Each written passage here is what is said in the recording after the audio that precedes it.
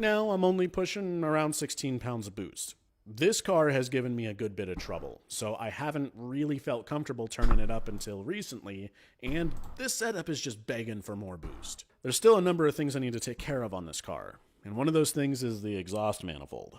A buddy of mine and myself boogered this together so that I could experiment with this turbo, and while it works, it has cracked on me a few times. So when I go to replace it, I want to make sure that I'm actually committed to sticking with this turbo. And you probably saw that I have an exhaust back pressure sensor and a turbine speed sensor. I still need to get those wired in and working, but after that I'd love to go to the dyno and get some numbers. Maybe reproduce the graphs that I showed you in this video, but instead of showing you boost pressure curves, I'll show you horsepower curves. That'd be pretty cool. And while we're at the dyno, we can turn the boost up and dial things in. It'd be pretty cool to see how the VGT behaves at higher pressures. But if I'm gonna go that far, I should probably get a name brand turbo in there. Maybe something fancy with ball bearings and lightweight wheels and whatever. I don't know. So if there's any turbo companies watching this, drop me a line. Let's work something out. Okay, I think that about wraps it up for this video. VGTs are pretty cool, especially in a little gas engine. And I feel like I've only scratched the surface with this thing, so if you have any questions or you want to see more about it,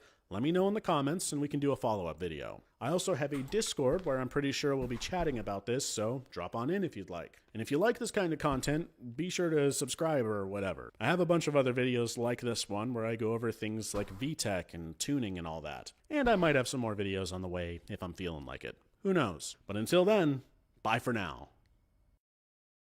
Alright, the premiere is just ending.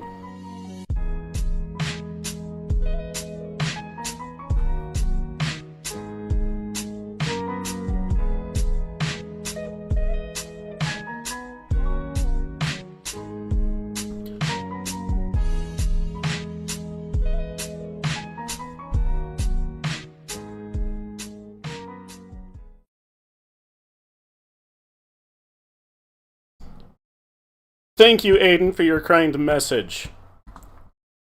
I'd like to think that, at a minimum, I should share some of the info I've gathered over the years, which I got basically all for free.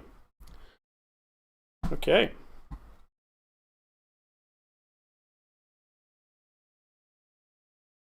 Now, if I set this up right, it should bring everybody over from the premiere of the video into this live stream. I think we all know that's not going to work, right?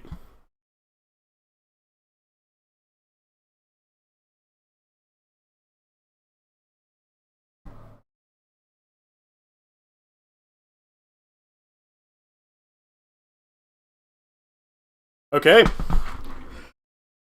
So that was pretty cool, huh? We got us a variable geometry turbo functioning on a gas engine.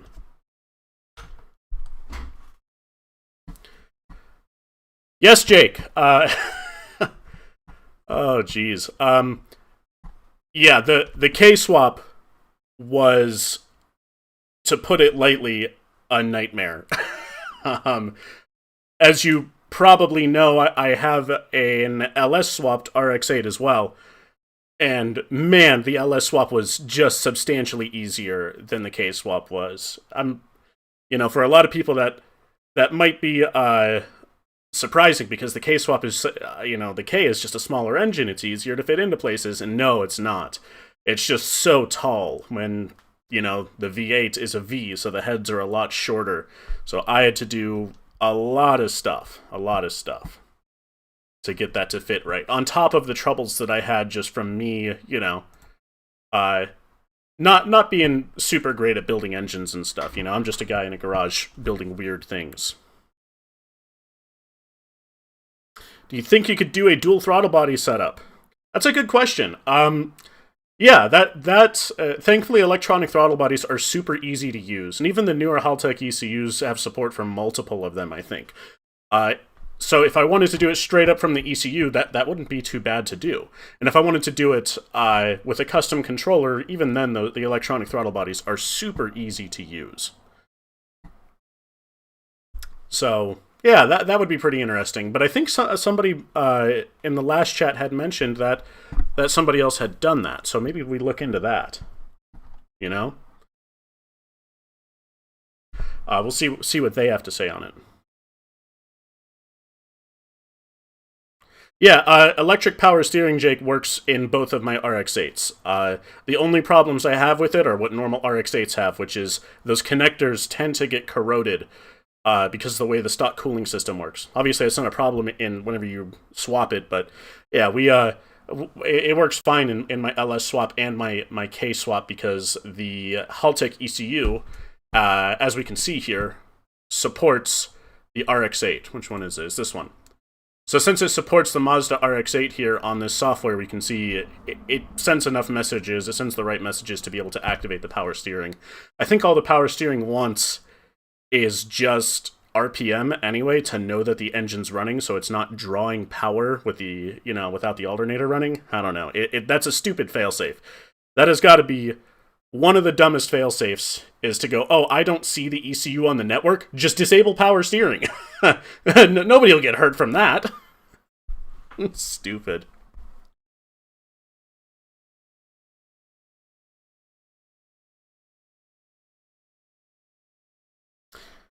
So you're using, okay, the Trailblazer with the 4.2. That's the Atlas. The Atlas, Vortec 4.2, those things are freaking cool. I've seen a lot about those. It's the poor man's 2JZ, and I am on board for that. I have this weird little addiction to RX-8s now, where I just want to buy one and keep putting weird stuff into them.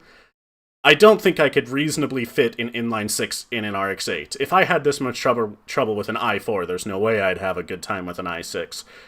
However, I would like to get something like a Chevy Colorado, a manual one, that already has like the 5-cylinder Atlas, and just go nuts with that. That could be a lot of fun, right? Take something, because most of my stuff is engine swaps, and it is extremely expensive and a lot of work. So maybe something that would be a little more tame would be getting a truck that already runs and drives and just trying to turbo it and modifying it from there. Convert it to E85, bigger injectors, make a custom manifold, intercooler, the usual stuff.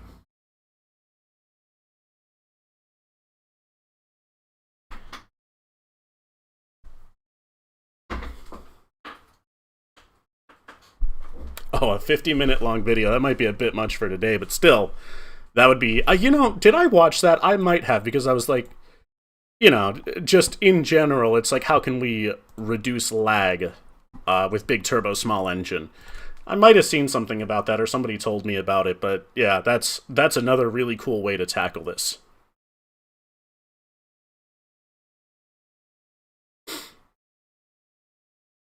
Yeah, the Chevy Colorado 5-cylinder. Well, because did the Colorado come with both the 4 and the 5-cylinder strapped to a manual? You could get it in either option. I actually can't quite remember.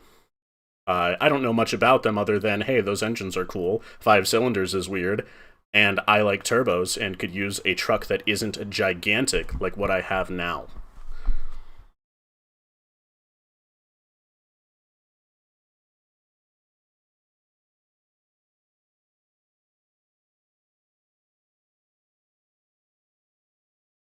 Yeah, Haltech. I went to the Haltech, however you say it, the World Cup finals. I actually talked to the CEO, and I talked to him specifically about things like CAN bus and direct injection. Super cool guy, super nice. He just spilled the beans right there, that they're trying to work on direct injection. It's just, in the gas engine world, it's still kind of a young technology, and it's nowhere near as uniform as just like port injection, where you just you put 12 volts to an injector and it opens. There's a lot of different types of injectors. I think some are like piezoelectric, and then I don't know anything about it.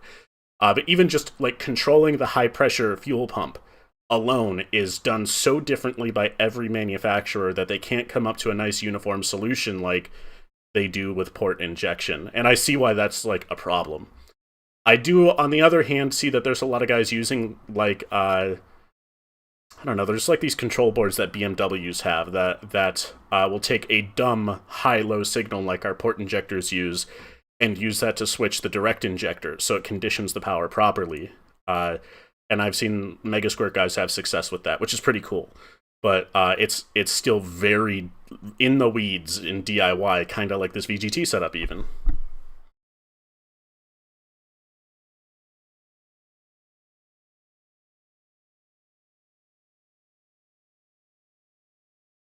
Yeah, the Atlas does have a specific bell housing, from what I understand as well, so you'd have to adapt some stuff.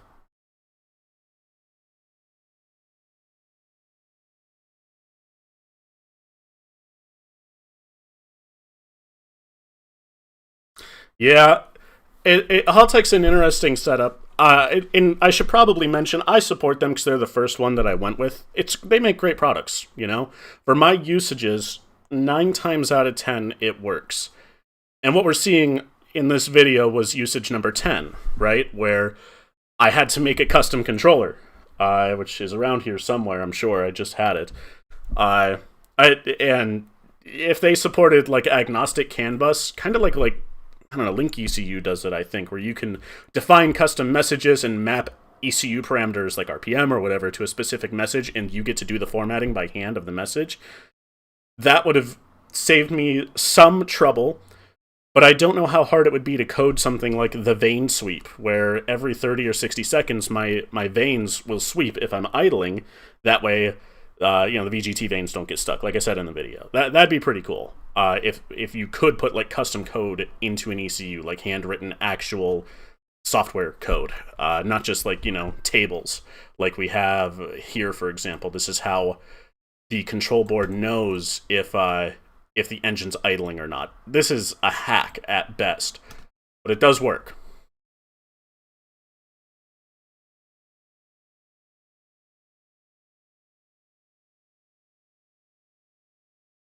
Yeah, direct injection is quite an interesting setup, and how it all varies from manufacturer to manufacturer right now.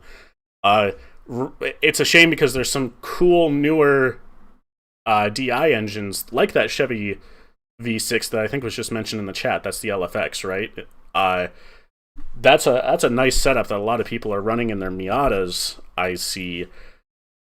But if I don't have full control over my ECU where I can data log and control everything, for the most part, I'm just not interested. I don't have the time to sit there and fool around with factory ECUs. I just kind of want stuff to be able to be right in front of me so I can fix it without having to guess what the ECU is thinking,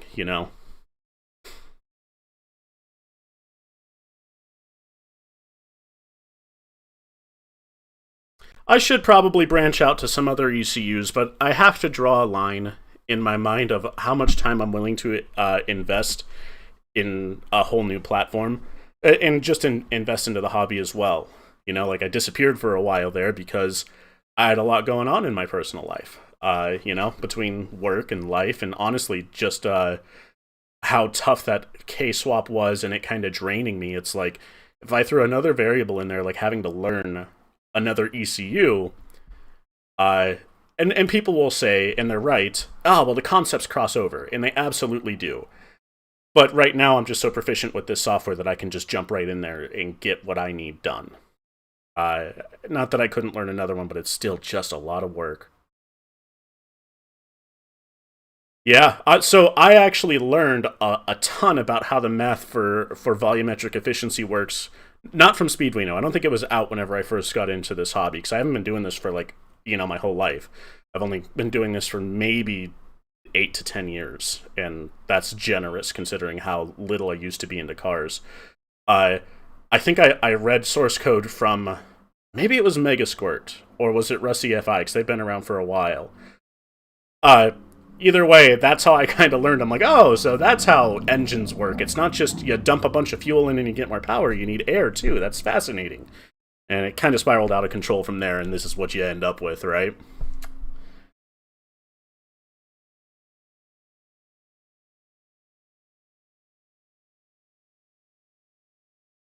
Very cool. Yep, the high voltage drivers to fire the injectors. Exactly. Yeah, and that's what there is, that BMW module that lets logic level, or maybe not even logic level, but just 12-volt level, which is still low voltage compared to what the injectors want, right? Control the direct injectors themselves, and people use that with things like Mega Squirts and Speedwinos and stuff. I've never actually used a Speedwino though. I should play with them because I really like the idea of an open source ECU that I could feasibly put custom code like what I've made for this controller into. I just haven't gotten around to it, and my stuff kind of works. And Tuner Studio is visually unappealing compared to even this, which still, you know, the Halttech NSP does feel a little dated every now and then. I'll have to download Max's software and play with it.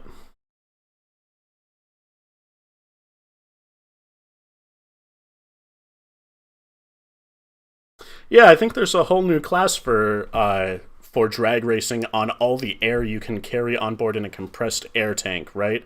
The question was about the guys who have an air or a tank of compressed air for their air supply instead of just atmosphere. I thought that there was a whole new class coming out for that because there's been a lot of advancements in it. I don't keep up with much competitive drag racing or anything, but the tech behind it does sound really cool. That's a lot more of a controlled environment, and I bet the data logs from that are just super interesting to pore over.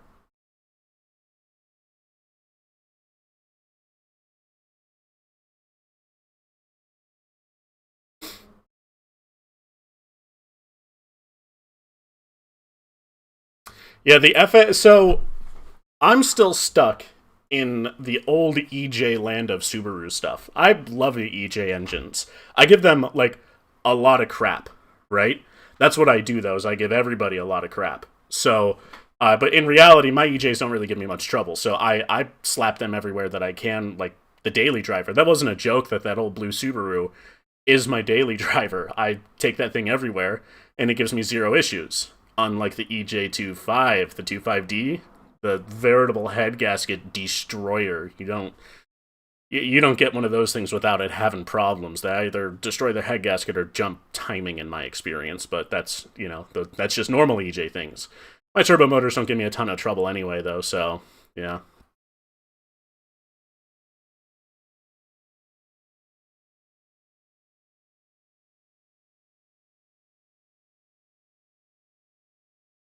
Do I have a background in computer science? Yes. I am technically a computer nerd. I started on computers and I got into cars because a buddy of mine got a WRX and he plugged some sort of like PDA or tablet or something into it and somehow made it faster. I later learned that was called an access port, and I'm like, well, what the hell is that thing doing talking to that port? I had some, minimal experience with things like, well, Arduinos, or what is this we have here? Got an ESP32. Love these things. These are all over the place for me.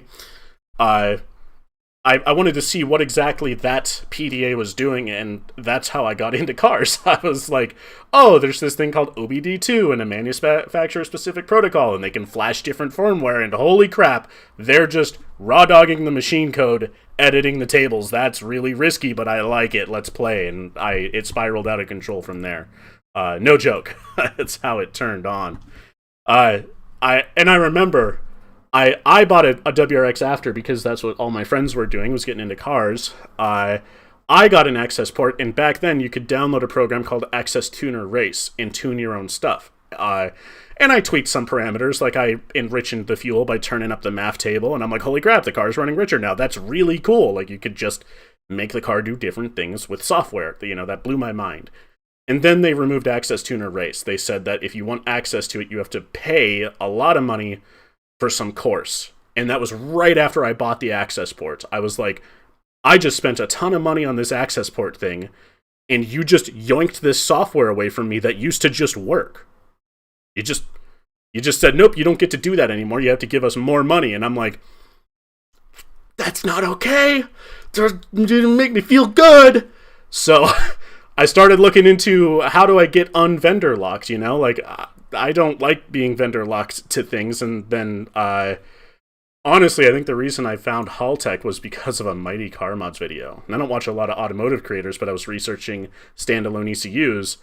They did a video about a Turbo H6 in a Legacy, or what do they call them over there? I forget. And Halttech had added the trigger pattern support for the H6 that they were using.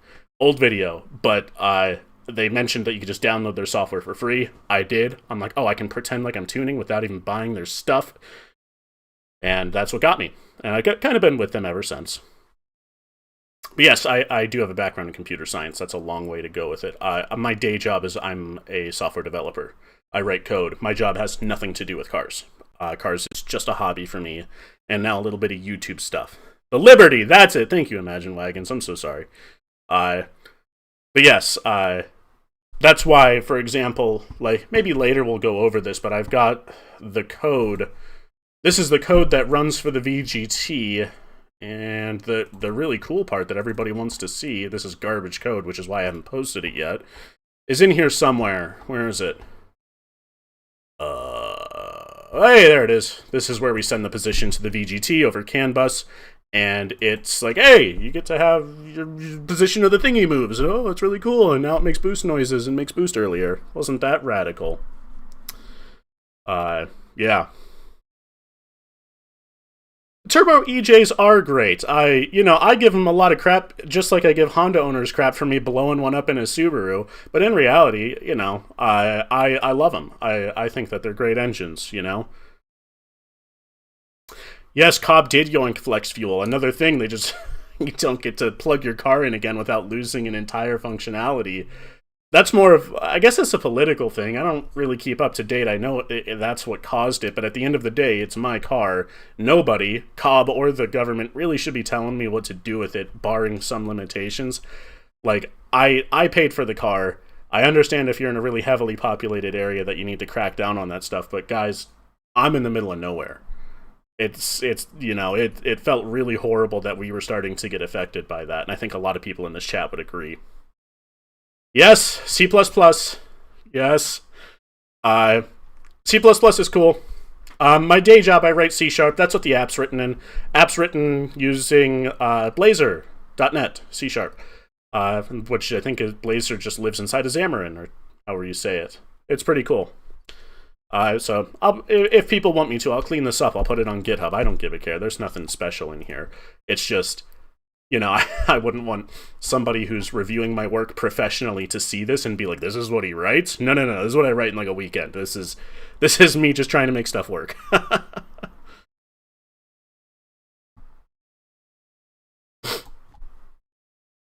The homebrew channel running on your Camry.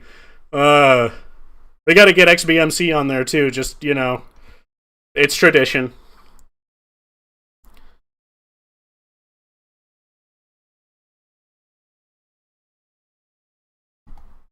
A controller? Okay. Out of a Teensy. I got a Teensy around here somewhere. For all-wheel drive control. That's pretty cool. Yeah. I'm addicted to the ESP32. These are great. I've got these things all over the place in my house now doing various things. Including in my cars now, too. Like some of you, I don't know if I have one up here. You guys might remember the little gauge that I made. I should put that code up too after I clean it up. Oh, here's one. What's this? Yeah, this one's ESP32. This is an LCD gauge that speaks the CAN bus protocol and lets you customize or put different data onto this little LCD. Just basic stuff, the stuff that they let you see over CAN bus. It's nice to have that in the cars. It's good stuff.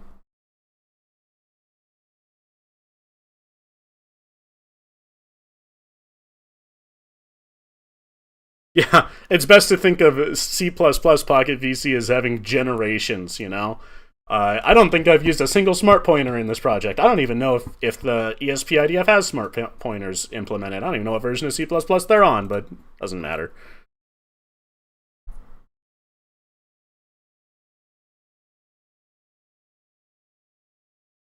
Yeah, the STM32s are great microcontrollers. I have a bunch of those around here somewhere, too.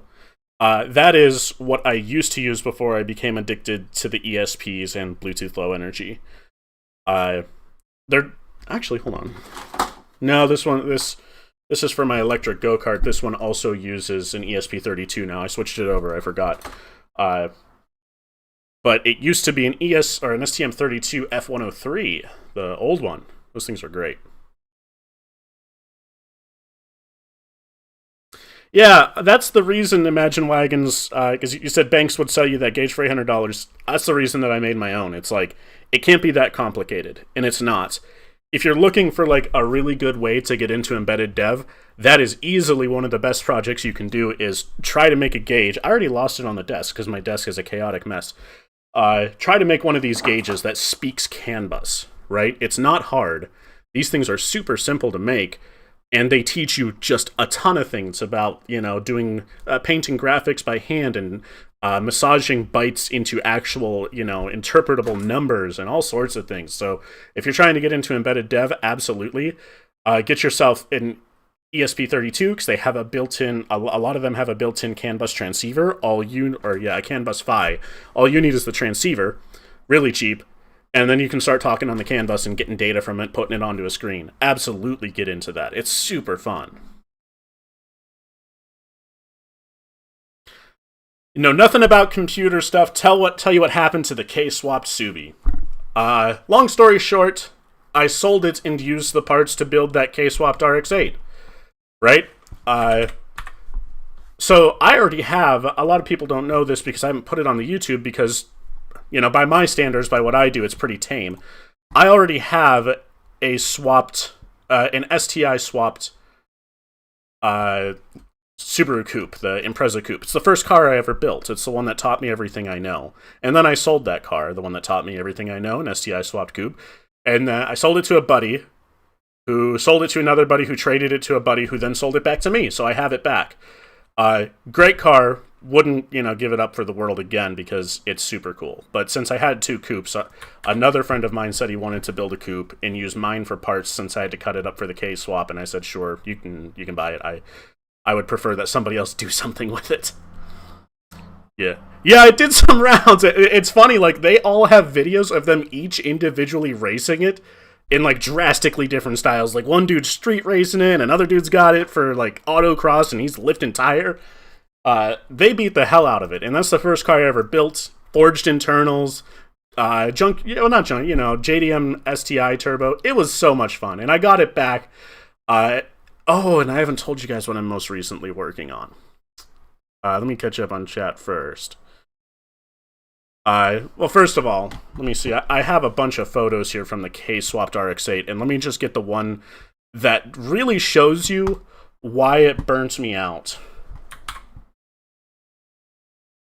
Oh, sure, whatever. Anybody know what this is?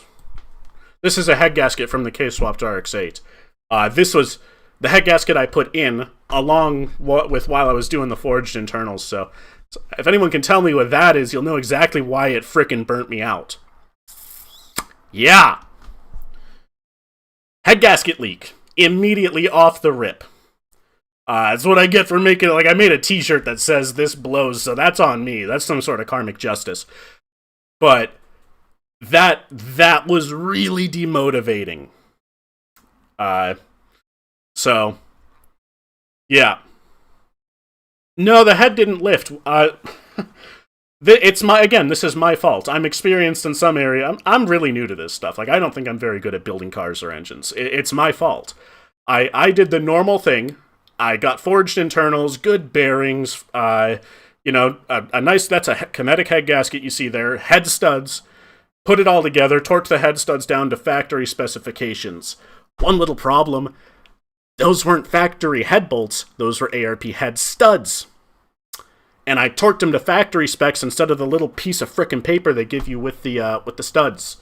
And I over-compressed the head gasket. That's a no bueno. Shouldn't have done that. I should have used the little stupid piece of paper, and I overcompressed the gasket, and it was immediately blowing exhaust into the coolant. So I got to, well, let's find another photo here. I'll show you why that particularly sucked. This one kind of shows it.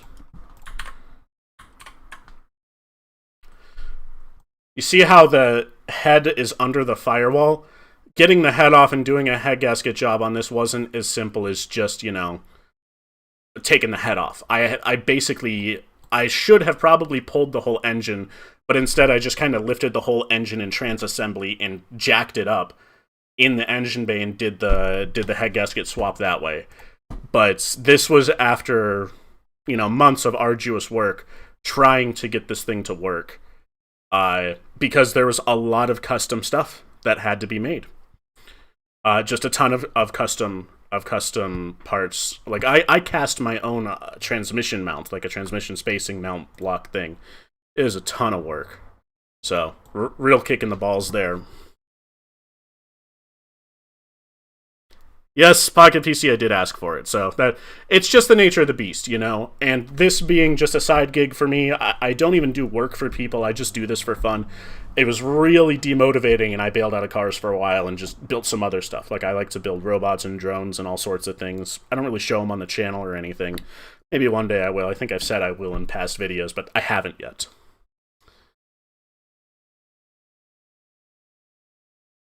Did I get the K in there without cutting or massaging the firewall? Absolutely not. I definitely... Let me see if I have a video of it. I had to 100% beat the hell out of the firewall. Let's see here. I might have a video of me... Well, not me. I have a friend who's a blacksmith, and she did it for me because I am not good at it. I can't... You're right up... Oh, yeah, here's the video. Hold on, I'll bring it up. There we go. This is just the beginning. This whole back area had to be hammered and pounded in. So, no, it was a ton of work.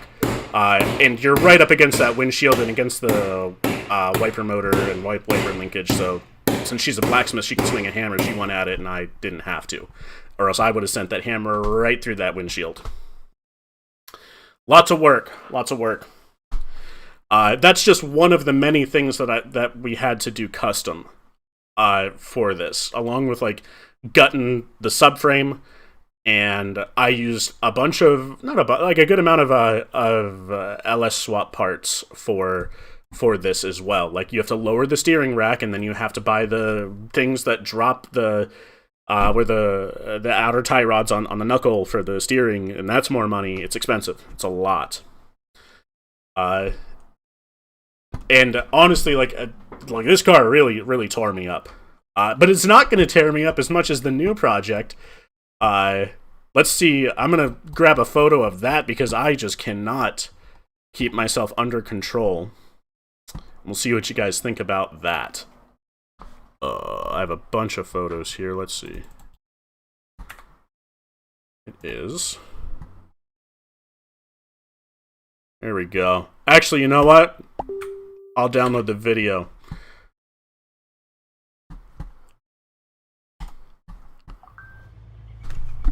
Anybody tell me what's going on in this video?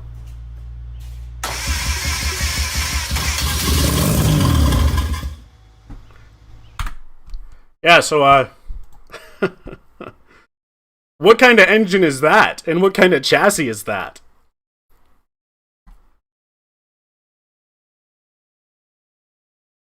And also, that was my messenger that just went off. Sorry about that. Let me mute that.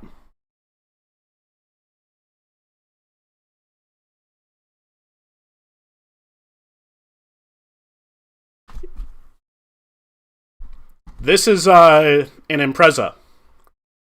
2000 Impreza hatch. This is not the Honda chassis. I sold that, and there's my other RS in the background. This is a rotary engine inside a Subaru. Oil metering pump. No, it's worse than that. This is a Renesis. This is a 4-port Renesis from an automatic, and I got it because I'm like, maybe, maybe the automatics last longer for some. No, it's a rotary engine, a Renesis from an automatic. It's a JDM one, and that's like one of 3 times it ever started before I had to tear it down, like earlier this week, like 2 or 3 days ago. Because this is the current project that I'm playing with, is rotary swapping a Subaru. And of course, it's a Renesis, no compression. No, it's okay, don't worry about it. It's just for parts. I just need... I'm gonna have to do a hybrid build on it, Drywall. Don't you worry. I just needed all the rotating assembly, the rotors, the eccentric shaft, the front cover. No matter what, I knew there was like a 90% chance this thing would be, just completely roached, and it was. There's the normal rotary wear, it had no compression, and the only way I got it to start like that was by squirting oil in the sparker holes, which is That's Renes's stuff. Temporarily boosts the compression, but yeah, it's a problem. No corner seals ejected. Everything was together. It was just I don't have any photos of it. I literally just did this earlier this week. I'm still figuring out how I want to proceed. But it had like the normal groove down the center from the classic Renesis insufficient lubrication. And the irons also have like a deep gouge in at least one of them. So if I'm going to have to buy new irons and new housings, why not get 6-port irons from somebody that I know they're good, so probably like from one of the Rotary shops out there, and also get those GLSLE or whatever they are, the RX-7 housings that have the coolant seals for a hybrid build. So, yeah. Thank you, Tape Master. I was so excited to make that VGT video. That was a ton of fun. And yes, Jake, I do have automotive masochism. I don't know what my problem is. Doctors are still trying to figure it out. And Drywall, you did make a good point. You said people on the internet try to make swaps look really simple and straightforward. I don't know. I think that like one of the videos that I referenced for this RX-8 swap was Brett Collins at Collins Performance. Super cool guy. I've called and talked to him. He's the one who supplied a bunch of the parts that I needed for the swap, including the adapter plates, because we're not using an RX-8 trans. Those things are... maybe they might not be as weak as the Subaru 5-speeds, but like they're neck and neck. The RX-8 6-speeds are pretty weak. So this has a CD009 in it. So I need an adapter plate for that. He demonstrated perfectly in his videos just how hard this was. I knew what I was getting into. It would have been okay if I didn't have to take the head off and redo half of the work that I had already done. But, it's the nature of the beast. I'm not going to dwell on it for too much. Imagine Wagon said, I wonder how the Subaru transmission is going to take that high input RPM. So do I. I remember the Boosted Boys did... with their KSwap RX-8, they had stated that when they tried to shift at a higher RPM, the synchros were grumpy and it would grind, because the K was running at a higher RPM on their STI trans. My swap also uses an STI trans, and it's from one of the earlier STIs that has the shorter ratios, and it actually came out of my STI swapped RS. So I took two perfectly running and driving cars and made them do not that. I wanted to take the short ratio trans out of the STI swapped RS, the coupe my first coupe, because you're just constantly shifting in that thing. It makes plenty of power, so you just rip through the gear and you just got to shift immediately. And I thought, well, short ratio trans, high spinning our rotary, could be cool. If it ever ran, I'd tell you how well it works, but it's never ran more than the video you guys just saw. Yeah, I made, Yusuf says, somehow you made a Subaru less reliable. I made the reliable Subaru with a K-swap, got bored of that, blew it up, and now I've got to make the unreliable Subaru. You're too cheap to be into real cars. I don't know if I'd call my cars real cars. They're Tape Master. Out of all the cars in the world, they are certainly some of them.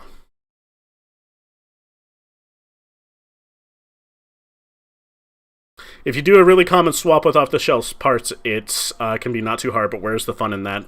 That's a good point, but I would counter that and say if you're trying to get into engine swapping, that is one of the best ways to learn, is to do one that's very common, because there's, at least the way that I learn, probably a lot of you too if you like my videos, hands-on experience is the best way to learn how to do this stuff. There's no way that you can just read forum posts or watch videos on YouTube and then dive into something as complex as a Rotary in a Subaru, or maybe even a K into a Subaru, because there's just not a lot of documentation.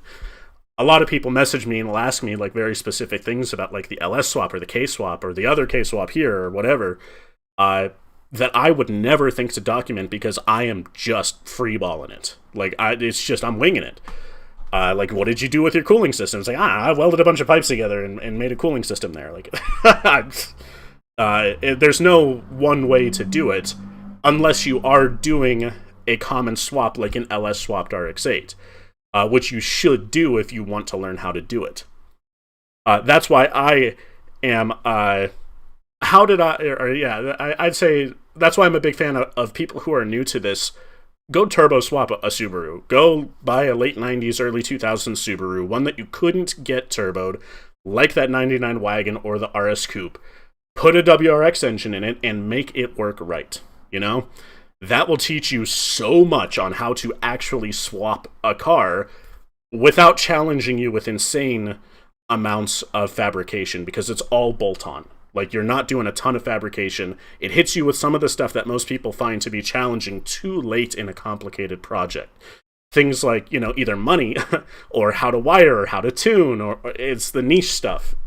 It's really, really good for, you know, Subarus are Legos. Yes, they are good for part smashing.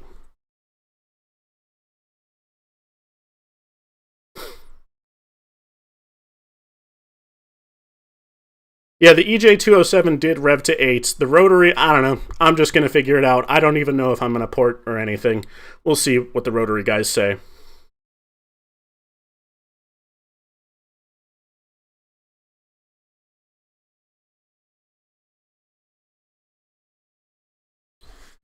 First project, STI trans into an FA20 car. The FA20s I've heard some really good things about, and if it weren't for the direct injection, I'd be like, heck yeah, I want to play with one.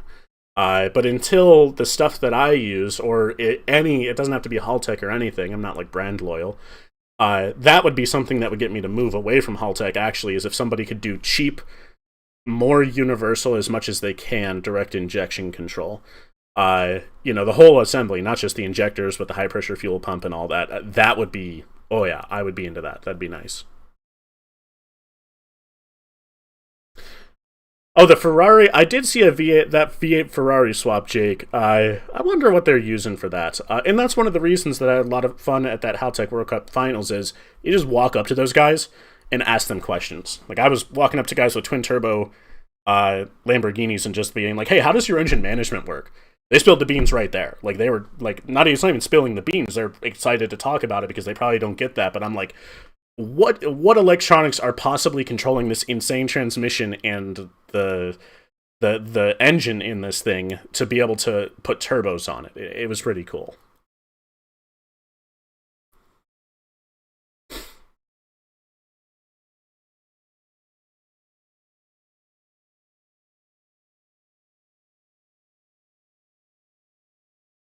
Yeah, about the crate, you say, I think I can get the crate 13Bs, but they are extremely expensive. Yeah, and that's it. I don't even know what sort of accessories it would come with, and I'm not just talking about the alternator or anything. I had to make a custom alternator bracket for mine. I used an LS alternator for the swap that I'm doing. Anyway, I'm talking about things like the front cover and the oil pump, so that's why I just bit the bullet on buying a probably roached automatic Renesas 4-port. And my buddy was over yesterday. He's like, "Oh, so you could have just kept those rotaries from the two RX-8s you swapped?" And I'm like, "Yeah, coulda, shoulda, woulda. Shut up." As a waste of money throwing those away. Well, I sold one to a buddy who used it for parts, and the other one from the yellow LS swapped RX-8 I just junked. Like, I could not get that thing to start. This black KSwap RX-8 I could get to start. It didn't run good, but, you know, hey, technically. But yeah, this rotary swap Subaru also involves quite a bit of custom stuff. Like, even if I show you here, I had to make a custom intake manifold, and if I swap away from this and go to 6-port, I'm going to have to modify this and make it a 6-port intake manifold, so that's going to be a friggin' nightmare. You live and you learn.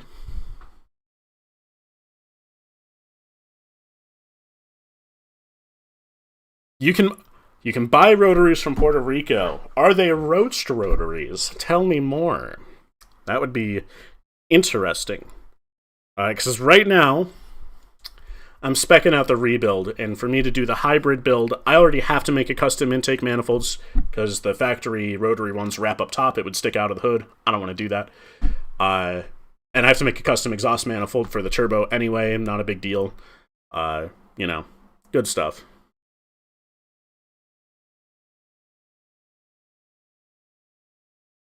What happened to the Turbo H6? That was a supercharged H6 and absolutely nothing. It's in my garage. I drive it. It doesn't give me much trouble. It's probably the most reliable vehicle I had. Probably would have been the LS swapped RX-8, which I still drive. But that shell was pretty rough, as you guys saw whenever I got it. And it wasn't just the shell, right? Like the electric power steering racks got some troubles, so that doesn't 100% work all the time, unlike the KSwap, which works 24/7, because the shell was just in better condition. But anyway, the LS swap gives me trouble because the fuel pump's starting to die on it. And I'm just stupid and keep starting new projects instead of going back and fixing the other ones because I'm a dummy dum-dum. Good question.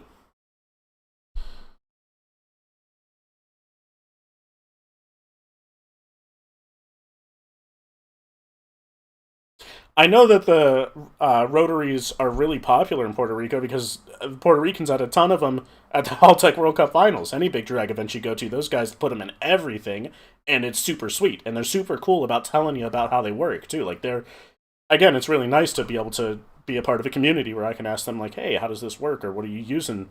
It was super cool for them to just chat with me about it. I'd have to reach out and see if I can get, I don't know, for me just getting, because all I really need is new housings and new irons seals, right?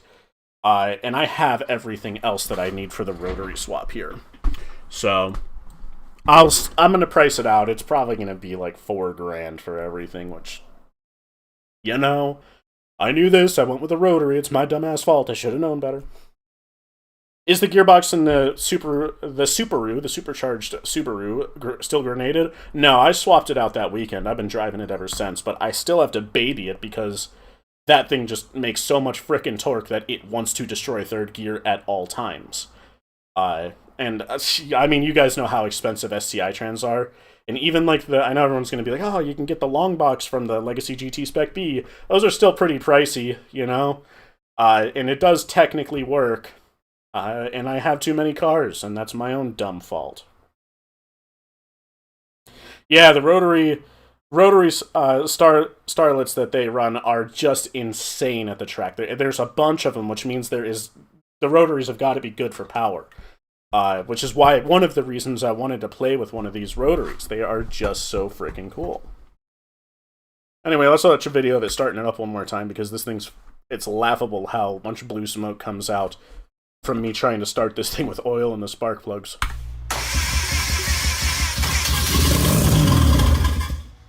Yeah, good times. I can pull timing. I could also, I mean, it's got an electronic throttle body. I could just pull, I could just limit the throttle opening angle. That's a good point. However, what if I really want to win the race? In that moment, I'll be sitting there going, yeah, I'm willing to risk third gear. Fuck third gear. Third gear's out of here. I gotta win this. I'm not gonna lose to a Mustang. Are you kidding me? At the track, obviously.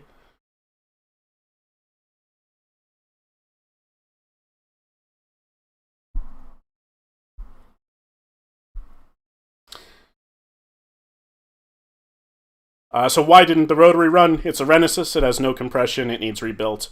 I don't even know if do I have a picture of it all torn down? I already gave, like that night I gave the rotors to my buddy for him to put them in the hot tank because they were just coated in carbon and nastiness. It's one of the reasons these Renesis fail is they burn the oil, it puts a bunch of carbon in, the carbon flakes off, turns into basically sand. Yeah, here we go. Here's a picture. And here, I'll actually, if you look here, in this general area, you'll see the problem. It's a rotary engine. Huh, who would have guessed?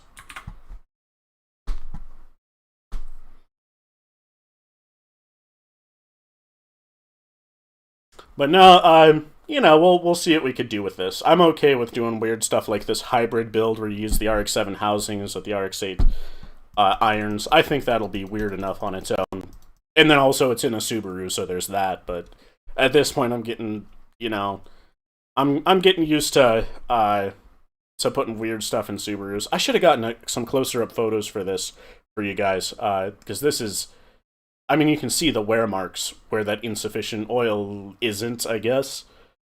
And this right here, there's a big ledge on this iron. Like, you could snap your thumbnail against it. That's how thick it is. It's just screwed.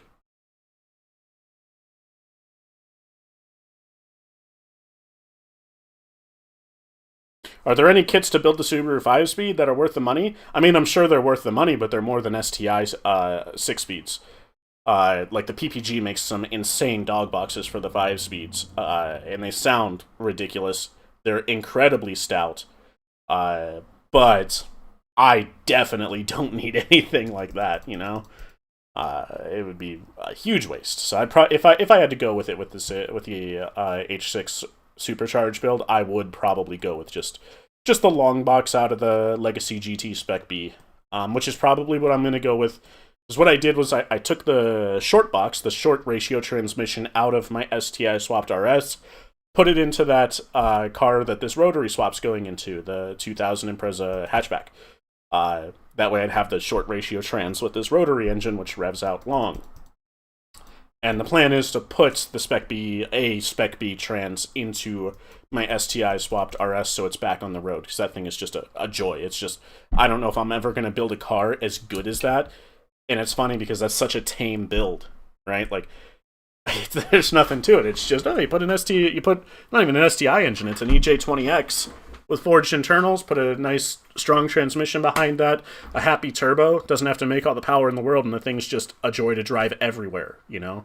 It's a light Subaru chassis, all-wheel drive, tons of power, plenty of power, with a trans that feels good.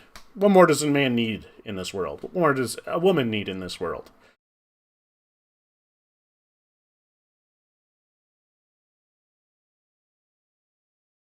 I'm not talking like 1,000 HP box builds, but like stronger than glass. There might be something out there for those 5 speeds to make them better. I have a set of blast plates. I'm considering, instead of putting the long box, you know, Spec B trans in that RS, maybe I go to a WRX 5 speed, put some blast plates on it, and beat the hell out of it, see if it grenades, because that, you know, 50% of people are like, oh, the blast plates work, and other people are like, oh, it's copium.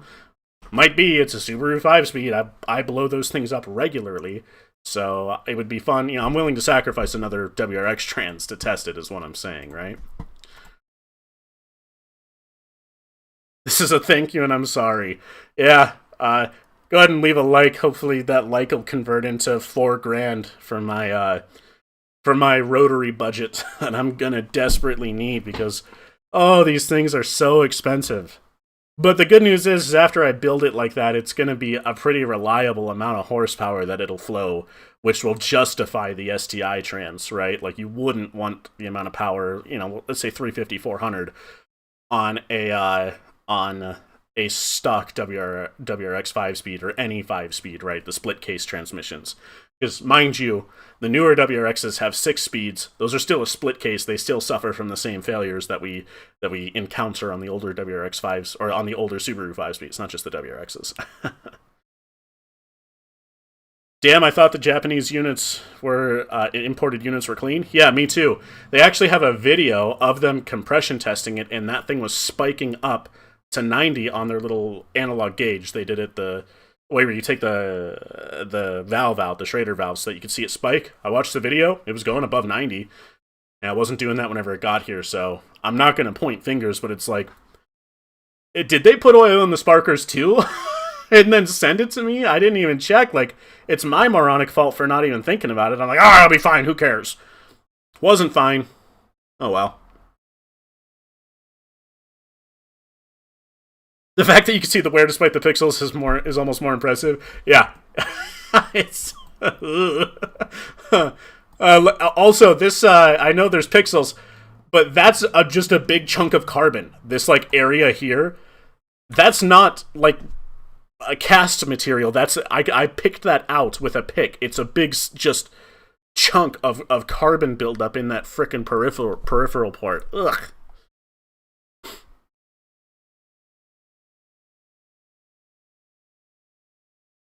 Yeah, the Subaru 5-speed weakness is the gears flexing away from each other. That's my understanding.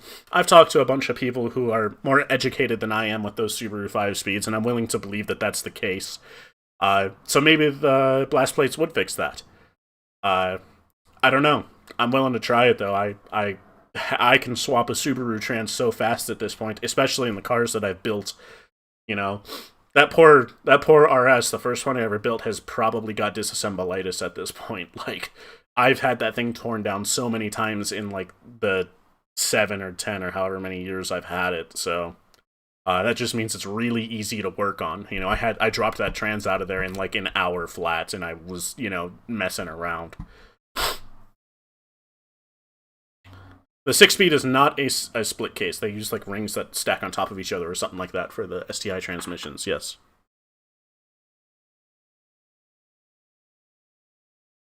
Are blast plates literally just an exterior box reinforcements that hold the two case halves together? Yeah.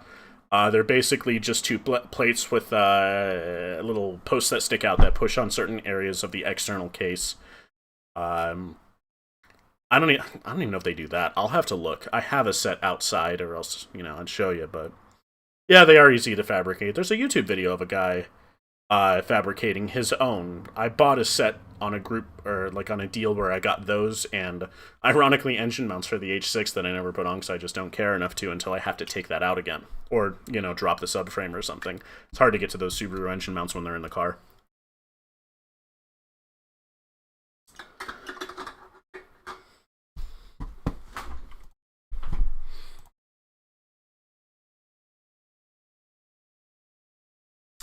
Here's a better photo of before I ripped out the rotary for disassembly.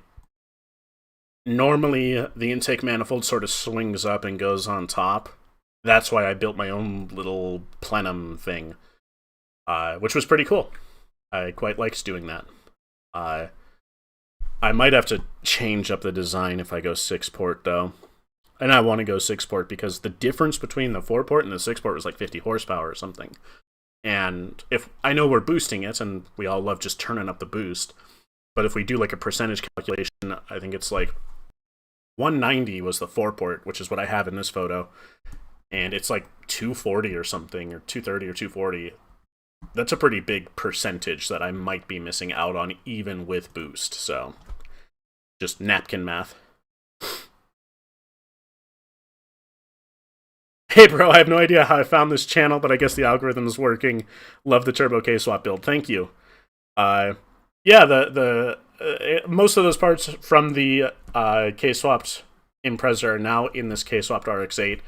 It's funny, like, I've tried to like get a video out about this. Let me find it. I'll pull up another image of it. I got better You guys just saw a bunch of them in this video that I posted today. Here we go.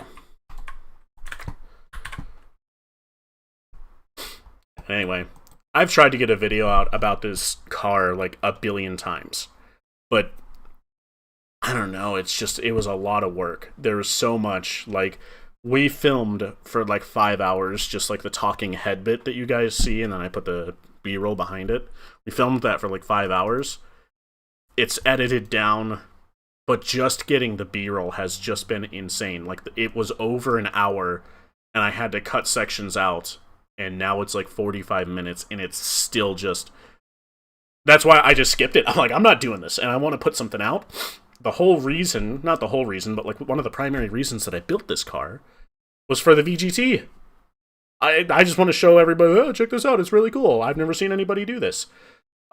So I skipped it. I'm like, screw it, I'm not making this video. I'll just make one in the VGT. I'll just go get some data logs and throw something together real quick. That's why the graphs and stuff aren't like my normal qualities. It's like, I'm done waiting around letting this thing hold me up. I'll do something better.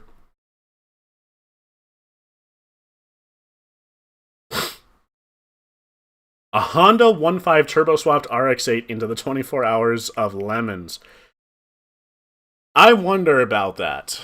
I've looked into lemons before, and it's still just really expensive. I think I'd like to maybe be on somebody's crew instead of doing it. I'm not a huge driver, right? Like, not a big fan of driving, which is hilarious because I own like 11 cars, so I'd probably rather just crew for somebody and be like, go out there and give me some cool data logs while I want to see what's going on.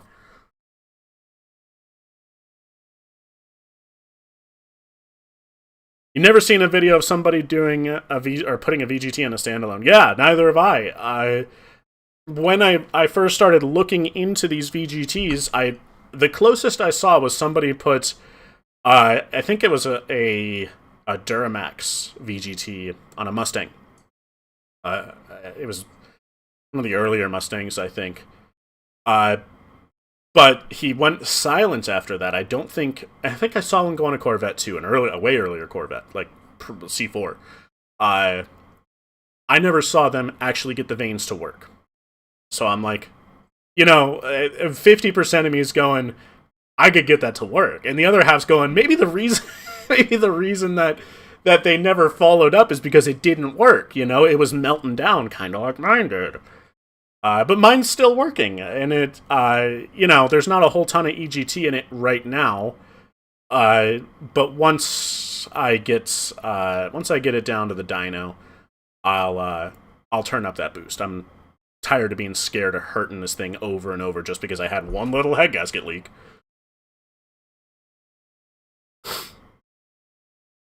Is a $500 cap even feasible in today's market? That's another thing about it, is everybody who does lemons is like, they don't even, you just kind of BS your way through it to the inspectors or whatever they call them, and as long as you're funny about it, they just don't care because they get it. Like, they're normal people too. They're probably participants at some point. Yeah. Like, I remember I watched some lemons videos and there was like a frickin' Porsche in there. It was like a head gasket leaking Porsche, but hey, whatever, man. Like, I can't imagine they got that thing for $500. There's frickin' no way.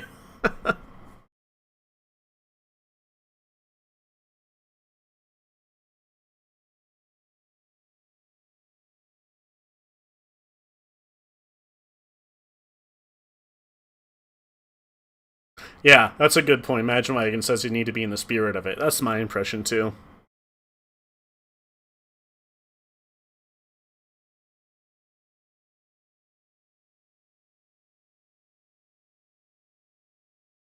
But yeah, the VGT was pretty cool. It really is a unique experience to drive it and have such a big turbo just start frickin' spooling at 50% throttle. One of the most unique things about it was I just took it on like a big trip to a car show last week. And by big, I mean I put 220 miles on it, which for this car and how much trouble historically it's given me, that was a lot for it not to really let me down. It got me there and back with very little fuss. One little problem was that fuss was just over an hour into the trip of just constant driving, the VGT just stopped working. At least it wasn't the VGT, it was the controller. The controller stopped working and would just set the turbo to wide open. Right after over an hour. So methinks there's a bug in the code, probably, a little integer overflow. It happens to the best of us. And immediately I noticed. As soon as it stopped working, I'm like, my pedal feels weird. In my mind, immediately I think there's a problem. I just lost compression. What happened? I melted rings or melted a valve. I don't know. But no, I pulled up the app and it was just locked open, and I just reboot the controller from the app. Not a big deal, and it started working. But it was really in that moment, I was like, yeah, that was I depend on it so much, and it works so well that I was able to identify. Yeah, it just stopped working, and I like that, which was pretty cool to know that it worked so well.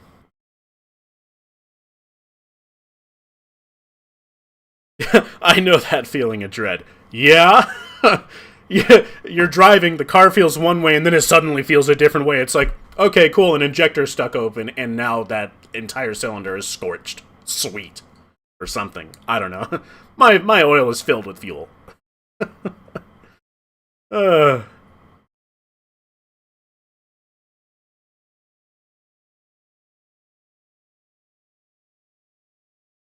title and thumbnail reminded you of someone who put, or a Brit. So say Brit? Who put an electronic throttle body in front of a compressor to mimic an old F1 turbo anti-lag system. Yeah, a number of people have brought that up. I'll have to try that at some point. Big fan of electronic throttle bodies. I run them on just about everything that I can nowadays, just because they're so nice to be able to tweak stuff. You just gotta tweak it to tweak the program to reboot it every hour. Now you're thinking the way that I write my code. Yeah. Don't fix the bug. Patchwork. Just put a patch in. You know, we'll let the senior engineer on the project take care of it. I filed a bug in Jira. Don't worry about it. We'll get to that next week.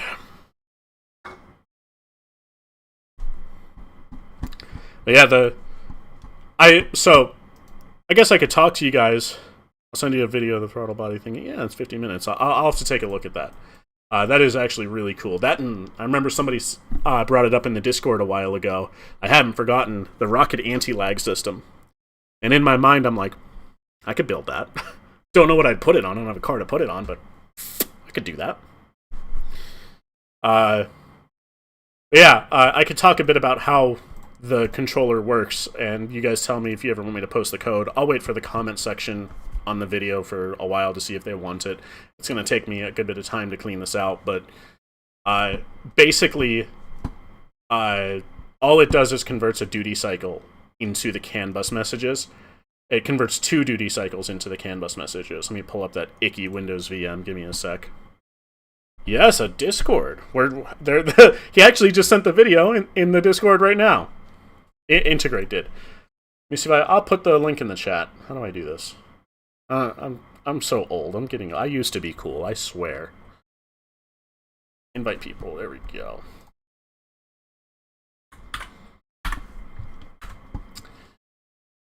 But yeah, the way that the VGT controller works is you just send it a duty cycle of anywhere between like 2%, 1 to 2% to 100. And that's the percent closed you want the vanes to be. We don't want to send it 0 on the duty cycle, because 0, the controller interprets as the ECU's not talking to it, and it just goes to a default position that you can configure in the app. So if like you accidentally snip or melt the wire for the signal for what the VGT should be at from your standalone, it'll just go to whatever position you configure in the app, which I have is wide open.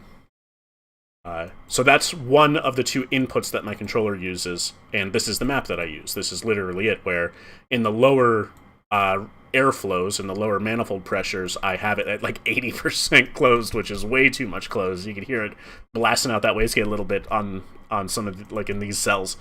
But then as we start building towards our target, which right now is 16 psi, we taper it back open, reduce that back pressure, open it up, sounds amazing, and I have to clean my seats.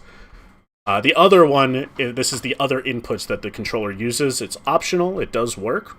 It's just to let the controller know, hey, what state is the engine in?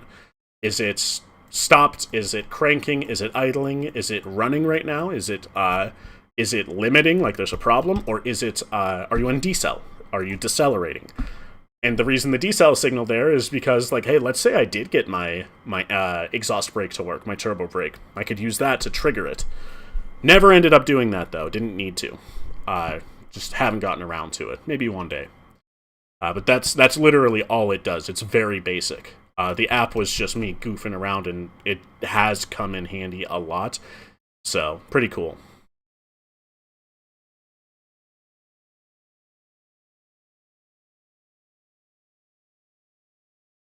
Everything moved from Reddit to TikTok a few years ago, and now I don't know what the kids are up to.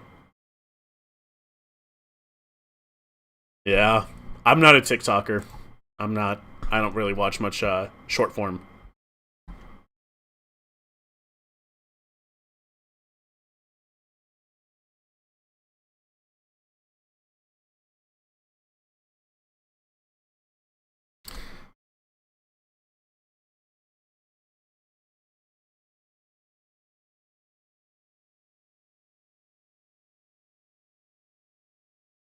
VR is great.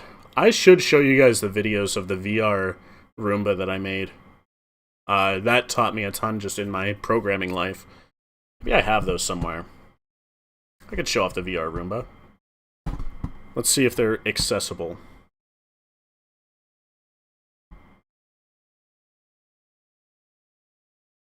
Oh, I do. Oh my god, these are old. Um...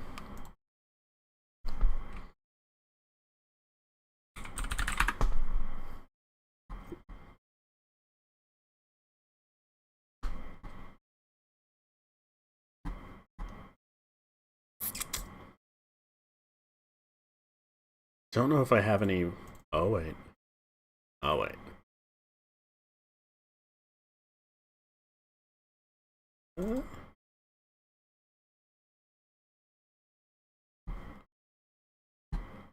Gosh, I hope this doesn't put something compromising on the stream. I don't even know what I'm opening right now. Oh, yeah, that's the VR Roomba. This is my really old house. Okay.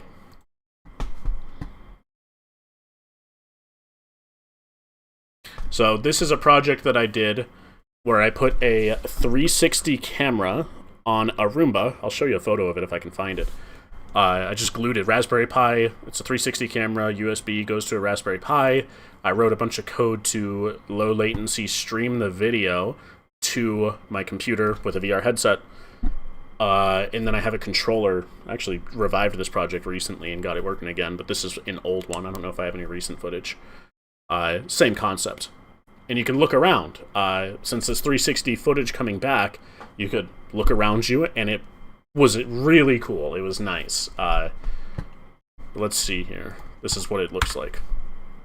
That's the camera sticking up on the top. I know that the shadow looks a little weird. This is my old house as I was about to move out. And you can just look around and see... Oh yeah, look, there's the Roomba. Isn't that cool? It was a pretty unique thing. But this taught me a ton and ended up landing me in my current job eventually, with all the video encoding and media processing that I did. It's pretty cool. While in VR, yes. It is just a 2D image that you're looking at in 3D because VR 2 lenses, right? So if you were to stop and, for example, like look at a shadow in the wall, you'd realize that the image was just stretched out on a sphere around you, and you would feel that it's 2D. It was really weird. You didn't have depth perception, because that's all I did, is I just turned a sphere basically inside out and painted the image on the inside of the sphere live. So if you stopped and you like looked, for example, at the edge of a table, you were looking up at the edge of the table in there, you'd go, oh, this is flat. Ooh, it's weird. It didn't make you sick or anything like you'd expect from VR, but yeah, it was funky. It turned out not to be a big deal, though, because if you're just driving around and stuff, you don't even think about that you don't have depth perception. You basically fill in the blanks. It was quite strange. A gyro with 2 cameras, it's the latency. It really is the latency that kills you there. Even the lowest latency I could even get out of that little USB 360 camera was something like 150 milliseconds to my eye, from the camera to my eye, and that... It wasn't, like, nauseating, because you're not standing up and walking, which was good, but, like, over 4G, for example, you could notice.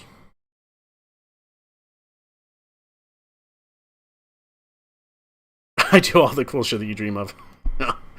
It is cool, but you really, like, that was way outside of anything I was capable of doing, the VR Roomba. And I still tried it, and I failed numerous times until I got it to work over a long period of time. And I learned every time. I'm okay with failing. You see the failures that I do on the YouTube videos. Failing's good. It's cool. It teaches you things. Don't be afraid to fail. Go nuts. Got to start somewhere. But yeah, Rotary Swap Subaru is the current project. I've had a bunch of videos that I'd like to make. I've got tons of ideas, and one of them is actually on that daily driver, the blue Subaru. Let me see here. Oh, here's a good photo of it. Come here. Copy image.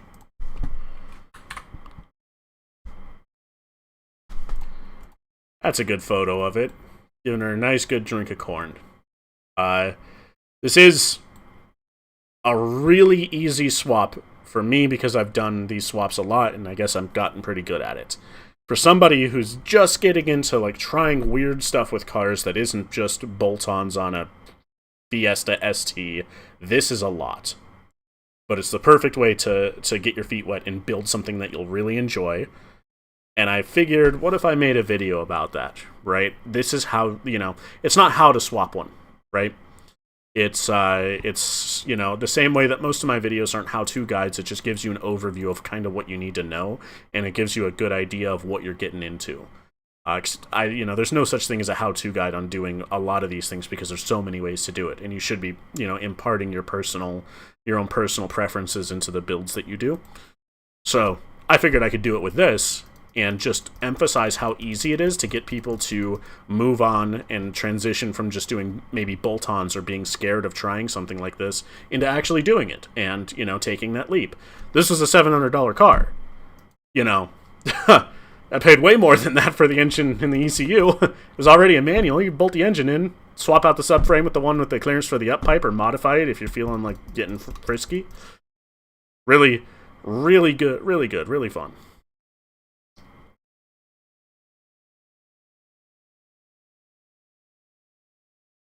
Thank you for stopping in, Imagine Wagons. Hope you had fun. I had fun talking to you. This is why I tend to surround myself with people smarter than me. That's how I feel. I also do the same. I got a lot of friends with varying different levels of experience in their cars and in different ambitions and goals. A lot of guys who are way better at me at things like fabrication and stuff. I'm usually the wiring and the tuning guy. But I need to lean into other people as resources for things like fabricating and just general knowledge on engines. Like, you could walk up to me and be like, hey, you know the 5.0, right? That means nothing to me until somebody explains he's talking about a Mustang engine, right?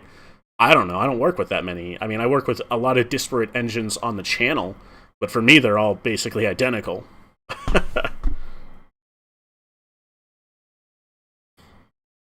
Do I live in an area with emissions inspections? No. That's how I get away with this. I live quite rural. I am lucky that I don't have to deal with any of that. That would have been a mess. Is this for flex fuel? Yeah, this is a flex fuel car. I run E85 in all the vehicles that I need to. Really, the only one that I don't run it in is the LS swapped RX-8. That thing gets 87. It's got 9-to-1 in compression ratio. Even with the big cam, it's never going to hurt itself. It's never knocked on me once. I put the cheapest fuel I can in it because it's just, there's nothing to that thing. In fact, that's another big benefit is the LSs are great for first-time engine swaps. If you pick a car to swap it in that's common, RX-8, Miata, apparently Hyundai Genesis Coupes. I just helped a buddy with that a little bit. And you pick an engine that's common, like the LS. Common coupe, you do a common swap, you're going to learn a ton. Even though, it's lame because everybody does it, nobody ever walks up to an LS swap and goes, hey, that's lame, everybody does it. They walk up and get all bricked up and start saying how much an LS swap, it's so cool. Because it is, they're really freaking good engines. Those things, there's a reason they're so popular. They are good. Good engines.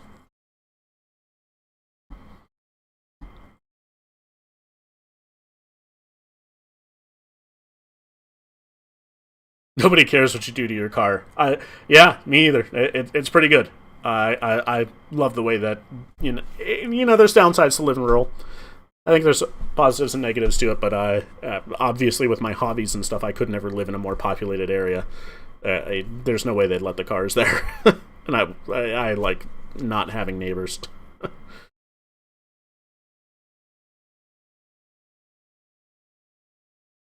Over here, 85 is more expensive than 98. What? I don't know, isn't that a good thing, or is that just you're saying your fuel prices are higher?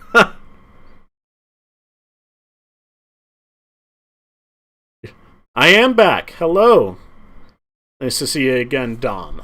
I don't know when I'm going to post the next video. I won't make false promises to anybody. This live stream's been a lot of fun, though. Maybe we make this a regular thing. Give you updates on the projects that I'm working on, and then we flush a video out of the pipe after I get somewhere with one. But doing a video on this legacy would be cool because it will give me a chance to bully Subaru owners, and that is one of my favorite things. Coming from a guy who owns like 6 of them. Your car was emissions exempt, but they changed the law so it's not vintage anymore. Ow. That's rough, buddy. Where am I getting corn juice in Pennsylvania? Good question. There's a station. It's actually really common in my area. I am like an hour away from State College, if you know where that is. Not sure. I mean, even State College has it, but I'm not sure why it's so common around here. But I don't ask questions. They just, when I first moved here, they were starting to just kind of put it in everywhere. And then I got into cars, and I'm like, oh shit, they're putting race fuel in at the gas stations now. Why would I not run that? Well, the answer is because you have to pay a lot in engine management usually for it. But it turns out that's what I like. So I'm into it.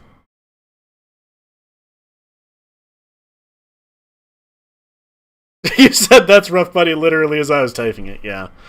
Yeah. I haven't watched Avatar The Last Airbender in a while. I gotta go back and watch that one.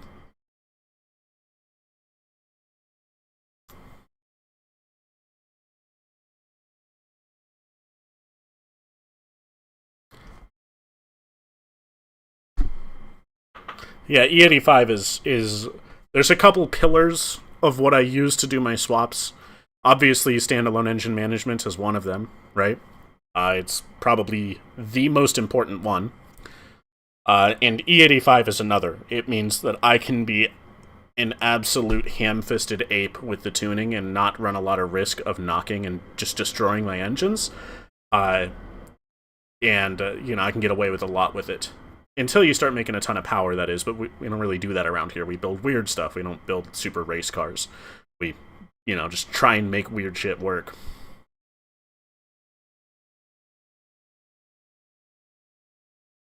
I think this would be a cool way to get updates without getting overwhelmed filming and editing. Yeah, I agree.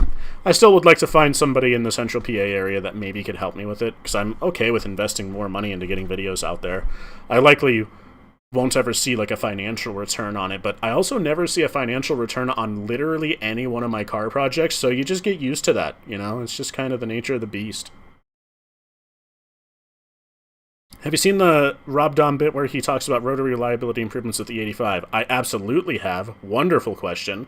That video that he talks about it in is one of the things I have in my notes. I have a truly horrific amount of notes on each of the projects that I do, and honestly, I probably should start putting those on the site too. Maybe run them through like an LLM or something to format them a little better. But his notes about how E85, and it does in the cars that I've torn down, it reduces that carbon buildup and honestly just runs cooler. All the benefits that we're used to are really good for rotaries. It makes a lot of sense, and I of course will be running E85 in my rotary swap. I even have a special premix from Klotz, I think is the name, that is ethanol friendly. I was that ambitious with it that I had premix ready to go as if the thing was gonna run. It's adorable, isn't it?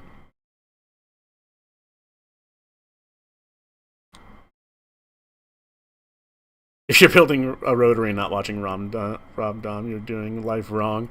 Rob Dom makes some good stuff. I will say that I don't watch a ton of like automotive creators though. It's I don't know, I guess it's because I'd rather be out in the shop building it. Like I start watching an automotive creator and I'm like, man, I got a lot of stuff to do, and I just turn it off and just go out in the shop and start beating my own crap up. I should, that's just another way of saying I should probably be making more videos too.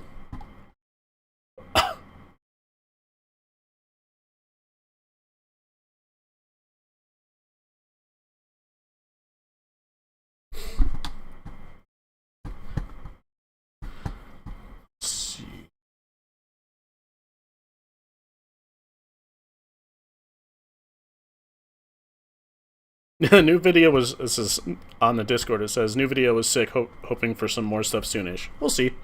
See how life goes.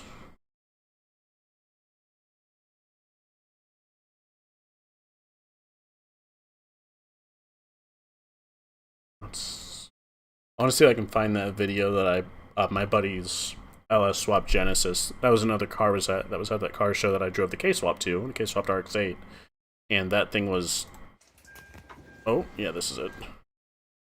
That thing was just rowdy.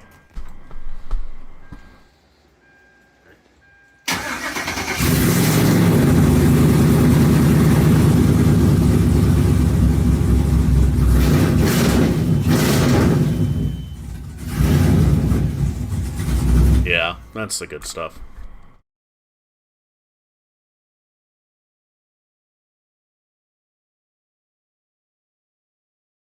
So he's a big LS fan. He does a lot of cool things with these things.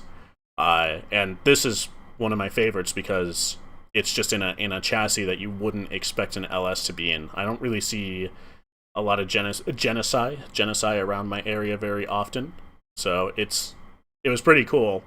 He went with Halttech in this one instead of factory EM. You know, those LS ECUs are obviously very frequently just standalone swapped into other chassis. He went with Halttech in this one, though, which meant I got to play with it and get some awesome data out of it. And not only did he go with Halttech, he went with the Rebel LS, and he went with an automatic trans. And everybody relax, that's pretty common in the LS world, and this is for his wife. And it's a pretty stout build, so it might need an automatic. You know, he built it. He did all the valve body mods and has a high stall torque converter. But it was cool to me because I actually got to see how the Halttech handles an automatic trans. Never seen that before. It was pretty fun.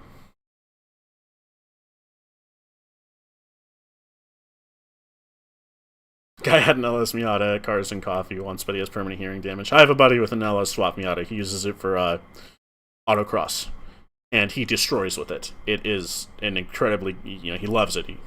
An incredibly good platform.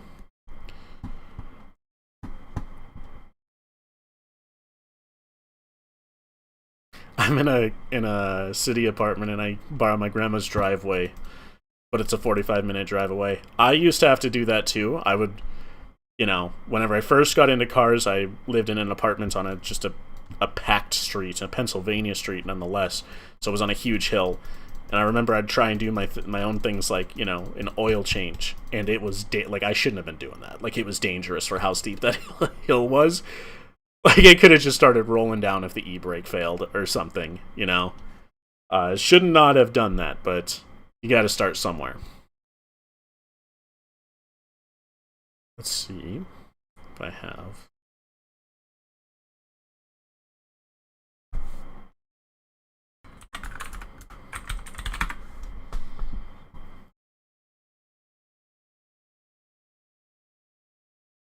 Yeah, you gotta chalk the wheels, but I didn't have wheel chocks or money. I was living in a not part good of town. I was saving to get away from there. And I'm like, you gotta do an oil change, I want to take care of my Subaru like a good Subaru owner, only put Royal Purple in. Guys, what oil do I run in my Subaru? I wasn't one of those, don't worry. No, not even a block of wood. I'd never claimed to be, intelligent in that regard, let's be honest.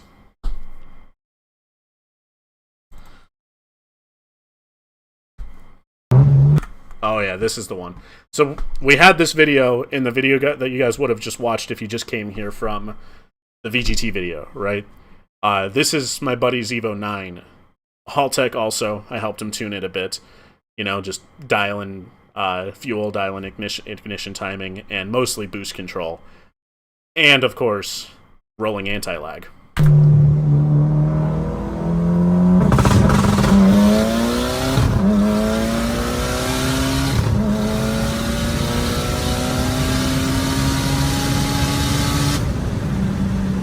What's interesting about the Evo is it's not a giant turbo in there, it's just a really freaking well-sized, efficient one for the 4G63, and that thing hauls. It's just insane. He did a really good job. I don't know if he's in here watching this right now, but he's had that Evo for years. He's put hundreds of thousands of miles on it. If this is the best it's probably ever ran, which I think everybody knows what that means, don't tell him. But, he's not afraid to do things like that to it, such as rolling anti-lag and also the ignition retard on the no lift to shift. It just sings. It's happy. It's a really good build. I was very glad to have been able to play with it and especially grab data logs from it.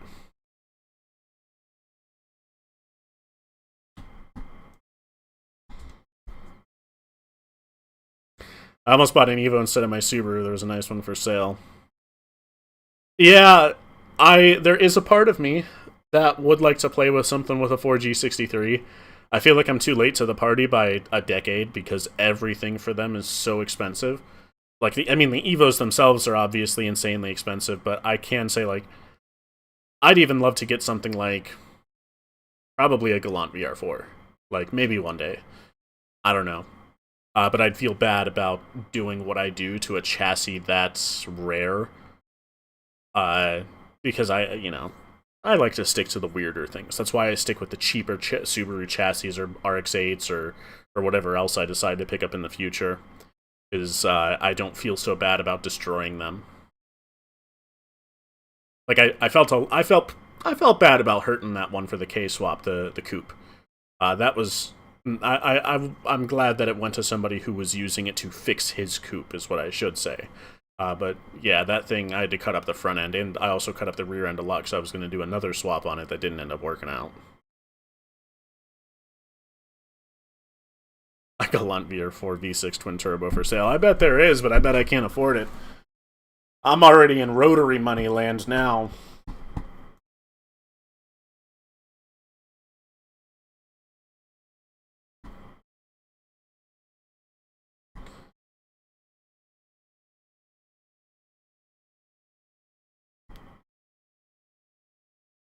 Let me see if I have a photo. Here's the car. This one can work. So this is the car that's getting rotary swapped. And there will be no holes cut in the hood this time. I hope and promise. Oh, here's a better photo.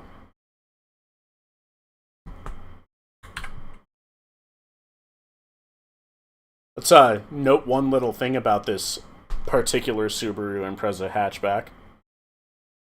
That's not rust up there. There's no rust there. Look at that.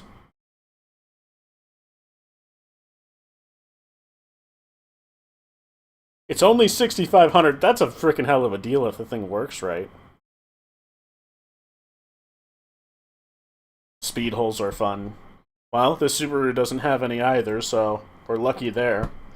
I've had to do very little irreparable harm on it, which is a nice change of pace.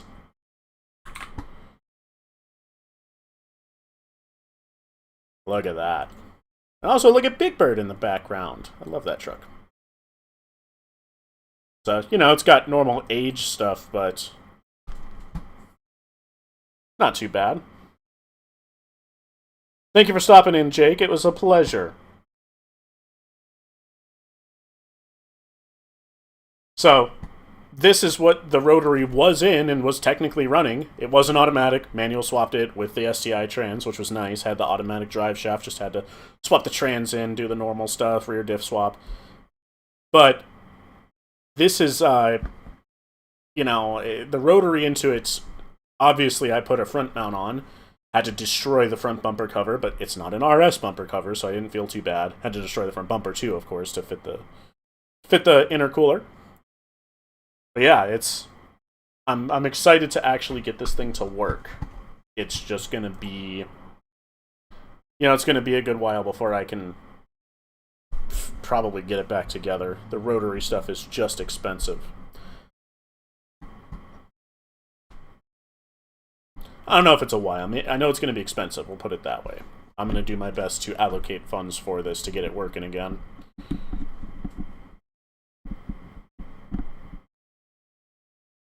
$5,800 needs a windshield and a battery. Don't do this to me. I gotta pay for Rotary things.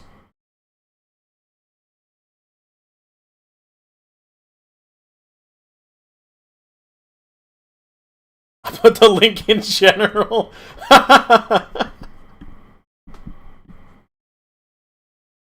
Oh, it's Australian, of course. Sorry, I forget. We will take a look at it, though.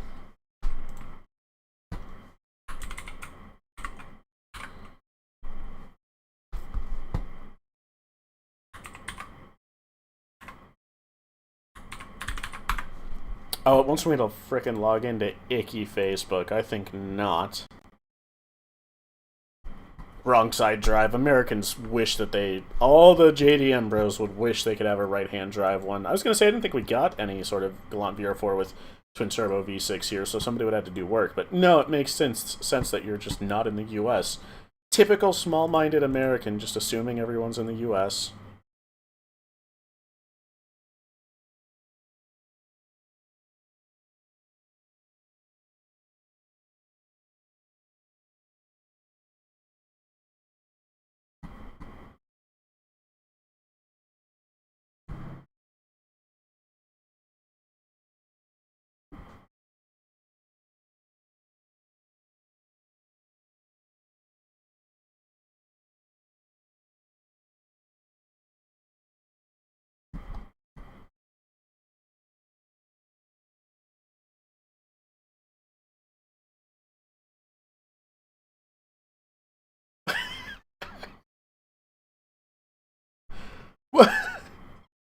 One of the comments 1 minute ago in the VGT video from SPNG. I'm so glad you're back. Love to see another video on Boost Boost. You do such a good job explaining this stuff for neophytes. Neophytes? Is that right? Like myself, who don't know how this stuff works.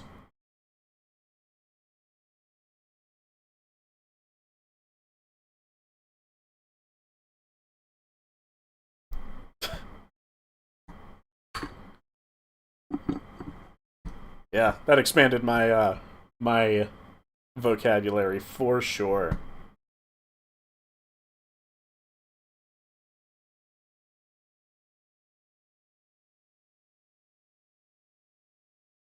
Look at the photos of that thing. Yeah, we didn't get anything this cool in the US, that's for sure. We never do. Except for the, I shouldn't say that. Like, I'm sure there's people in other countries that would love to have the LS as readily available as we do. I paid like $200 or $400 for a 370 horsepower engine in my RX-8. Like, I put a cam in it. That's it. That's insane.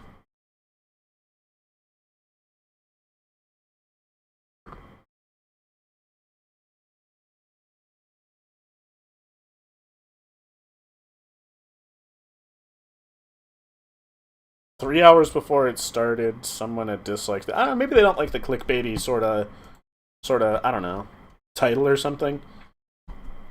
Gotta lean into that, though.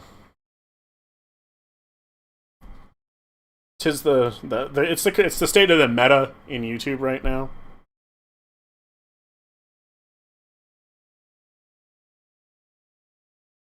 Here, LSs go for like $4,000 at least. We got a few, but not.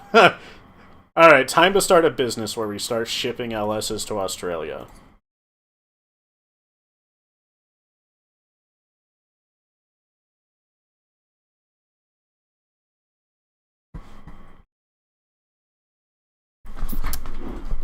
I just got a pretty interesting message from my buddy who I helped work on his Tesla. He smashed it into a deer doing 70. This is what it looked like after he hit it. We ended up doing just, bodywork stuff. And we didn't have to do bodywork necessarily. We just replaced a bunch of panels in the windshield. And I gotta say, working on that thing wasn't too bad. The best part about it was we had to program a bunch of ECUs and stuff in it, right? Like everything's controlled through CAN bus or LIN bus on these things, which is every modern car. That's not a Tesla thing. That's a modern car thing. So we had to replace a bunch of the sensors, like the radar and the proximity sensors, in the headlight especially, and all of those had the wrong firmware on them, presumably. You can just fix all that from the screen. You don't have to pay money for anything. And it was pretty interesting that I can't replace a door handle on a Fiat Chrysler product without having their magic handheld that cost $1 billion. But the electric car company lets me replace a ton of modules and just hit a button on the screen to reflash everything to the proper firmwares. Oh, the Barra. Yeah, they got the Barra. That's just not fair. Yeah, the Barra... Well, I mean, Has anyone done a head-to-head on the 4.2 Atlas Vortec inline 6 versus like what the bar is capable of? I'm sure that they've got to be similar capabilities, because the more I get into this stuff and the more I play with weird engines, you know, like especially like whenever I went from the Subaru, like I've been playing with Subaru 4-cylinders the most, right, for my time in the automotive hobby. Whenever I went from one of those to the H6, and whenever I blew up the K series, I should say, I think maybe that's a better comparison. Let's compare the H4, just a Subaru STI engine, to like a K series. I didn't. That's why I got bored of the K series, is there wasn't really anything that I did with the K series that I couldn't do with a Subaru engine. Yeah, they got VTEC and they got they've got a good aftermarket support, but so do the Subarus. Subarus don't have VTEC unless it's the H6, of course. But at the end of the day, most of the troubles I was running into with the K series were the exact same troubles I run into with the Subaru engines. Like what do we do whenever we want to make power on a K series? Well, we put forged internals in and maybe a closed deck mod, and we put head studs and blah blah blah. Well, what do we do whenever we want to make power on a Subaru engine? Well, we put forged internals in and maybe a closed deck mod and head studs and blah blah blah. It's the same shit, different orientation. I'm sure that there's smaller, more, niche things that are different about them, but for what I do, they were so similar. It's like, this just doesn't justify the trouble that I'd have to go through when I have something that performs very similarly. We probably shouldn't be comparing, Subaru to Honda or 4-banger to 4-banger. It's probably more, let's compare 4-banger to 6-banger, 4-banger to 8-banger. Like if we say we're making 1,000 horsepower on a 4-banger, that's 250 horsepower per cylinder. That's a lot of stress. But if we're making 1,000 horsepower in an 8-cylinder, that's 125 per cylinder. That's, way less stress per cylinder on a very finite amount of material. So that's, by the way, one of the reasons that the KSwap in the Subaru never came back. The K is still a really good engine. So whenever we're looking at something that didn't come from the factory with a good engine, like an RX-8, we gotta pick something that's appropriate, and that's why I picked a K for an RX-8 swap, is A, I'd worked with it, and I had parts for it, and it was a really good engine. Like, it worked really well. And B, it's just, they're just, cheap. Like, there's tons of aftermarket support for them. So if I wanted to put one in an RX-8, I'm not going in blind and doing everything from scratch. Like, nowadays, I wonder if I could do, like, a custom adapter plate from scratch, for example. That would be cool. I'd like to try that. And that's one of those things that scares me with the Vortec inline 6, is it's still young in the aftermarket community. So if I know, like, people are always like, what manual trans can we slap behind them? And it's like, oh boy. The last time I checked, it's like, to get a T56 back there, there's templates for the adapter plates, but you still have to figure out the flywheel situation, and yeah.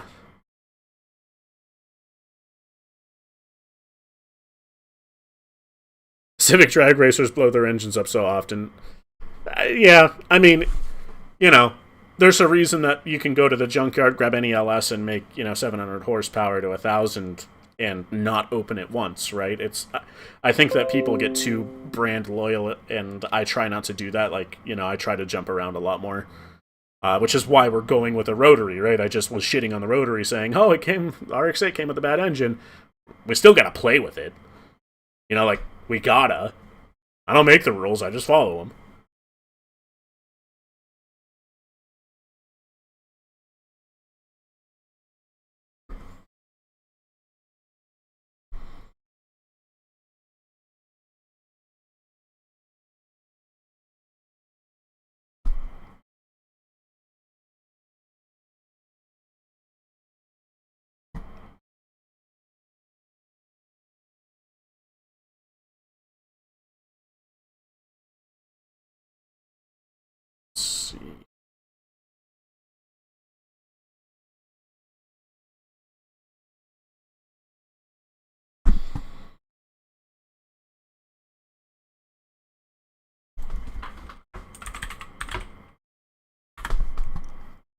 trying to see. So as part of this Rotary swap, getting back to that, I've had to make a bunch of custom things. Let's see here. The first is the intake manifold plenum, which is probably going to have to be redesigned for the 6 ports, but this is it right now.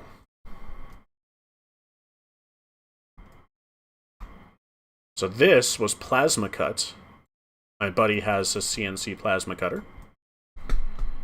And we cut it up and welded it, and it served the purpose for the 4 port. I think I have to do some modifications for it, though, for the 6 port. They wouldn't be huge, but I'd have to start again, but could always do it better the second time. The next is, and the reason why, of course, is the intake manifold flange. Would be different. We would have, 2 additional ports on this side. Not to mention I'd probably have, I'd have to restructure the runners going to the plenum. Not impossible, though. Totally workable. And let's get the other one. This is one that, a part that I was really quite proud of was we have to relocate the alternator from the top of the rotor. It also would stick out of the hood, the side. When we do that, it's like, am I going to stick with that rotary alternator, or do I go with a different one? So instead, I went with an LS alternator on it, and that just sort of worked. It fit. It worked up in those 3 little times I've started it for a quarter of a second. But yeah, this was also CNC plasma cut. Quite proud of the way that this turned out, because it fit first try. I quite liked that. Pretty cool.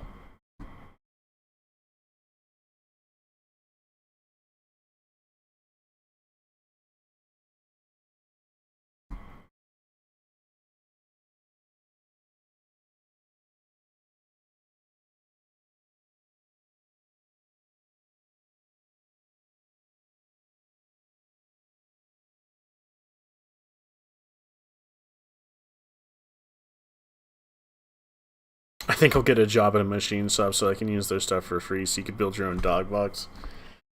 I think that's what one of my buddies does. He works at like a big, it's a big diesel mechanics shop, I think. And he gets to use some of their crazy tools there for his side projects, which is super cool of them to let him do.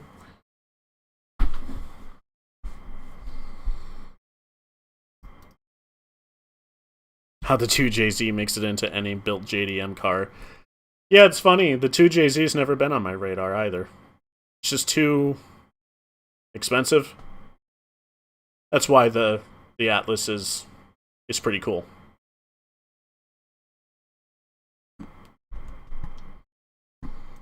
It's like, it's a cheap way to get into inline 6s. I don't know what chassis I'd put it into, though.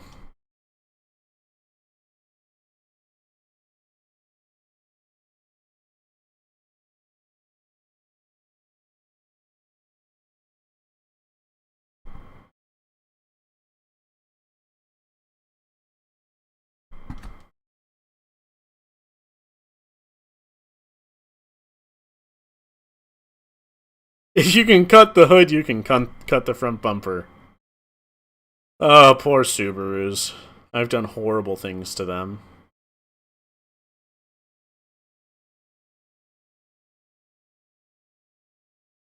It's very expensive and very good at doing exactly one thing, yeah?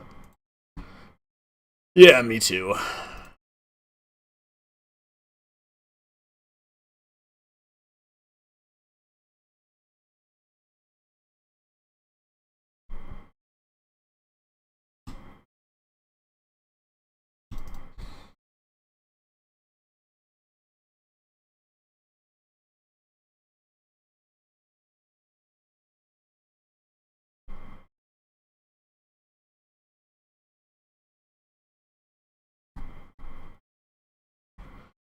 Now, back to the VGT stuff.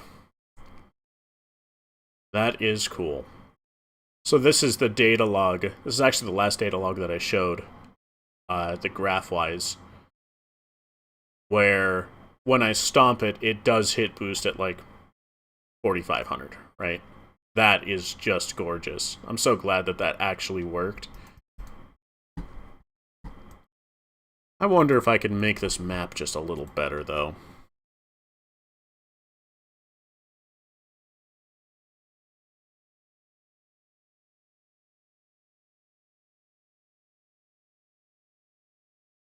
Since I'm out of the kind...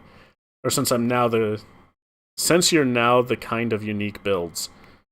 Here's a challenge, swap a radial into a Subaru. I don't even know where you could get something like that. See, that's another's, the king of unique builds. Another secret, one of the pillars that I use to support my builds is I go with engines that aren't extremely expensive.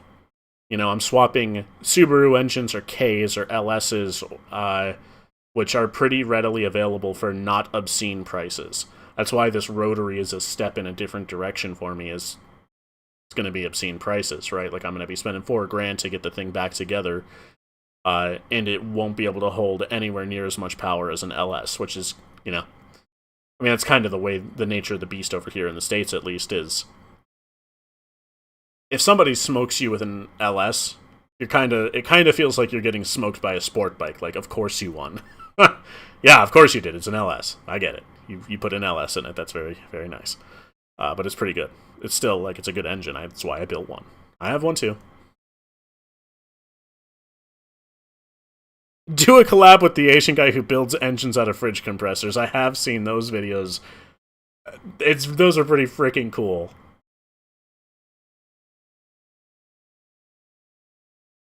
Why don't I use 100% on the VGT actuator? Because that's whenever it's that closed, it's basically turning into a turbo brake. It's restricting it so much that you're not actually spooling the turbo anymore, you're just turning it into a turbo brake. Build a radial out of 14 pit bike engines you found on some ditch.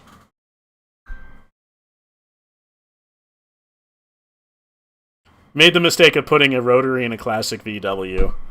Well, I'm going to be putting one in a Subaru. Well, I already did put one in a Subaru, but it had no compression. So, yeah.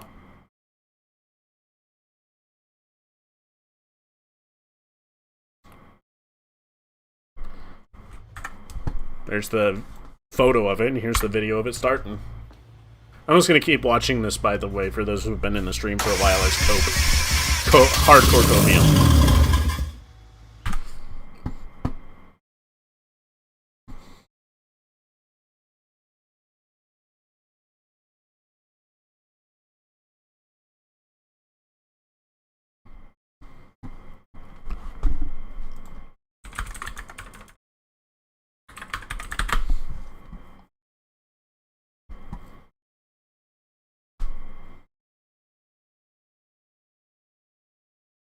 Yeah, I would have tried to start it on a stand. I mean, I knew what I was getting into. I probably shouldn't have been so gung-ho with it. I was like, they tested it. They said it had 90 PSI compression. I was optimistic. But either way, I knew I had to wire the ECU up and stuff, right?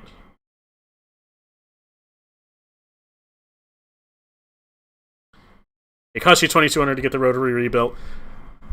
Yeah, I'll probably be north of that. Well, let's see here. I think it's... Can I do this?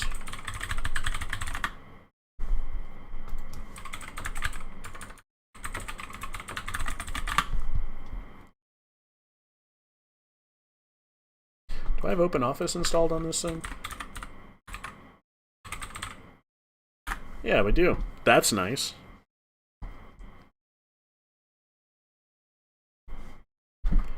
I want to say each iron, someone was saying that they can get me for $350 used.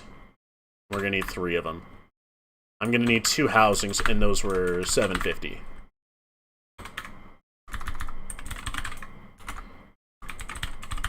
And I'm going to need a seal kit.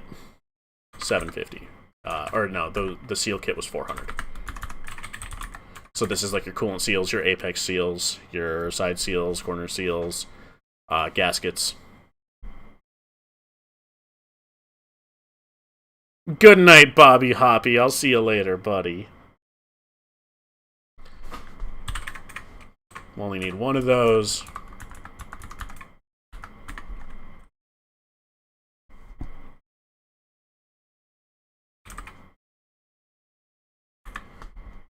Let's see what our total's gonna be. This is gonna be our total.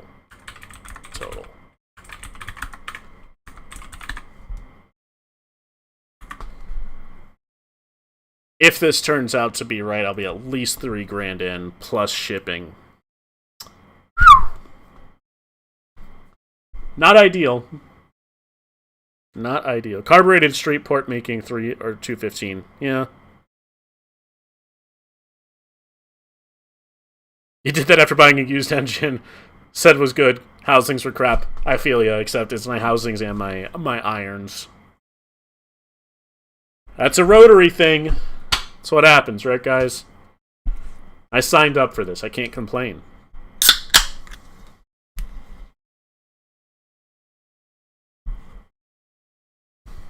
The old housing.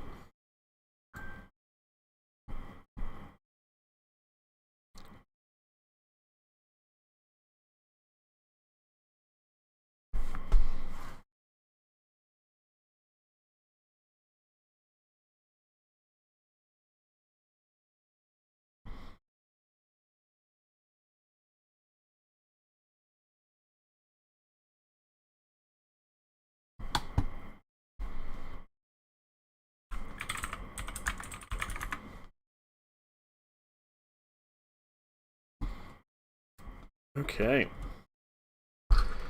Yeah, that's the current state of the projects and the videos.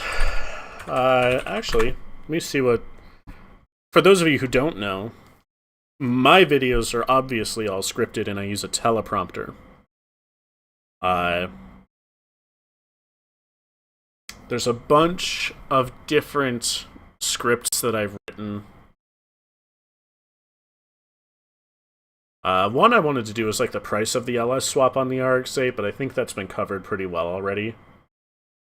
I did the CAN bus video. I actually really like doing that one.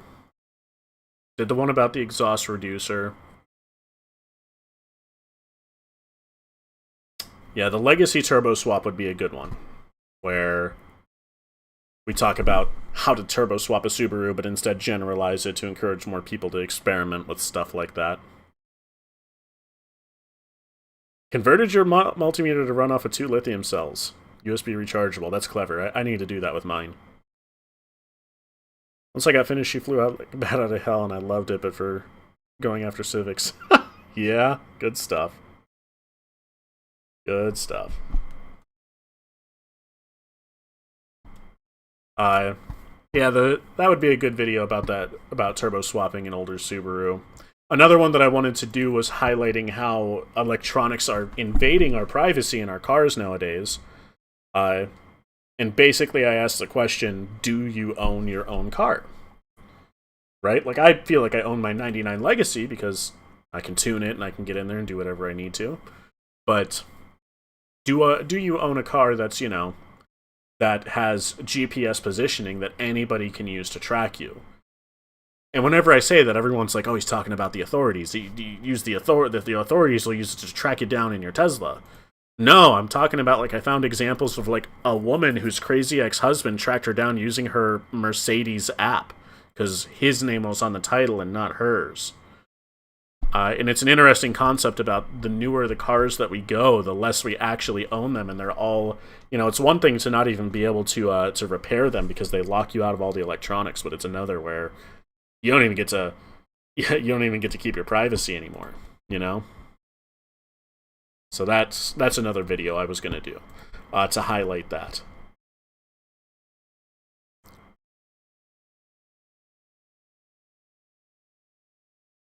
I did... So injector decapping was another one. The supercharged Subaru uses decapped factory injectors to this day, and it's still pretty cool. Oh, this is a good photo. Oh, this is from whenever I first started working on cars. Here. Oh, that's not the right app. This is.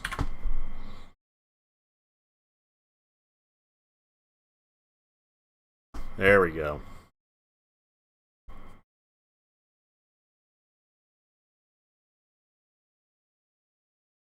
I did it out of spite because I ran out of AA batteries. I didn't want to give anybody money for AA's.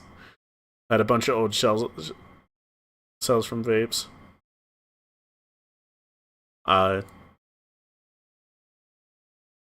Very cool. Actually, so the person who just sent me this photo, my buddy, formerly known as Little Man, sent me this photo. Him and I literally just put I bought one of those kits off of Amazon. It's a kit for a Milwaukee power tool battery, and you basically supply your own cells. You have to spot weld or try to solder. Soldering to 18650s is tough. I'm pretty sure that you know that. But he has a spot welder because we've built like e-bike batteries, and we tore down a Tesla 18650 modules. We have just a metric shit ton of Tesla 18650s, and that was a nightmare to do, and I don't want to think about it.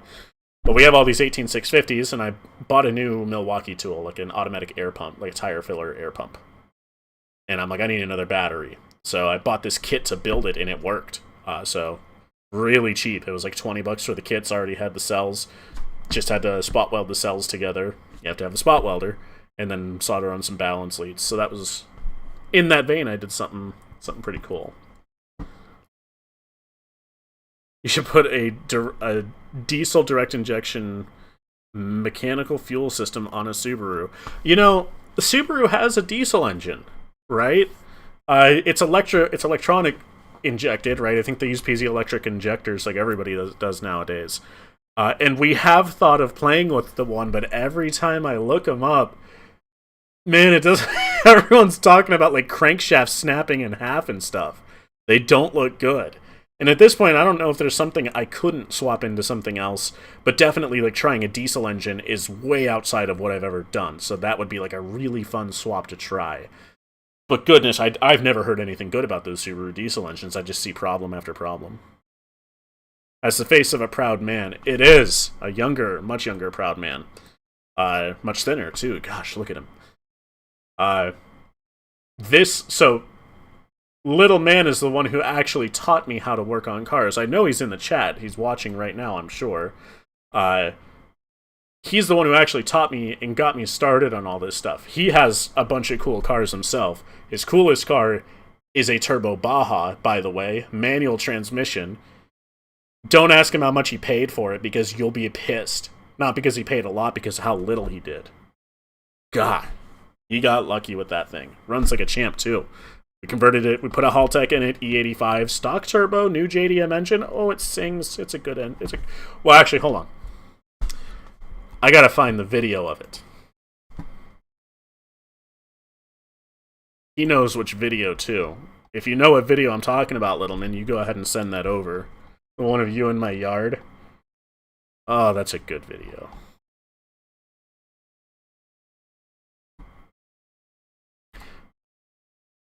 Here's a photo of it that he just sent me. Send the video link. Good car.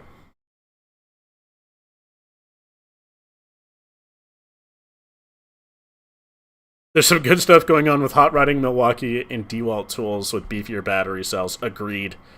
Agreed.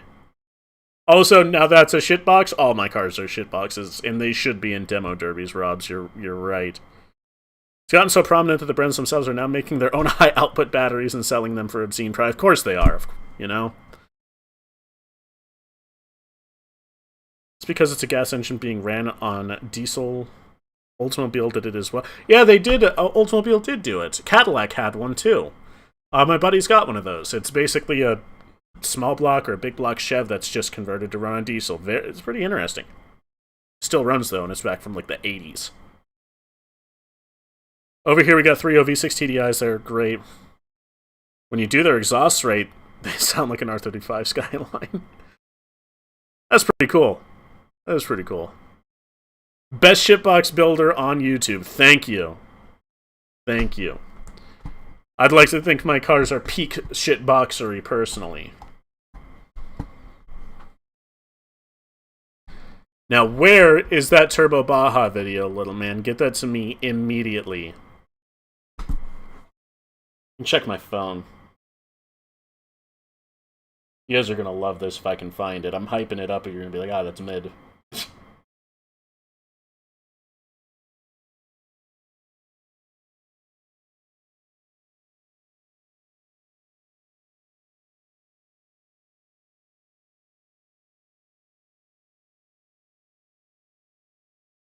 Oh my gosh, it's the first... Okay. It's the first one saved. I just gotta find it on here.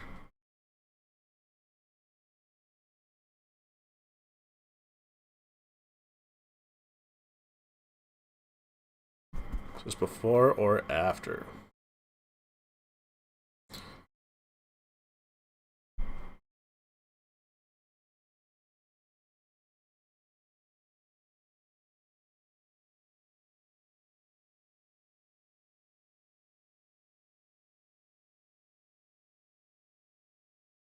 June.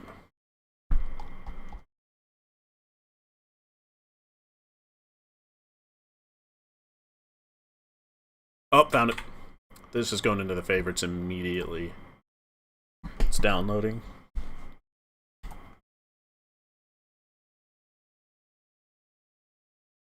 Wait, is this the same guy who welded together that... It is! That's... Yeah, he's been in the videos. That's him. That's little man. Here he's like... You're making me laugh and it's making it worse. Also, my LEDs just switched to nighttime mode. Pardon my home automation. I want to get into that. Fixed. You have to see behind the curtain. Oh my gosh, it's actually a green screen. Alright, go. Hold on. Yeah, this is why we had to swap the engine.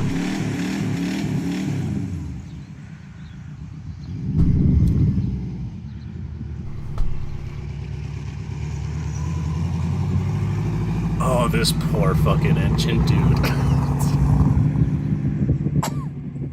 God. He's got his biggest fan in the bed there. That's his biggest fan. Let's just give that a once over again.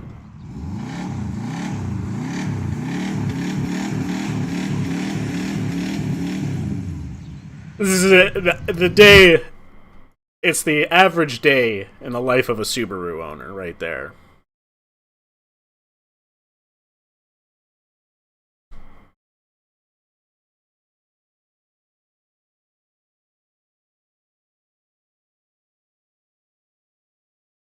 It'd be cool to put the EZ30 flat 6 in a Baja. It's not much bigger than the 4 cylinders. Well, yeah, and that's why it fits so well even in a car from the 90s, in the supercharged car, right? And he talks about, so this is his Baja. His wife has a yellow one, and it needs help. It's got the 2.5 NADAS. You already know what the problem is. I don't have to tell you. And we're like, well, first of all, it's an automatic. Gotta fix that. Second of all, gotta replace the engine. What do we put in it? He's obviously driven the supercharged car even before it was supercharged. And yeah, the H6 with the 5 or 6-speed behind it is just healthy. They make plenty of power. Like, plenty. So, whenever we go to eventually take care of her yellow Baja, that's one of the engines that we're like, man, we should just put that in there. No complicated turbo stuff needed. It basically fits right, doesn't take a ton of fabrication, and it's just a good engine. Like, the Subaru H6s very rarely have I ever had trouble with them. I have very limited experience, mind you. But I do obscene things to mine, and it still is happy.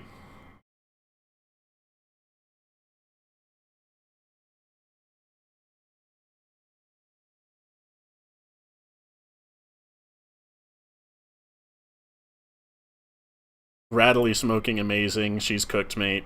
Yeah. He was just picking the fan up from my house. He lives pretty close. And he shows up in this, like, I had to rescue him. He blew it up on the highway and limped it to a gas station. I rescued him. He unloads it and then comes over in the blown up car. Like, oh, it can't get any more blown up. And he's not wrong. It was very freaking funny. So he, yeah, he's, gosh. He just came over and grabbed it. It's got a bed in the blown up Subaru.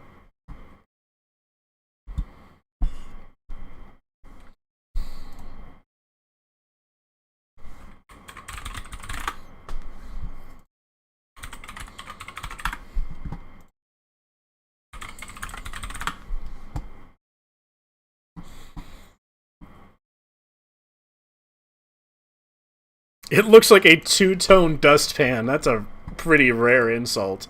And I hope that he hears it. Okay, so we were talking about 18650s building batteries. He's just reminded me of this video.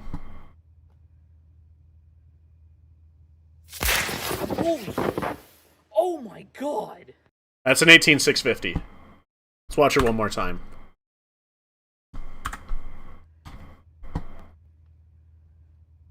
And that's me filming with my camera. I'll have to see if I can find my angle of it. Let's see. What did we do to achieve that? Wonderful question. Nothing too extreme. I think you'll agree. We spot welded some tabs on and grabbed a 12-volt jumper pack and nailed it with 12 volts from a jumper pack. Hundreds of amps. Not a big deal. Like, come on, everybody does that. And that's the way that the lithium responds? Who would have guessed? Yeah, we were trying to see the worst case Ontario for it, and that was it. Like, it was chaotic. We wanted to know how bad it was because, you know, we were putting hundreds of these things in an e-bike battery. So, let's see. It was in November, apparently. Let's go back to November and find that. Has it really been that long?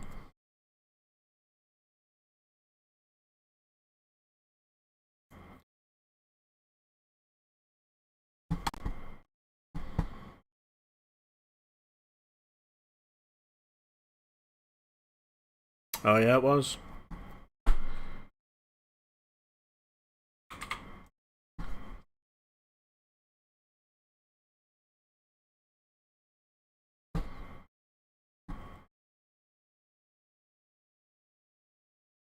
I've done that with a vape mic mod and overheated the battery. Yeah, so actually, I've talked a bit about this on the channel, but I haven't shown a ton of it. I can show more. I have an electric suit or an electric go-kart that I built that was powered by Tesla batteries. Here we go. Hey, I'm wearing that same shirt. It's not. I don't think there's Tesla batteries in it. This is a recent one. I replaced the Tesla batteries for the reason you saw in that video and other reasons.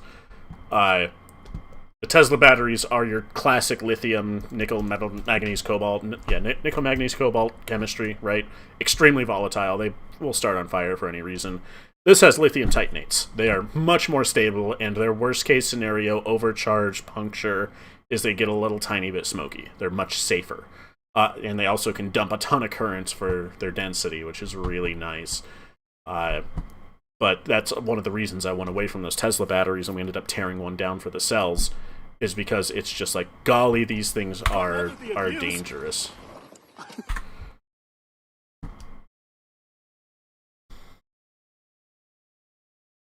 Yeah, the Power Wheels battery conversions are... I actually used one of those Power Wheels like kits you can get on Amazon, but I used it to power a fuel pump, so it turned into a transfer pump.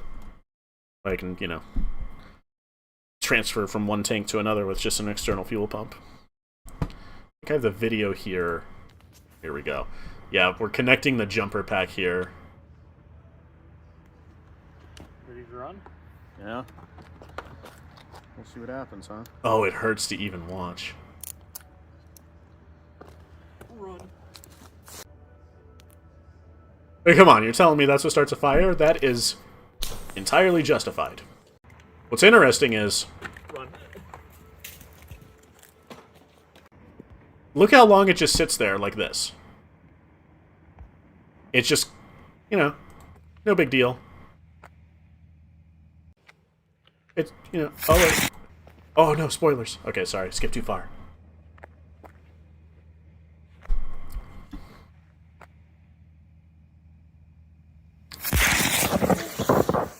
Oh my god! Look at how hot that thing is. Insane. Absolutely insane.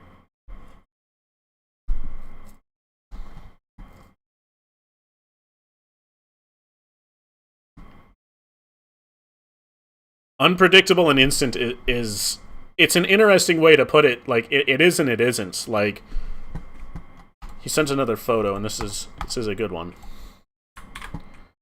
This is what we ended up getting out of one of those Tesla modules. Like, this is just a dangerous photo in general. We didn't leave it like this, obviously. This was between us removing the glue from them and prepping them for wrapping and packaging to store them. But yeah, they're extremely volatile. And they're terrifying to work with.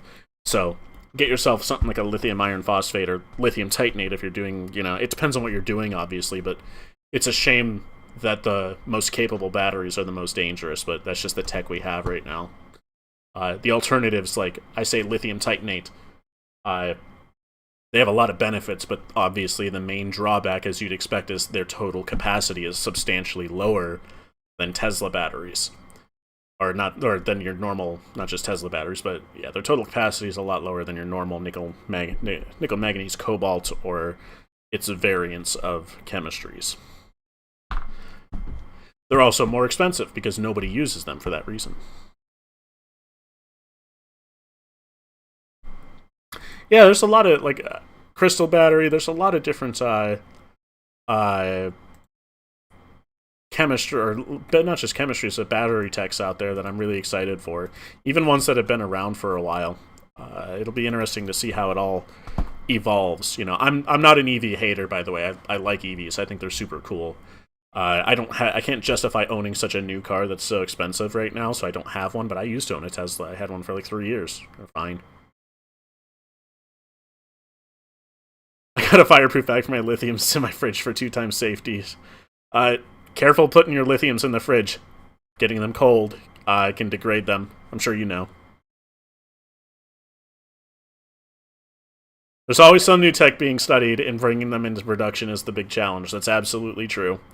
It's fun to keep up and see, it's like, graphene batteries, they're going to be the future. Okay, we'll see. Yeah, one of the biggest problems with lithium batteries is temperature stability. It depends on the chemistry, but if you're doing like 18650s, these ones are NMC, nickel, manganese, cobalt. They're the volatile ones. You might want to look into, and you think, getting them cold's good. If you try to discharge or charge them when they're cold, internally it does degrade the battery rapidly. This is why Teslas have battery heaters, right? It's not just that they supply less currents when they're cold. It's that, like, the actual chemicals inside degrade and will create short circuits and can get a little flamey. Keep an eye on that. My favorite battery is called a gas tank. Okay. Barb's in the Corvette waiting for me. I gotta go.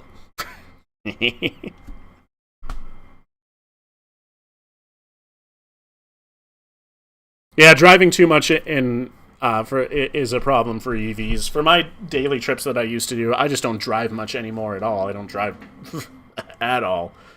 But back whenever I did commutes, oh my gosh, it saved me so much money.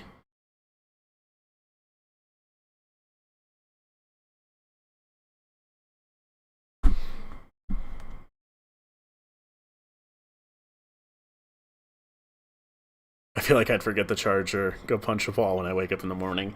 It's really not. Everybody says that, but whenever I owned my EV, it was never a problem. It was easier than owning a gas car by it wasn't even a comparison. You just get home, you plug it in, you go to bed, or whatever you're doing. That's it. And you'd be like, I gotta remember to plug it in when I get home. I never forgot once. Like, it just, don't know why. Just never had an issue. It was good. Why did I ditch it? Because I stopped driving so far, and when I don't, like, I walk to work. So I ditched it because you're sitting there, you're looking at a Tesla, an LS-swapped RX-8, and a K-swapped Subaru. Which one are you going to pick? You're going to pick one. You're not going to pick the boring Tesla. You'll take it for road trips. It just makes more sense for, like, my long-haul work trips and stuff. I'll rent a Tesla nowadays for those. That's worth it. But man, no way I would, I built those other cars. Of course I like them more. Those are my babies.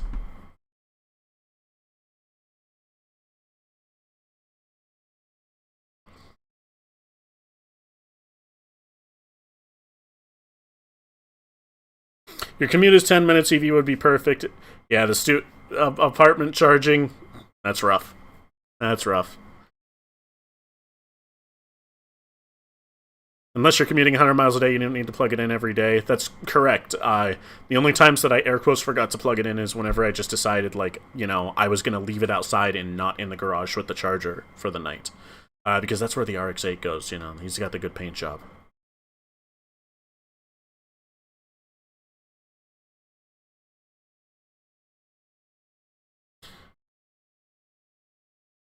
I have multiple built V8 cars, so I know the answer. 02 Turbo Mustang LS.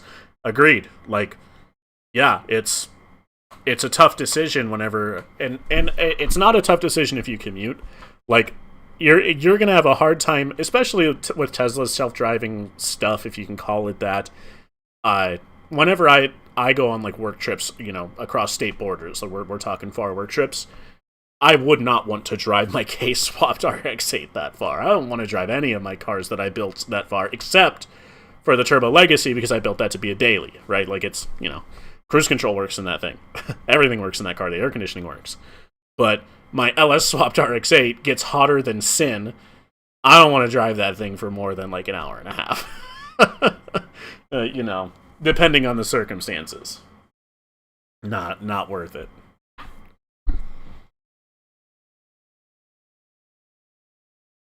Buick old lady car daily. See? It doesn't have to be a brand new electric car. Like, it just has to be something that you go, yeah, that's perfect. It's piss and rain out right now. Let's just take the Legacy. Take the Buick. It doesn't matter. I have a buddy with an old Buick as well that he daily drives. You know, he has race cars for and then he shows up in his grandpa car to car shows every now and then. Not modified in the slightest. It's good stuff.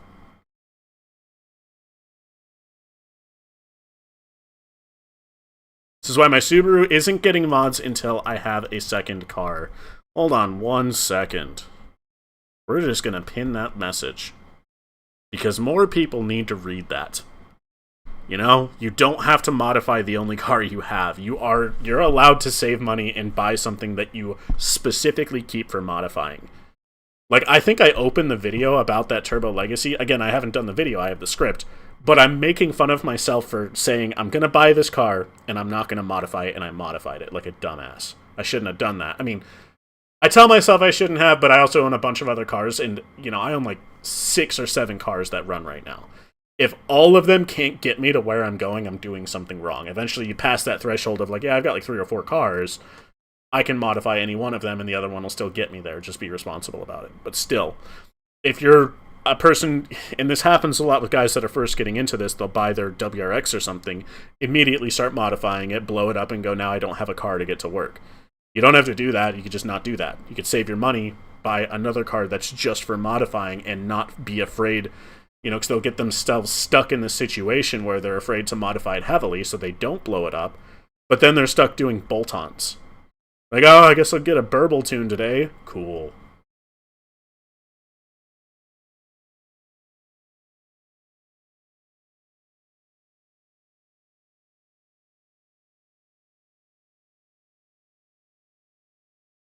Have you seen that letter from this guy's boss? Because he drives an older ship-out project car to work, and they basically say in the letter, are you okay? Are you broke?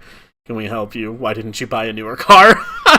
I worked at because I've been working with computers, and I worked at an IT company where my boss was, you know, he's old and has like 1 billion kids now, but he was a car guy. He had like, what's the Lexus that came with the 2JZ? He had one of those that was built, a really built Evo. So he was like a car guy that had moved on in his life and had kids and stuff instead.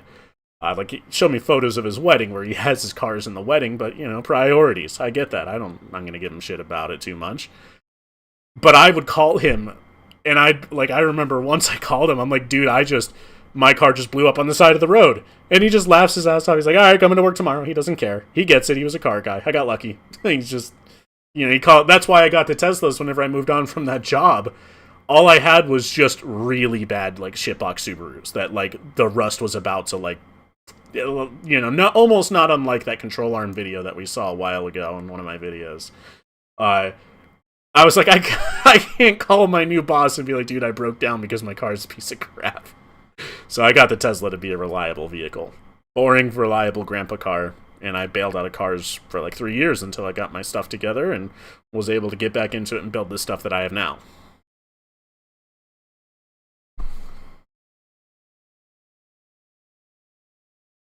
I don't know much about the Mitsubishi EVs. I got to play with more EVs outside of the Tesla world. It's just they were so dominant early on, and that's when I was in the EV space playing. And now, since they were so dominant early on, if you want to do like an EV swap, you're usually looking at Tesla parts because that's what's in the junkyards now. Like, by the way, I'm a big follower of Damian McGuire. They're doing their open source Tesla Model 3 control board. Oh god, that thing looks cool. Oh, I'm so excited for them to get that thing fully unlocked. I don't know if I'll use it. I almost did an EV swap using a Tesla large drive unit on the Hondaru frame after it blew up. I still have the parts for it, but that motor turned out to be junk. The Tesla motor turned out to be trashed anyway, so I bailed on it and built the supercharged car.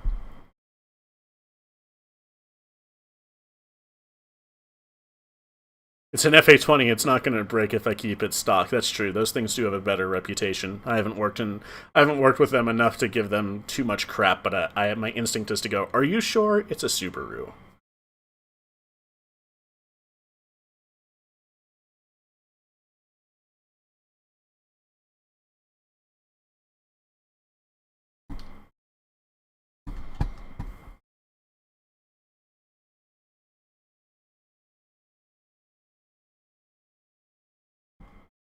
Let's see.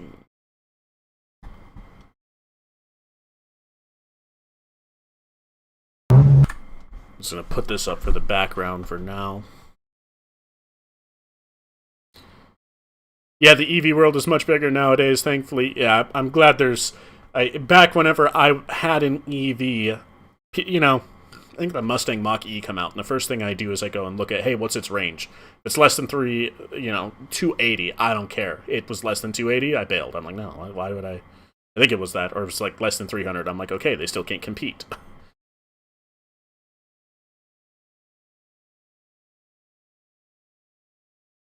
I stumbled across this live in my feed. I've never seen you before. What vehicles do you have? I have an LS swapped RX-8. It's bright yellow. You'll see videos of that on this channel of me building it, kind of. I have a KSwap RX-8, which I haven't shown a ton on the channel, but the most recent video I just posted today shows it. I have a Subaru that I did a DIY supercharger build on with a supercharger from a 3800 custom intake manifold. That one was pretty cool. I've K-swapped an RX-8, and I am in the process of rotary swapping a Subaru. It's going to be kind of a thing, so we won't be seeing much on that for a bit, I would predict. And the chat has been begging me to post more videos, and they're right, but I'm a doo-doo head, so I don't know if I will. I gotta keep my priorities in order for now with work and everything. A street legal golf cart. That's a common thing, and I mean, I could see why it would be a fail in the US because, we need more than 50 miles an hour with good range over here. It's just different landscape, just different expectations. I imagine that's not a huge requirement in Asian countries, is what I should mention there. I think that's one of the reasons that like those BYD cars never make it over here, is because they don't have the same safety standards, because they don't need them, because they just don't have the same highway systems and such that we have here.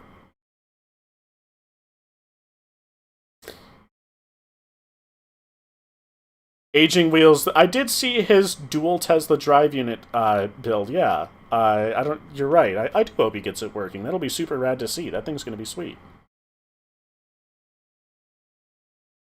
Use hydrocarbons for long commutes. You're not wrong. I mean, what's the alternative, right?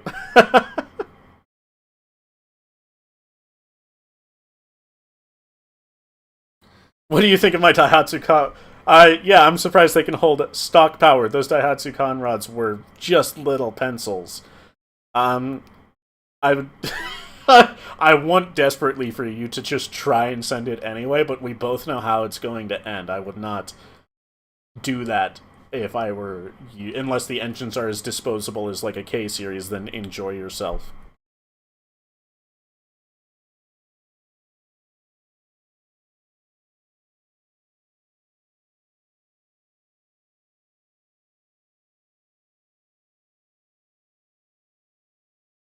You think I watched the Supercharger video long ago, which is... Yeah, the Legacy with the 3800, that was me. That was a really cool build. I really liked that.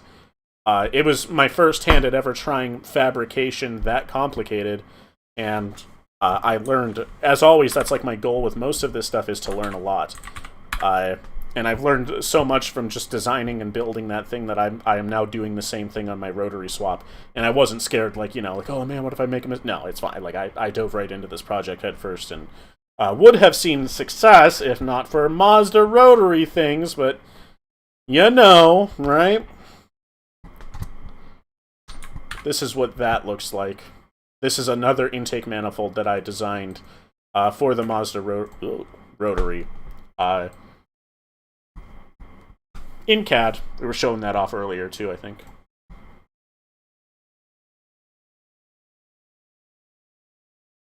So the American consumer just doesn't care for the cars that small.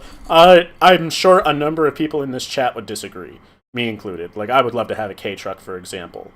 But I think that just safety-wise and stability-wise, that it's not practical for most Americans because we have to get on a highway and do 80, right? Like, the speed limits for my highways around here are 70, which means you're doing minimum 80, right? Like, who are we kidding? As a joke to the officer watching this for entertainment purposes, on a track, licensed in Mexico. Clearly.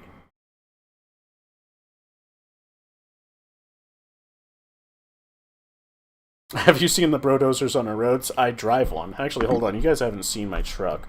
And it's... Let's see.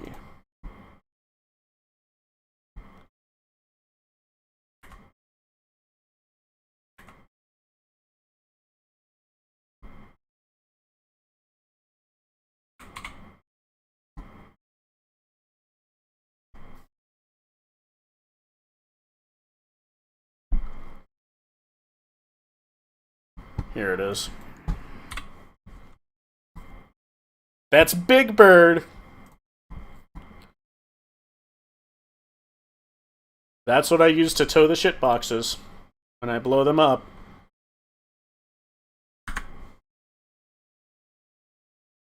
Also AI generated in Minecraft.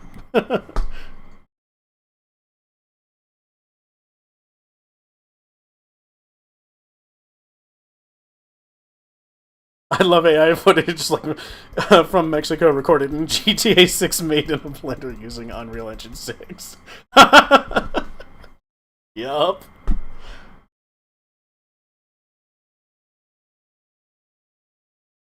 Forged rods from some Chinese company for these motors. However, I had to order them in batches of 1,000. You only figured that from 7 back and forth emails with a man named John. That's hilarious.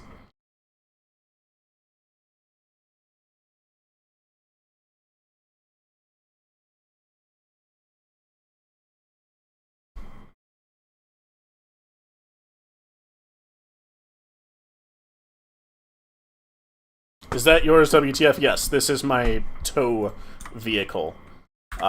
This is what I use to go grab shit boxes. It's a story of how I got it a little bit. It's not too crazy.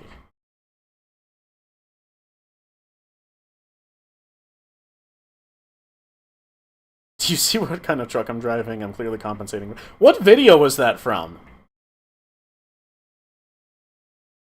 I can't remember. Anyway, this thing is just a four-wheel dick joke anyway, and I lean into it. I love it. I love it. Somebody's alarm is going off outside. And my neighbors. I have a security camera, a little Raspberry Pi up here with all my security cameras on it that I can look at. Pretty cool.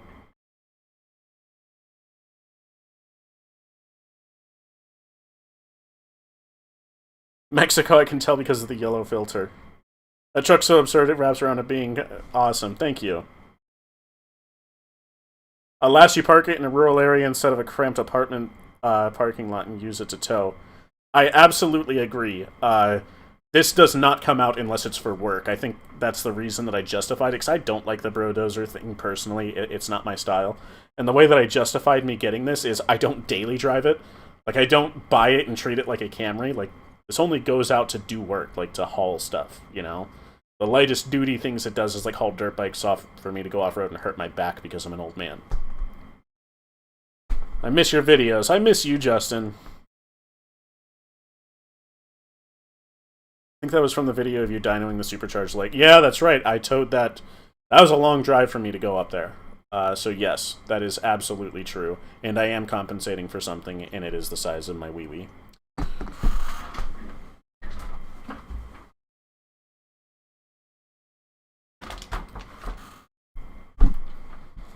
Yeah, this thing is good. It's been good to me. Well, his name's... I know a guy named John, and... But Victor...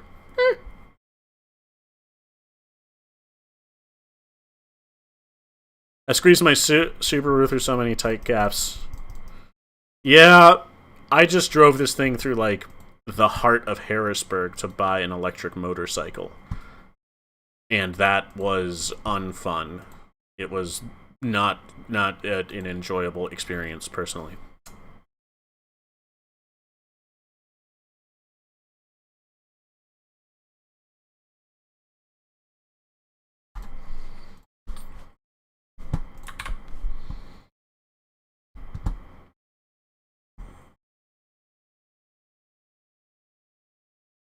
But yeah, the way that I got that truck... I mean, I didn't intend to get that. I went and got I guess it would be a 2500 Dodge Gasser, and it turned out to have both a failing transmission and a head gasket leak. And I did something I never do, and I'll probably never do again, and that's what I bought it from a dealership. Ugh. God. Can you imagine? So, no, I made them buy it back, found this thing on Marketplace, and said, yup.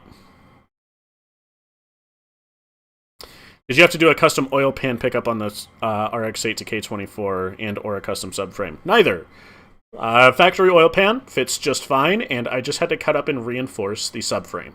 And by reinforce, I mean I haven't done it yet because I just haven't had time to weld in anything, and it's honestly been fine. There's probably plenty of support down there. It's probably not a big deal. But I will beat the hell out of it on the back roads and make sure it doesn't start to twist or anything. It's a K24A2 JDM. Same one that was in the... Well, it's not the same engine, obviously, as what was in the KSwap Subaru. But it is, you know, the same model. JDM, just cheapest one I could get. K24A2.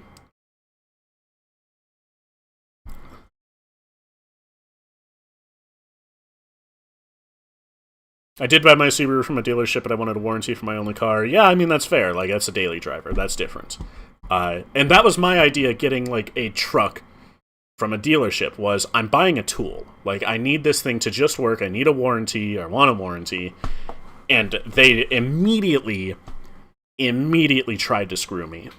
Like, within 2 weeks of me having this truck, the torque converter wouldn't lock up. And the heater core didn't work, and there was air in the system, and the previous owner removed the O-ring from the radiator water bottle cap so it wouldn't pressurize, and wonder why he did that. Huh. So they tried to screw me immediately, which is laughable.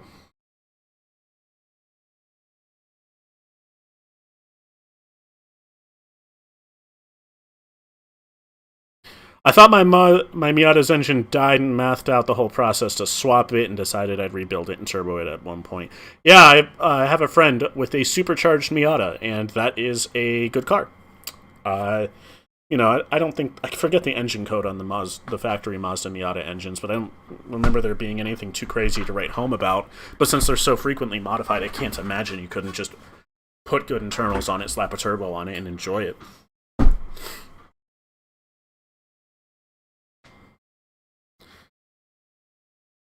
My Subaru cost me $400 USD, and I used a redliner every day for 3 months before the 10-year-old timing belt shredded.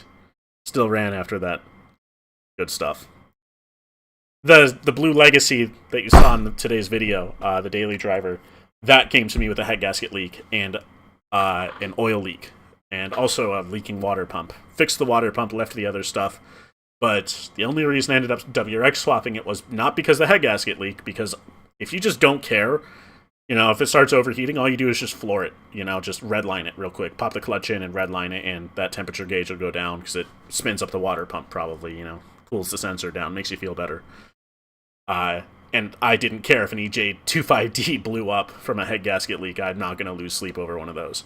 What I was losing sleep over was the oil leak that was just... You guys know how these Subarus are. It just pisses oil right onto the exhaust. And you're sitting at a red light and there's just blue smoke billowing out of the hood scoop. And you're like, I'm about to end up on the evening news as a car fire. And once it got that bad, I was like, alright, time to do something about it. And while I'm in there, I might as well put a WRX engine in.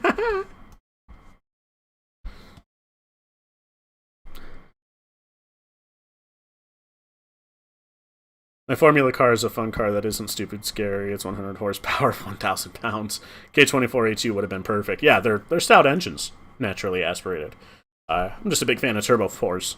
If I were to do an NA build, I've thought about turboing the LS swapped RX-8, but if I were to do an NA build, it would probably be on that, because there's not a lot of room left over in those engine bays after the LS swap. Unlike that Hyundai Genesis coupe we looked at that's LS swapped. That thing's got plenty of room left. You could fit whatever you want in there, but the RX-8, no. But that's a good excuse to, do something different and not boost it, and try a nice high compression NA build on a V8, nonetheless. Not anything original by any means, but that's not the point. It would just be fun. Who doesn't like big choppy cams and high compression and high octane fuel?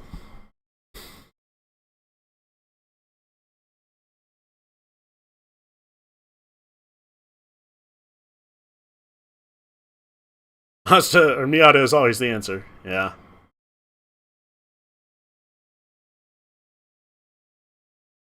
Yeah, I did see those photos of the timing belt in the Discord. You're right.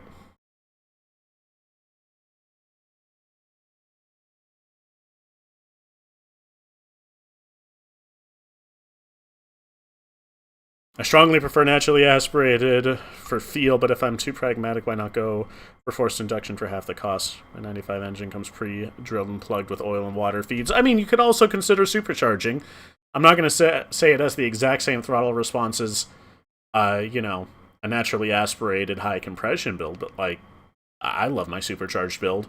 And you just don't see a lot of people doing aftermarket supercharger builds on not old V8s.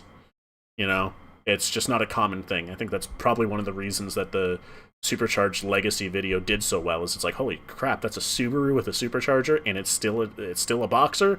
Nobody does that. I agree. Maybe I should do more of those because superchargers are cool.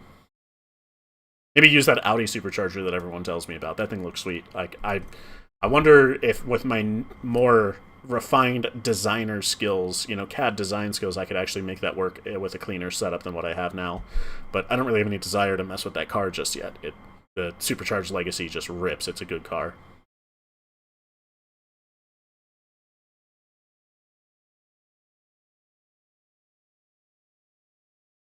Forged rods, yeah. Yeah, good stuff.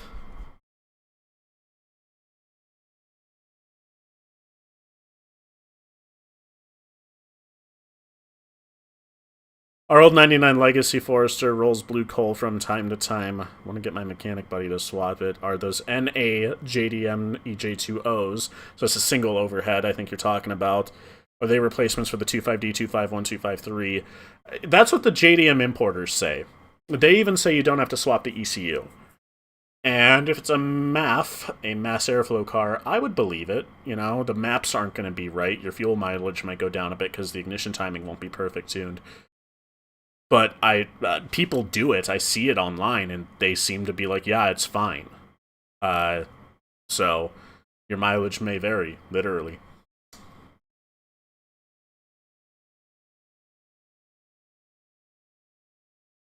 I should have specified, given the stream delay, hot side or cold side supercharger on the Friends Miata. It was, I guess you could say, cold side. The supercharger had a plate with a flange with a tube that went into a supercharger, into an intercooler, into the intake manifold. So, in fact, the whole intercooler, like everything between that flange on the bottom of the supercharger to the intake manifold, was under vacuum. That is to say, it went throttle body, supercharger, intercooler, front mount intercooler, by the way. This is a big system. Lots of air volume here. So when throttle body, supercharger, intercooler, intake manifold. That whole system was under vacuum. And you would think that like you would have incredible rev hang or just weird throttle response, but it was different, but it wasn't like unmanageable. We got the car with problems, but the problems weren't anything with the supercharger. All that was fine. The problems were that they were trying to run some goofy piggyback ECU, and then the guy that sold it to us bought it, and the previous owner took that piggyback ECU and was running the factory ECU with some goofy timing system and fuel inject. It didn't work. We put a standalone in, it was fine. Surprise! Gotta use good engine management. Who would have guessed?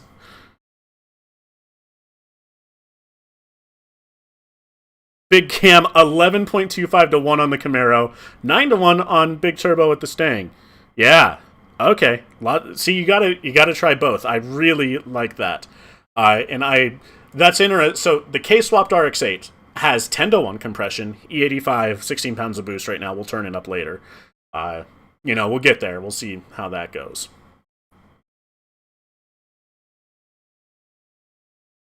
$91 pump gas for both.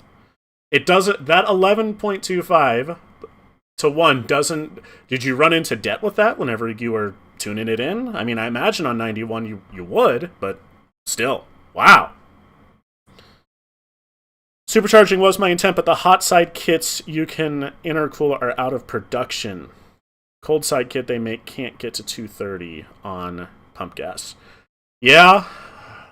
We never dynoed her car. We didn't. I didn't have my hands on the car for very long anyway, other than, hey, it ran and drove. And the last I heard, she is a little afraid of leaning into it, probably because, it's a stock Miata engine, and there was paperwork with it that had said it had blown up once.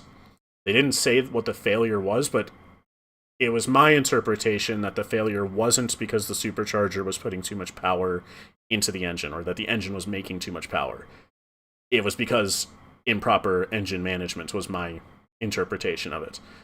Running it lean and too much timing, almost certainly. With probably crap fuel for all we know, Yeah,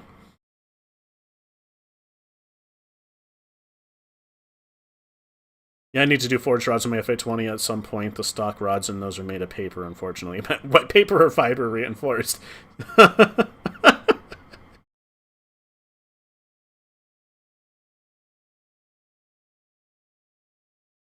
Top kick is love, top kick is life. Absolutely. GMC top kick is always here for us. Nah, man, big cam, much duration. Fair enough. Hot side being the supercharger mounted over the exhaust, going around like you side sold. Okay. Has no intercooler and just dumps a fifth injector behind the supercharger. That Miata, like back in the early days of forced induction, they were doing anything they could to get more power out of these things. I'm sorry, back in the early days of fuel injection, they were doing anything they could to get more power out of these things. It's fascinating to see, like, that kind of tech that they would use to try and get more fuel into it. Now, we're spoiled nowadays with things like wideband sensors and good engine management. I love to see it. The evolution is super cool. And it has that Hokic engine card thing. I think I have the engine cards from that car around here somewhere still. I don't know where, but I couldn't, just historically, the way that they intercepted the pulses and tried to extend the width of the injectors and tried to retime the spark was terrifying, knowing how it worked, but fascinating to see that they gave it a shot. It's cool to see the evolution.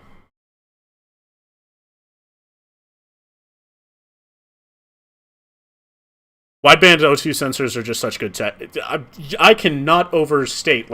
It's funny because people who aren't familiar with tuning, they don't understand exactly what role the dyno plays in tuning. You take your car to the dyno to get it tuned. It's like, yeah, that's, you know, I use my wideband to tune my fuel, and the dyno's used to tune the ignition. Widebands and dynos, they're like yin and yang, you know? Cats and dogs.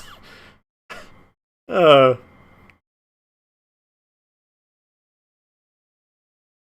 you ever heard of an inner chiller that works like an an aircon compressor, just like an air-to-air? Yeah. I know that the newer supercharged cars, like, what is the Hellcat uses something like that, right?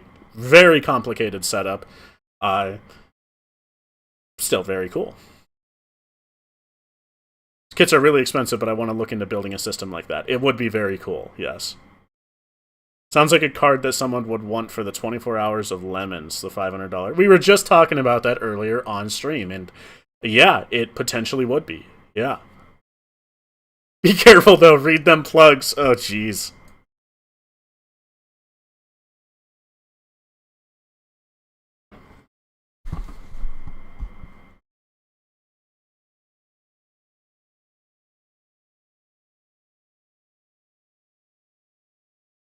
Okay. Let's get some more photos of the top kick in here since we are messaging it. The old Slodiac. Actually, this is that electric motorcycle that I went and picked up. One of those ones you can get from Alibaba. You just order a whole motorcycle from China. That's what this guy did, and then I bought it from him for way too much money. Thing is slow as dirt. Put an aftermarket controller in it and everything, and it, you know, does 55 now on if you're going on a level surface. But it's got good parts in it for another build I might do.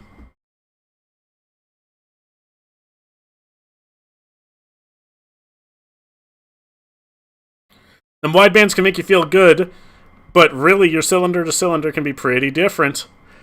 You're right. In a perfect world, what would we do? I guess wideband with EGT sensors on each exhaust manifold runner, right? On each tube. And we can see the cylinder-to-cylinder difference. So our wideband confirms that we're in a good range, and our EGTs will confirm whether or not the cylinders are even. I have two widebands on both the LS swapped RX-8, one per header, and on the supercharged Subaru, one per header. And they almost always are matched between the two banks, but who knows about the individual cylinders?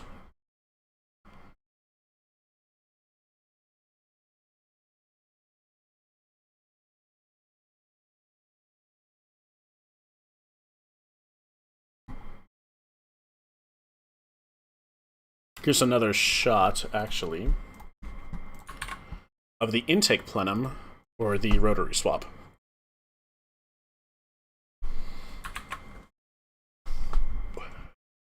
I'm gonna have to kill all these layers out of here, aren't I? There we go. Haha. Cool.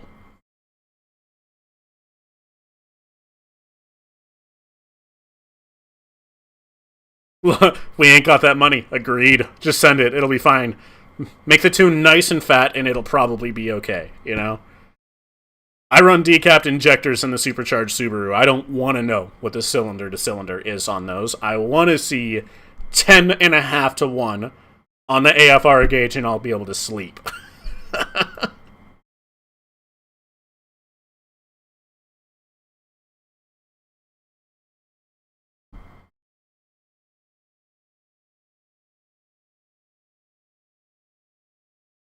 Flat cut engineering is super brutal simplicity. It's not too bad. Well, I'll pull this up again. Because I designed this in CAD, and honestly, wasn't too bad.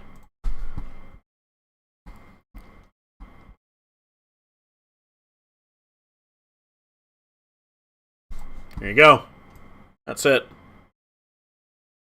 And my buddy owns a CNC plasma cutter. I went up there one day. We cut it out. He actually welded most of it together because he thought it was just so cool, which was super nice of him. But these are, you know, there's your parts.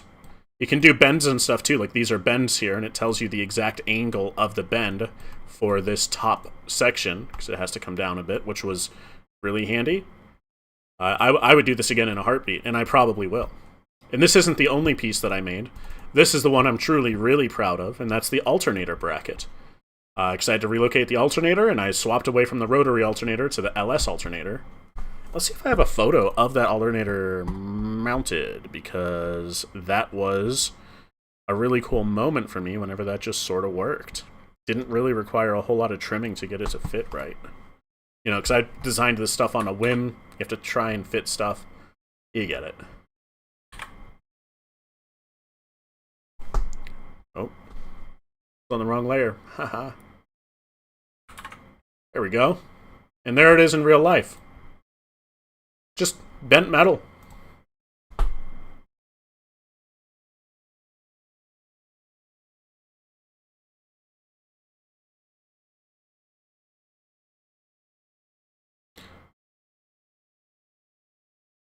So what's the deal? I think you need no blow-off for a Wankel, right? I'm not sure what you mean. You definitely need a blow-off valve for a turbo system. We don't care about no fuel economy. This is America. Our government seems to disagree with you on that. I love it how you can basically learn to do the CAD software in a week or two. This is... I could not agree with that more, and more people should read that message and take it to heart and go watch some YouTube videos. For the stuff that I do especially, this stuff is not hard. This is extremely... Don't get me wrong, it's not like, 15 minutes, and you make mistakes on your first few times, but skill is invaluable. I use it everywhere in my builds now. So, yeah, go... Onshape is free. Go use it. Not sponsored. Fusion 360 is also free. Go use it. I use Onshape because... Obviously, as you can tell, I daily drive Linux, and Fusion 360 doesn't work on Linux, so Onshape runs in a browser, which is nice. Brutal as in simple and effective. Agreed. Disagreeing with the government is a national pastime, and I'm being as patriotic as I can be by saying that fuel economy laws and stuff right now are absolutely whack, and it's the reason that our cars have gotten so boring.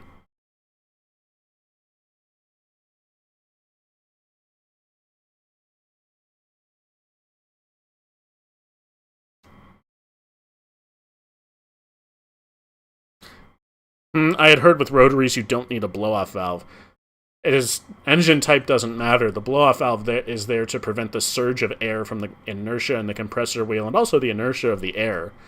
Doesn't matter what kind of engine it is, you can still get water hammer in a steam pipe, It's a similar concept. You just want to make sure that whenever you snap that throttle closed, all that inertia doesn't blow your pipes off or surge the compressor, which is even debatable on if surging the compressor is on the turbo is even harmful. I know tons of people that don't run blow-off valves because they love the stu-tu-tu-tu noise, I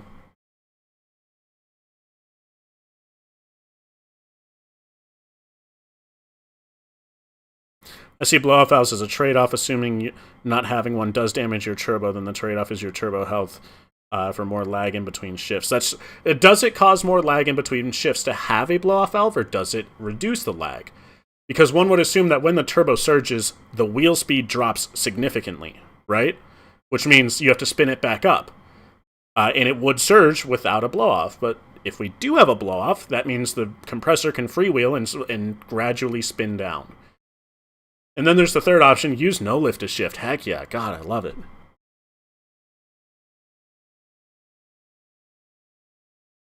Measurements and mapping my engine bay into CAD is the issue I would have with translating it. Basically, I have no ability to visualize things when I close my eyes. That's fair.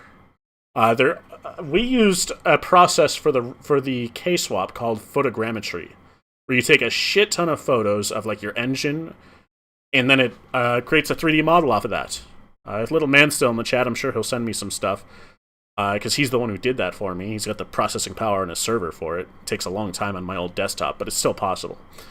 And we did it with the engine bay. So we did it with the engine and the engine bay, and I have those photogrammetry models. It even textures them, and it uses just a ton of photos, or even a video of you just walking around, say, the engine and getting all angles, and it's able to assemble a 3D model.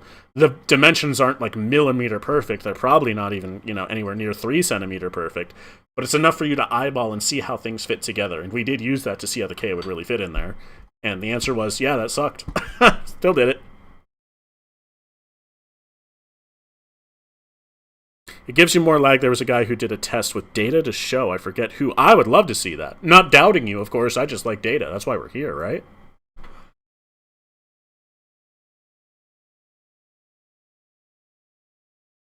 Since it's venting off all the boosts in a very short time, you let it surge the boost, the vacuum drop. That's true, yeah.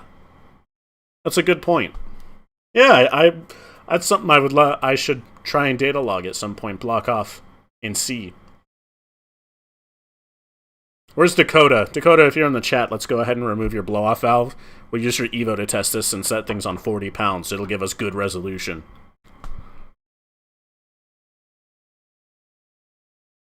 I'll keep that in mind for when I 1.9 TDI swap my Miata. That sounds like a fun project.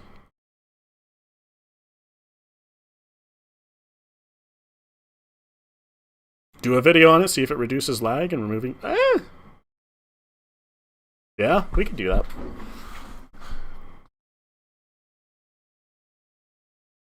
I wonder how drastic it is for us normal folk out here who just have little Subaru engines with little turbos. On bigger turbo engines like the one I have in the KSwap RX-8, on the KSwap RX-8, if it didn't have the VGT bits, I wonder how it would respond. And we could use the VGT to simulate other things too, I guess. It's one of the benefits of it.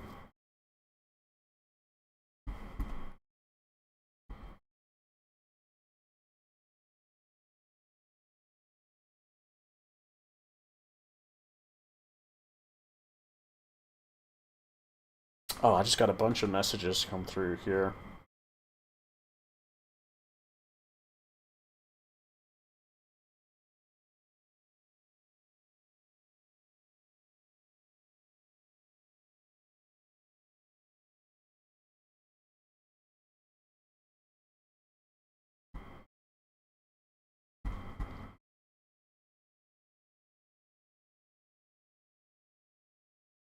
What's VGT?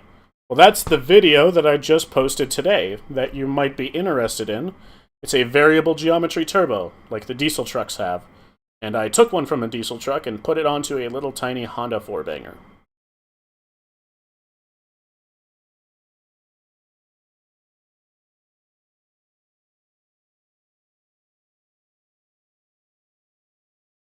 Blow-off valves do not regret... Oh. I will watch that, and I would be interested to see. Huh.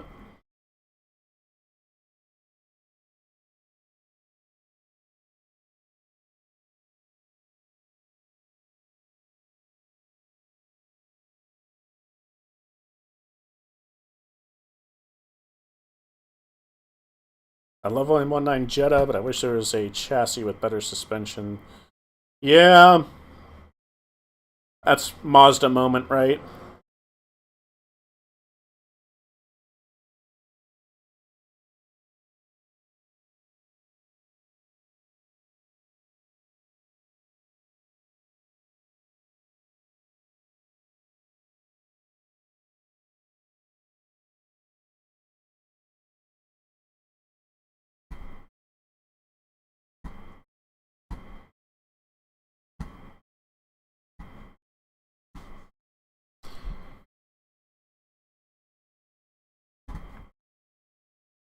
Trying to see if I got any other cool things to show off while we're still here and I still have the energy to keep this live stream going.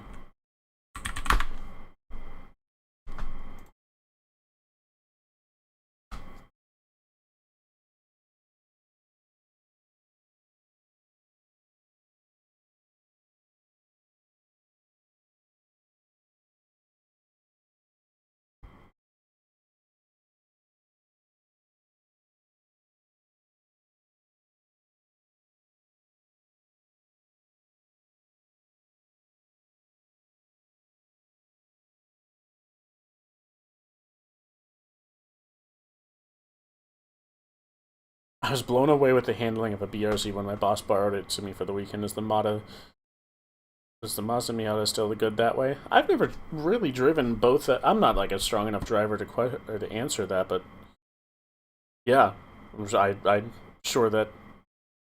How do I say name? Verbidina is going to be able to answer that one. My experience with the Miata with the supercharger was pretty limited. Didn't have my hands on it from too much time, just kind of helped wire it and get it bass tuned. It's good stuff. I know that they're really fun platforms to play with, which is always what I focus on.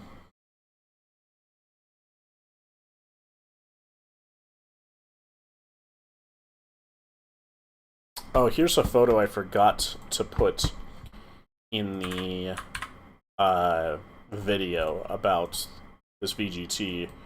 This is one of the many manifold cracks that happened on that exhaust manifold that we whipped up for the VGT. It happens. It's cheap steel, and, you know, we just needed something to test with. I might have, like, a gentleman who really does fabrication I've heard about get his hands on it. What material? Mild steel from eBay. So you know it's the good stuff.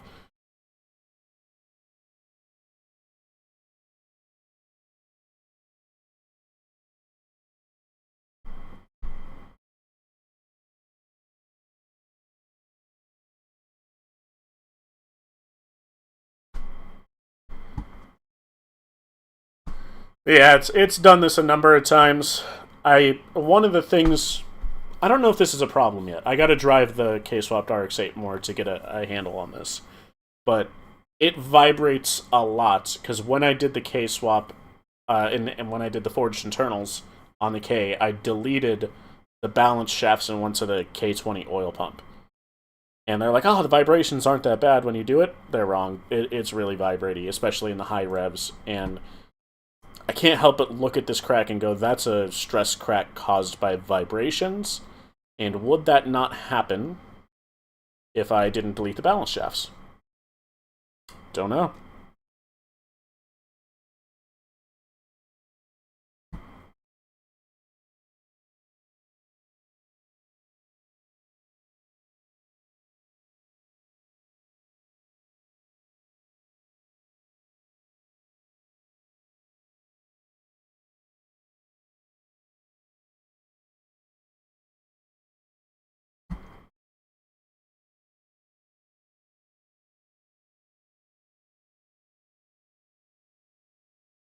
Honda puts the shafts in there for a reason. Agreed. And they're deleted for a reason, too, because they explode at the higher revs, I hear, which is something I would like to do, but honestly, if I could go back, I wouldn't delete them. I'd leave them and just say, I don't need higher revs. You know, I'll just spool the turbo earlier. I have a VGT. You know, who cares? I can change my power band a little bit like that. Solid engine mounts in bed. It's actually still uses the factory RX-8 engine mounts, the rubbers. So where I feel the vibrations isn't in the chassis, it's in my hand through the shifter. That's how I know it's vibrating. The chassis itself is fine. But since it's fully isolated, I got poly mounts on the trans. There is that. To the torque arm, too. But, or from the torque arm to the chassis, too. But still, just because I don't feel the vibrations doesn't mean it's not shaking everything loose on the engine. It clearly it's doing something, if this is what it is. I also noticed, like, the coil pack bolts just worked themselves loose once or twice. So, lots of vibrations. I don't know if I have it in me to drop that subframe and get the oil pan down and put a whole new oil pump assembly with the balance shafts back in, though. I think I'll just drive it more, because it's 50-50 in my brain. Like, some people say they see success with it, some don't. I don't know.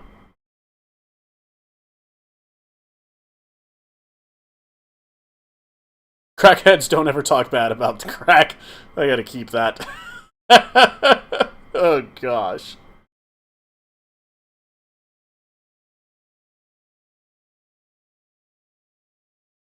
I've never driven a Toyota Baru.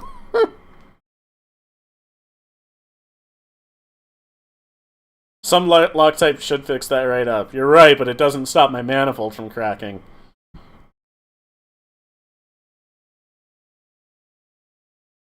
If you rev it higher still, maybe it'll be above the harmonics. Yeah, it's funny because, like, when it's vibrating that much and I have my hand on the actual shifter, the knob becomes really easy to undo. Like, normally there's a lot of friction because it's a nylon shift knob threads. But when it's vibrating that much, yeah, you can just take that baby right off. Oh, look at you guys agreeing about JB Weld. That's adorable.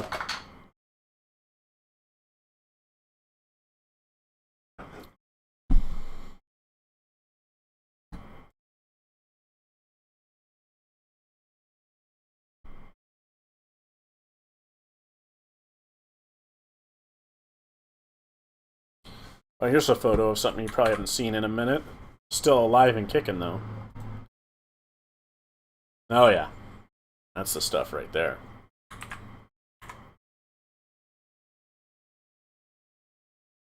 Yeah, let's swap to RX-8. Oh, it's so pretty.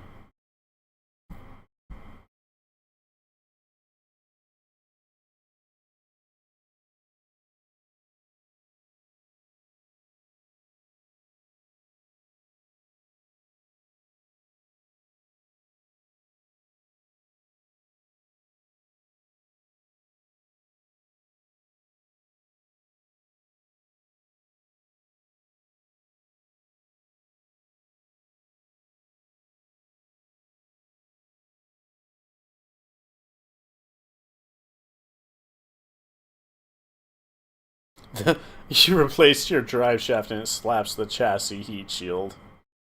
Nice.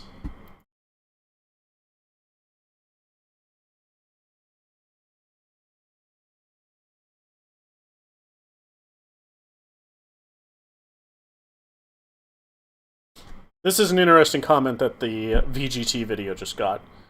It says VGT aren't typically used on gas engines because the exhaust temps are really bad for the vanes. If you want to use this indefinitely, look at a liquid-cooled manifold. Thing is liquid-cooled manifold. Liquid-cooled manifold, that's a tough one. Is it not the heat energy that spools the turbo? So would liquid cooling the manifold, thus cooling the air, not cause the turbo to lag? I don't know. That's a good point. My thing is okay, heat damages the vanes. We got that. How do we make the vanes less damageable by heat? What material can we make them out of to make them not as weak as what they are? If they even continue to do that. Because as I mentioned in the video, I replaced it with that other cheap eBay vane ring. Hasn't melted yet, and I've driven it way further and been way harder on it than when it melted down the first time. Let me actually find photos of those, so that people who haven't seen that video yet have some context.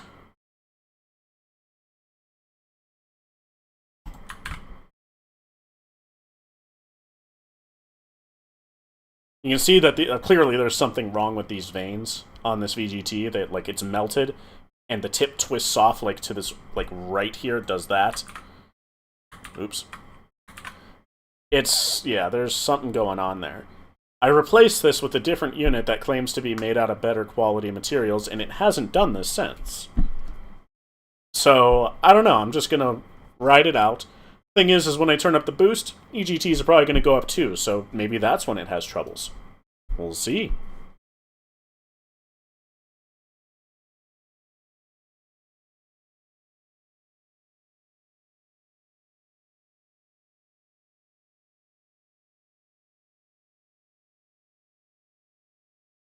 It becomes a cost engineering issue. Higher temp materials are more expensive, and the more cost-effective ways to improve the engine. Yeah, for mass production, 100% agree. Now that we're in the aftermarket and some moron put it on a gas engine, I gotta find an alternative. That moron being me, of course. So, that's... if it still is even a problem, like, you know, it is what it is, isn't what it isn't. I imagine... here's what, you know... diesel guys use these things on their high-performance builds. Or do they, right? Like, obviously there's guys out there pushing more horsepower, maybe with these turbos. Their EGTs are going to go up too. They're going to start melting down their turbos. So what do? My intuition is telling me they just swap to a non-variable geometry turbo, right? Which would be a shame. But that's why in the video I said, am I committed to sticking with this turbo? I don't know. I'm not going to rework this manifold that I was showing off or get a nice one made until I know that this won't be a permanent issue and until I'm committed to this turbo.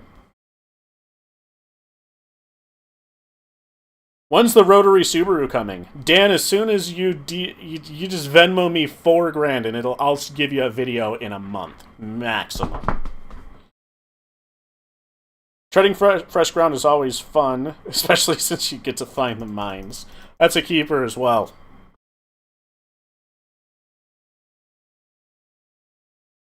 I suppose that the VGT could do good things for two-step to spool, but probably unreliable at the level you care. Yeah, probably. I mean, you know, we'll see how it goes in the long run. Again, I've never seen anybody put one of these VGTs on a gas engine.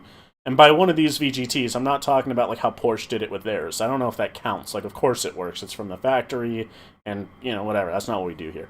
Talking about, I went and got a diesel truck eBay knockoff whole set. Again, not even a whole set. It's a knockoff. And put it onto a gas engine. We'll see how that actually works in the long run. I haven't seen anybody do that and get it to work before, so we really are treading new waters here.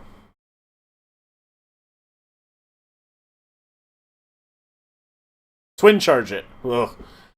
A buddy of mine, who I've met at Boxerfest, called Boosted Problems, did a twin charge Subaru build. And I desperately want him to put a standalone in it so I can go get some numbers and see how that thing is actually performing. He's got an Eaton, it's either an M90 or the M62 off of Mercedes, and a big old turbo. And he has a valve that switches on or switches over from the supercharger to the turbo once it gets spooled up using the supercharger's air in the beginning, I think. Very cool setup. Needs data logs, need graphs, we need data.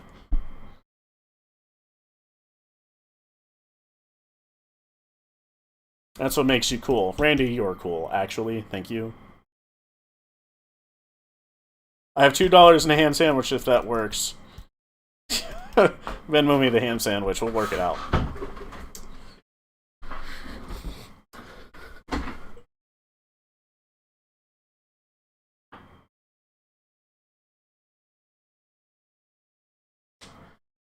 Yeah, the VGT, again, this is one of the reasons that I wanted to get the VGT out to you guys so soon and kind of, not go so hard with the graphs and the editing and just skip the whole KSwap video, was because it would give me some more feedback, So we'll see what other people...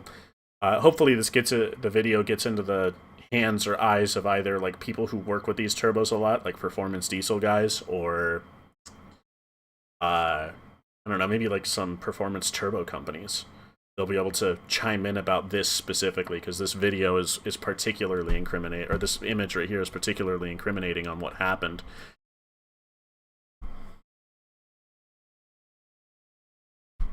Into the unknown, agreed.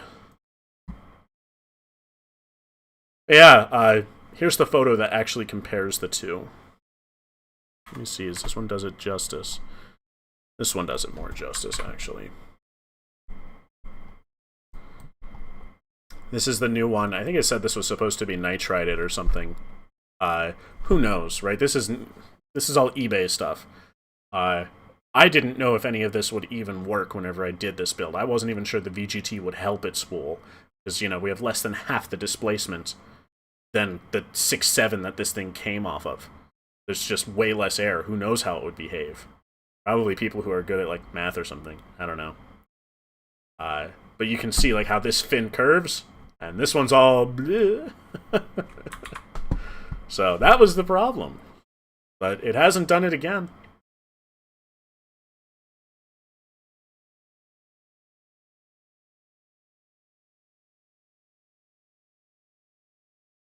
You could trust it as much as my 20,000 milliamp hour 18650.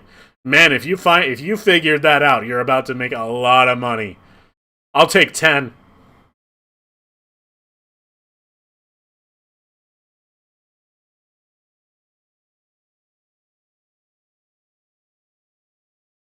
I take it back. The more I think about it, the diesel fellas are using them. They would likely be plenty reliable. Yeah, I mean, again, that was and that's what I said in the video, was like, if diesel guys are pushing these things to the limit, then I'm, what am I doing? Same thing. Can you show us the 18650 clip again? Pennsylvania Lehigh Valley signing off. Hope to see more of your videos. Hey, catch you later, Marcus. Thank you for stopping in.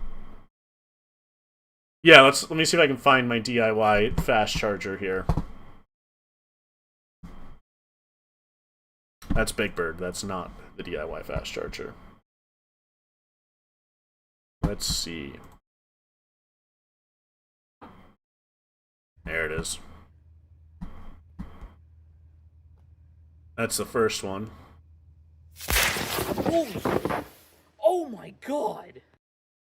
I love how surprised he sounds in that video. There's our DIY fast charger. Ready to run? Yeah. We'll see what happens, huh? Watch how the nickel strip just gets red hot immediately. Oh my god. Oh, golly. Give it a minute.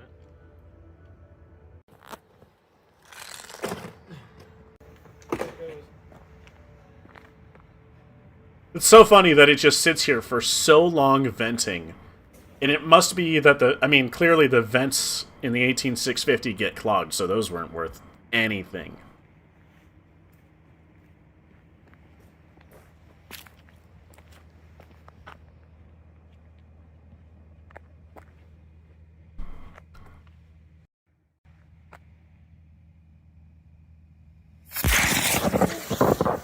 Oh my god!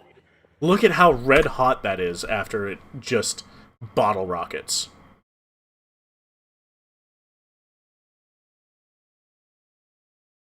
Yeah, that's something.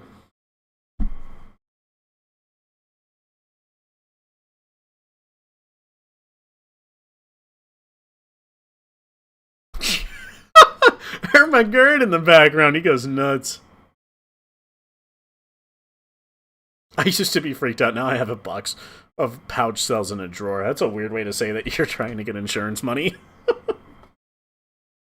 Actually, hold on a second. I've literally got like pouch cells up here that are just dissected. Like, what am I saying? But they're in fireproof bags. Insurance company, relax.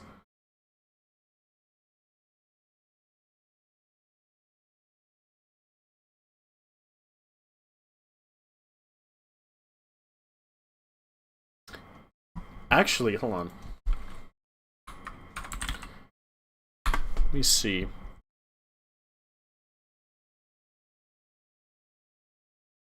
I have another video here. This is actually unlisted on my YouTube. You guys are welcome to watch it. This was the beginnings of the VGT. We'll watch it together.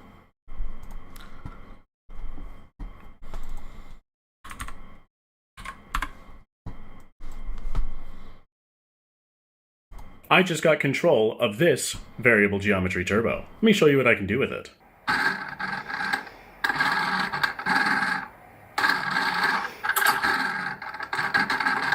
So, a problem with having this variable geometry turbo on the bench is testing things. Like, if I want to test my turbine speed conversion board to see if it's working right, I don't have an engine hooked up to it to spin it up. So, I created this 3D printed adapter that lets me hook the output, that's the blowy side, of my shop vac up to the turbo to spin it up. It works great. Now, watch this.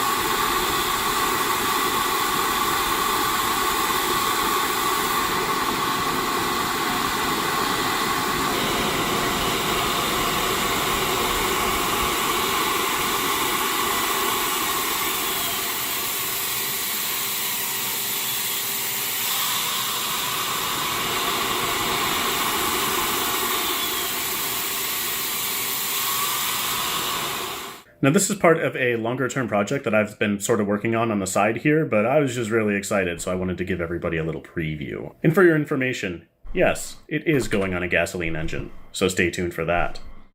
Obviously, yeah, that's the part of, or rather, that's pre the video that I released today. Are we back to the battery? We were looking at the battery again, yeah.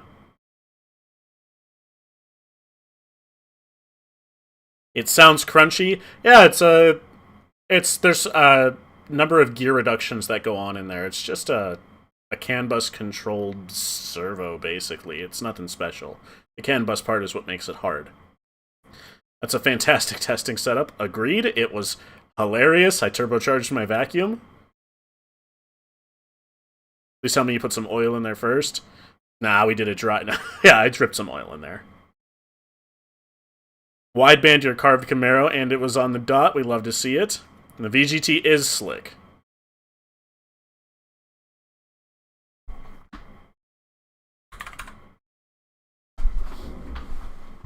I've tuned one Holly car, and even tuned, it's just I kind of kept an eye on fuel trims while he was driving, right? We did pulls, that's it. And I was not a fan of the Holly software. Gonna be honest. I've been spoiled by how good the Halttech software is. I quite like this. And I think the Halttech just had more features at the time. Like, I've got rolling anti-lag and a lift to shift. I got tons of stuff in here.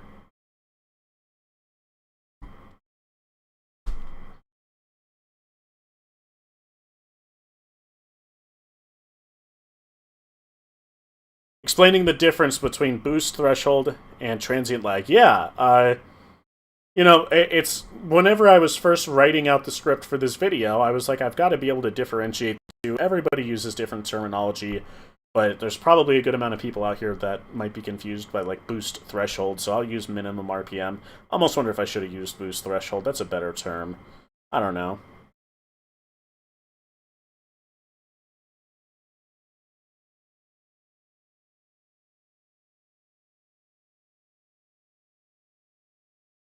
I accept threshold as part of the fun, but the lag is what makes me like, nah. Yeah, I agree. Uh, it's, you know, the nature of the beast. The VGT definitely helps with both, but what really sets it apart is just genuinely the drivability. Just cruising down the road, you're gonna start going up an incline. Big turbo, you downshift if you want boost. Sorry, small turbo or VGT, yeah, you know, lean into it. Your rods might not like it as much.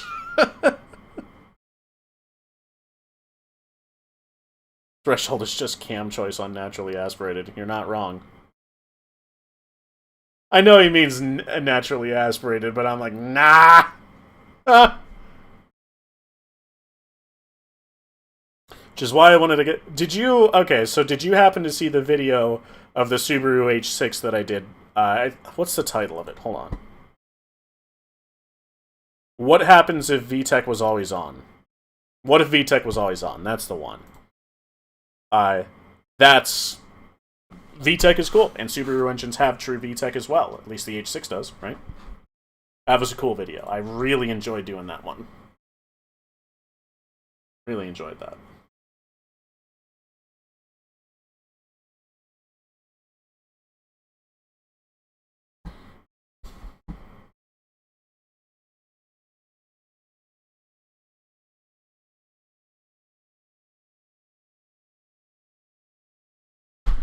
Okay.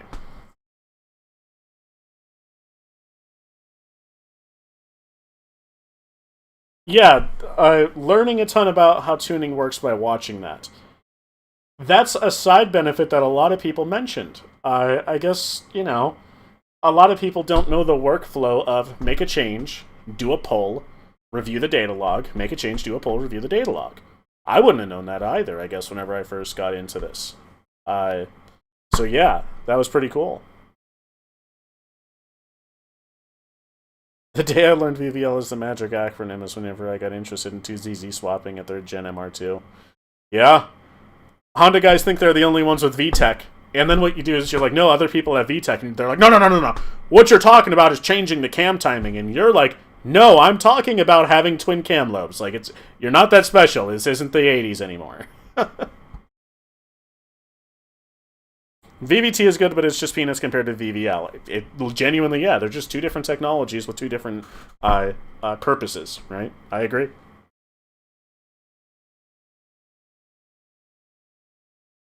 Can you create custom maps in Halttech where it changes one parameter based on the two other parameters you select to create a graph? I don't know quite what you're asking. If you give me an example, I might be able to show you in this, you know, tune, sure.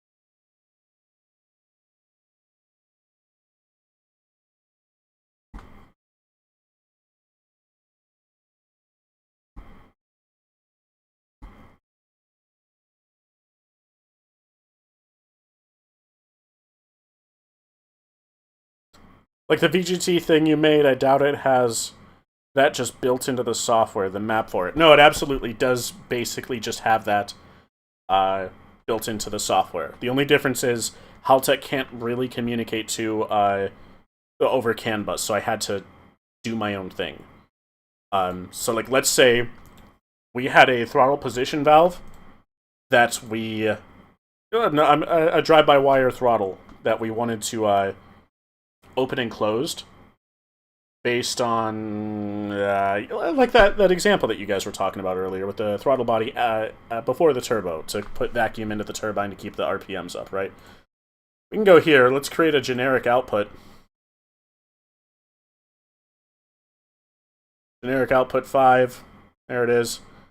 This is going to be a table, and we're going to output, let's see, a duty cycle, right?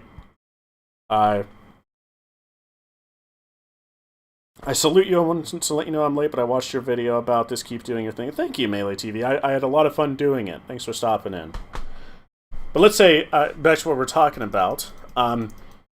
This is going to be our throttle position, right? We want to make sure that our throttle position of that throttle is only whenever we're at high RPM and in vacuum, right? So if I put a 100 here, that's 100 vacuum. We already actually have this set up, but you can set up custom columns. Like, instead of maybe wanted it to be based on something like our exhaust pressure, I don't know, exhaust manifold pressure, you could do that. You can set up custom columns. Right? Or a turbine speed.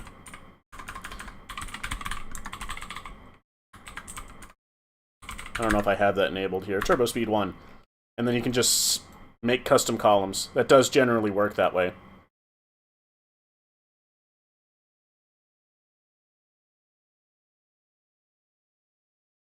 But yeah, you can have like a generic column for whatever you want.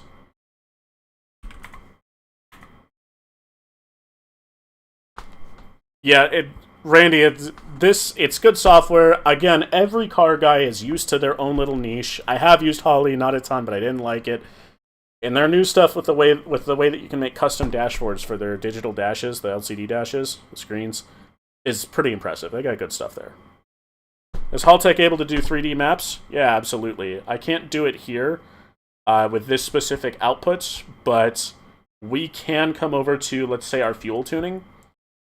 And I can add another map here. And the most common map we'd add to our fuel tuning is our flex fuel sensor, right? So this is our ethanol content percentage. So we might have, like, let's say 50% ethanol, E50, 60, 70, 80, 90. And here's our third dimension. And we can go into each of these dimensions with this slider here. Get better main tuning. There we go, a better view for you. And you can do whatever you want here. Oh, you know what? Actually, that's a crap example. I'll give you a better example. We're going to do cam control, right? We want a cam-controlled switch, right? Output stake. In other words, this is when VTech kicks on my KSwap, right? We have 0, which means it's off, VTech is off, and 1, right? Let's say you want 2 completely different maps for when VTech is on and off, which is how the Honda factory ECU does it. You could totally do that. You could tune your engine for all these cells when VTech's off, and then do it again when it's on, so you can switch it whenever you want. So you don't have to just always switch it at a specific RPM and have it tuned in there. So yeah, you could absolutely do that. Does it have a 3D map viewer? Yeah, it absolutely does. Here's my crap tune. Press D on the keyboard.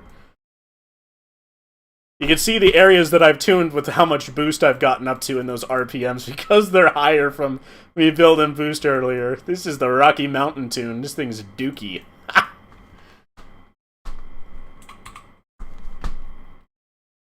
I thought whenever you said 3D, each of these is a dimension. This is one dimension. This is our manifold pressure. This is the second dimension. And here's the third. I thought that's what you meant. I'm so silly.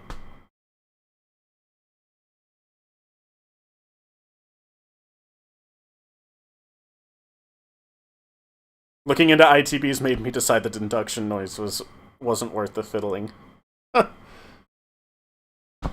I wonder, ITBs are cool. I'm not an NA guy, though. I should be. I should try it more.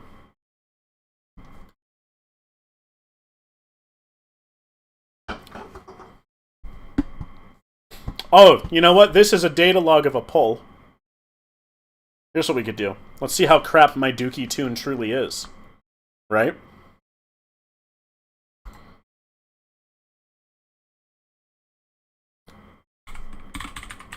Let's put our wideband on there.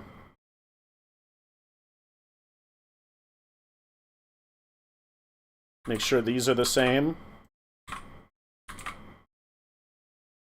Not bad. I haven't touched this tune since last year. So, the red is our current AFR. The green is what we want it to be, right? You can see exactly where the tune crosses over. This is where we are in the tune. We're pretty close. And this right here, what RPM is this? This is right about 5 grand. 5,300, right? What do we think happens at 5,300? I haven't checked this tune in so long, so we're discovering this together. Cam controlled switched. We turn on. This is a map. It would have been around 5,300 is when VTech turns on, so that causes a spike real quick in the reading. So that's VTech turning on, that blip there. Isn't that cool?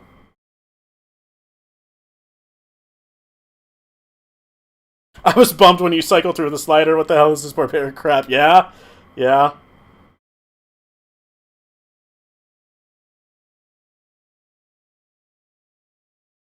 It's almost as dookie as my set AFR. My AFR is frickin' fine. We're on E85. There ain't nothing to be worried about. There ain't nothing to be worried about here.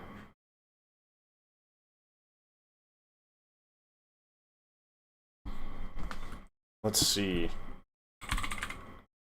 This is a brand new VM with install, so I don't have anything. Oh, look at it. We're within 5... Wait, hold on. This is frickin' AFR. Let's go to Lambda. I want to see percentages.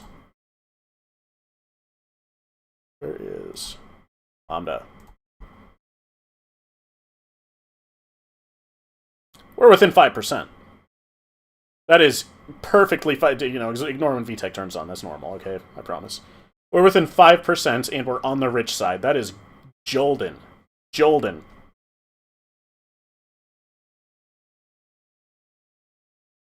All the octane. Correct. In fact, how much octane are we thinking? Let us find out. This is a data log after all. Let's go and put a number display in. Flex fuel sensor. 73% flex. Okay, well, it's not E85, but I've never seen a dymo or 75 in PA, so we're doing good. Normally it's 70.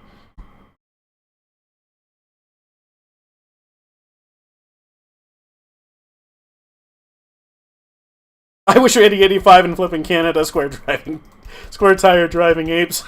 Yeah. Yeah.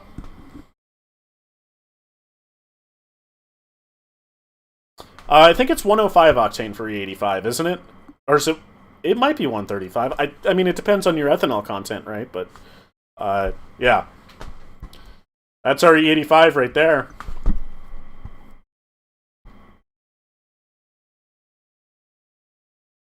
Okay. Yeah. Yeah, that's funny. That's good stuff. We got some fancy data. This is my favorite part, by the way, is viewing data logs and being like, well, wait a minute, how good was my tune? Yeah, not bad. Not bad. Especially considering... Well, so here's a question. I haven't actually looked at this, but we will. When we close up the VGT, that increases back pressure, which implies there's less room for fresh fuel air to get into the combustion chamber. Does that mean that we'd have a richer mixture whenever I did the pull, where I had it locked at 70%? Let us look. We have the technology. Why not? Here's our 70% close. Let's go ahead and load it up. I'm pretty sure E85 label pumps put out like E65. It depends on the season and the time of year, right? Like whenever it's colder, the pumps will put out like E50. You know that they mix it intentionally to make the engines easier to start.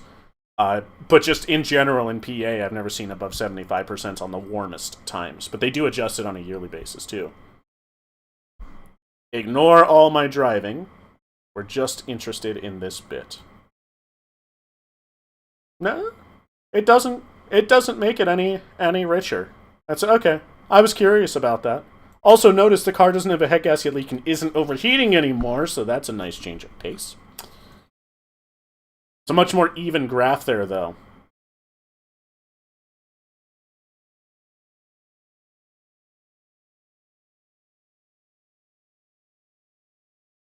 I want to believe it's effectively higher octane since you inject more per energy content. This was my brain. Yeah, you know, that's why we have data logs. Look at that. It's gorgeous. The key thing is, though, we hit our target boost of around 16, and we're in open loop boost control, by the way. This is just a raw duty cycle going to the valve, so it wouldn't mess up our boost readings during these pulls on the boost control valve. We hit our boost 4,600 whenever the vanes are helping us. And again, this isn't a video, but this is my favorite part, so we're looking at it again. Whenever we do it with the VGT locked open,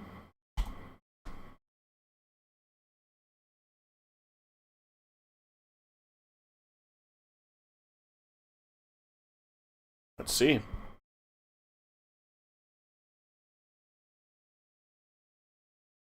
We hit our target boost 5,500. 1,000 RPM later. Just so cool. Just so cool. And obviously, so that's from locked. That was 70% locked to open percent locked. We go to the one where we actually use the tune. This is where the one for all the marbles.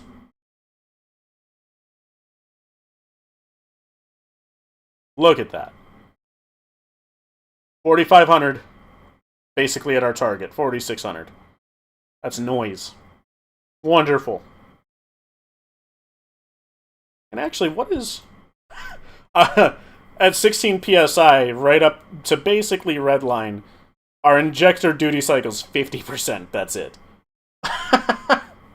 That's because I have 2150s in this car. 2150cc injectors on the KSwap. Golly.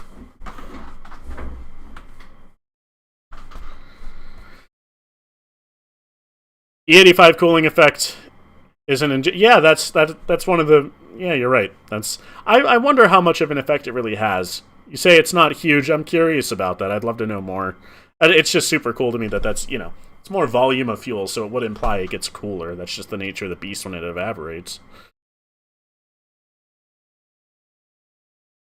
E85 over here is 219 per liter, 117 per liter.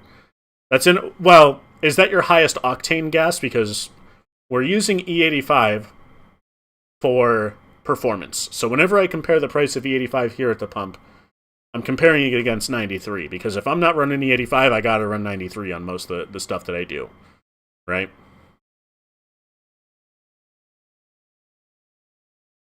Cold side Miata advertises the fifth injector as intercooler-like effect. That's a weird way of saying it just injects more fuel. Like, it's no different. Latent heat of vaporization still going to occur, isn't it? Vaporization, evaporation, evaporization. I'm a goober. Ignore me.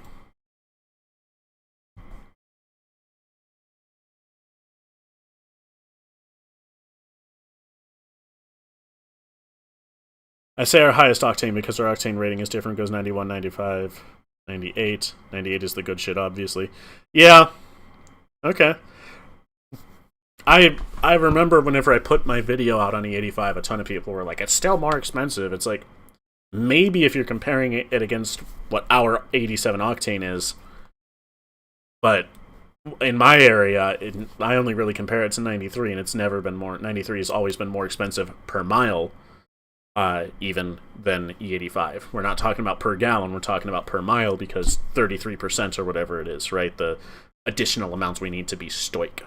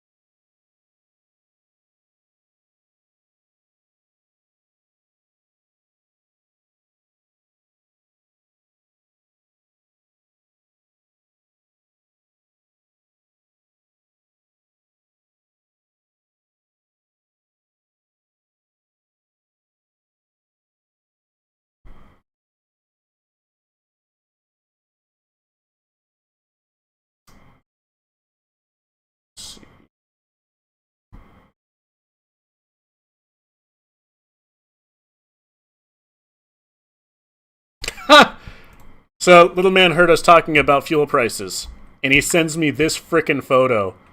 What date was this? Because I don't remember it being this drastic. But I remember when, like, this, last time I remember it being this bad was here. There we go. That's insanity. That's so much cheaper. You don't even need to do the 33%.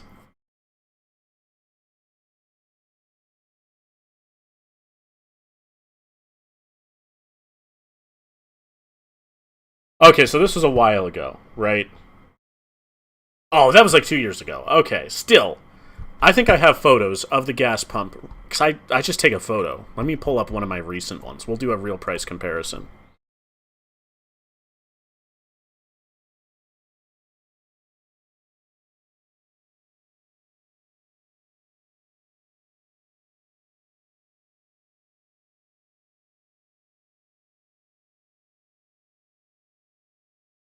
$88 is just E15.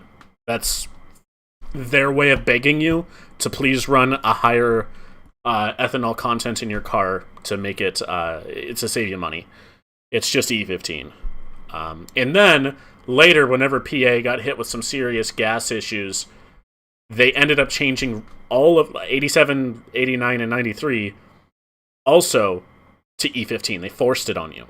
They're like, well, the ECU closed loop will take care of it, you know? And it did, but it's like, okay, what's 88 there for?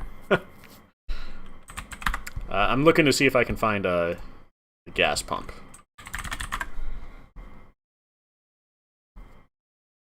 Here's one. Holy crap, what happened?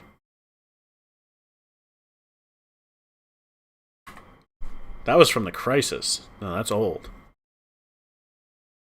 Want something modern. That's 2023.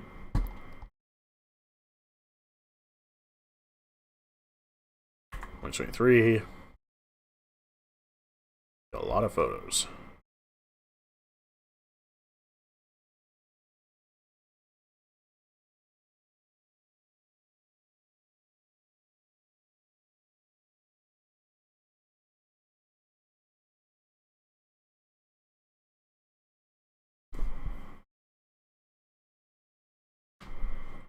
Here's one.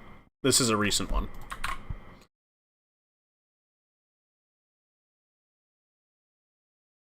That's the comparison between this one was in April, so a little over a month ago.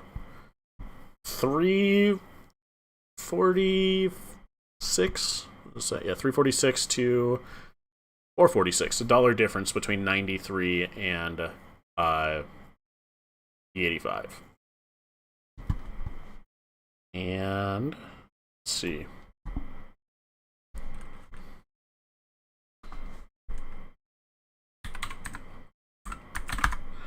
$446 times.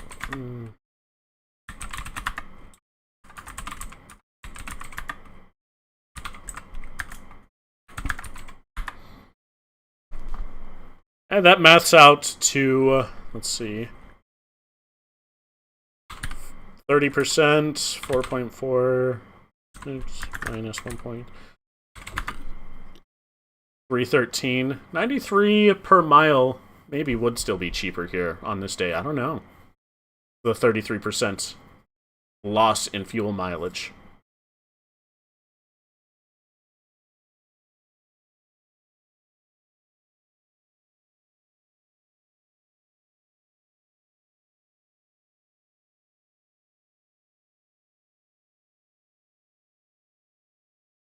Please, please, please use our ethanol we subsidize. I don't know nothing about any of that. All I know is E85 is the good stuff. Our E85 over here is a lot more expensive, which sucks a lot. Agreed. Yes, that's the 33% is the math. I think that if we take 33% and were to add it to the E85 price, it would be more than the 93. Is what I just did. It's like cents, like 30 cents or something, I think. Ethanol is actually pretty expensive whenever you don't subsidize. Well, I hope that they don't get rid of my E85 because that's good stuff.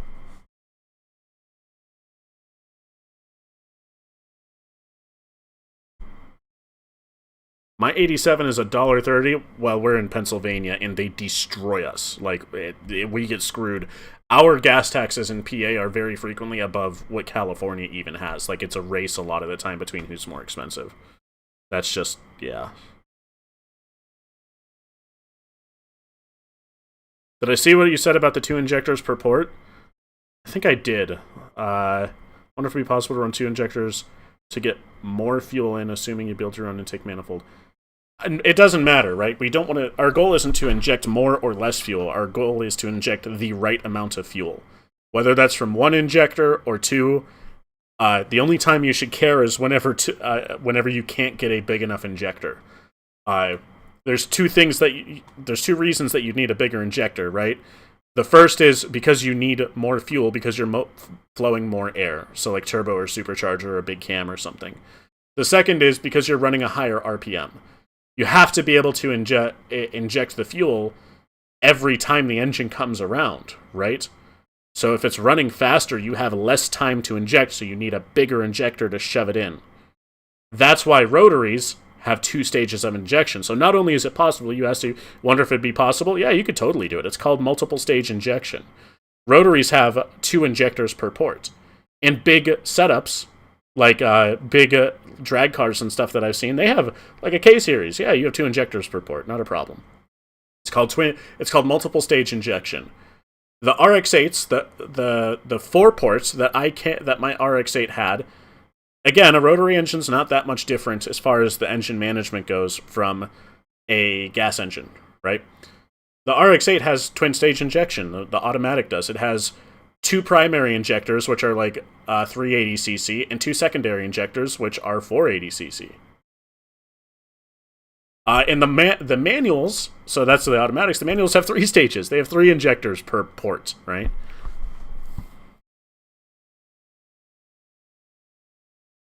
Would that help with your legacy where you can't get bigger injectors? I actually can. They're the same as STI injectors, WRX injectors. I'm just cheap, and I didn't want to pay for 6 injectors that would cost me a ton of money, and I wanted to try decapping because I'm cheap, and it did work with very little side effect. But in cases where you can't get injectors, I would say make a manifold and use LS injectors or something common to get the cheapest ones. Or modify your manifold to accept them. It's not that tough to do, to be honest. Like, whenever you get deep, if you're that deep into an engine that's that custom, you're probably going to be doing stuff like that anyway.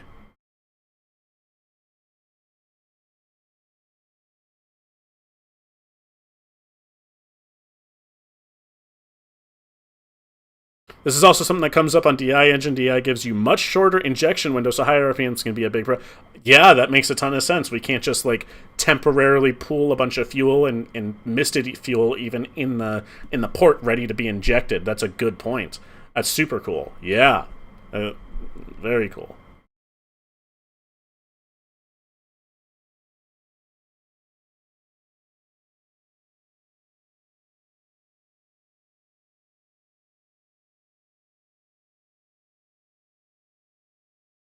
Most DI engines run 100% duty cycle, close to 100% duty cycle from the factory.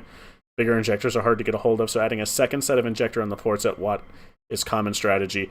That's one of the saving things for me. It's like, okay, let's say I want to play with a DI engine. Nothing's forcing me to use the direct injector. I could just make a port injection manifold. Okay. But, you know, I haven't had a need to go with one of those.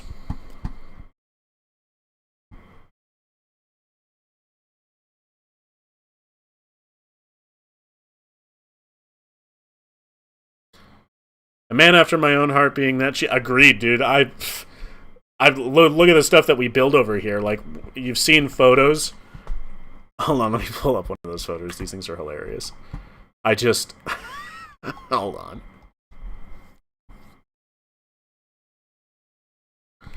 Copy this image. Here we go. What brand turbo is that on the rotary swap?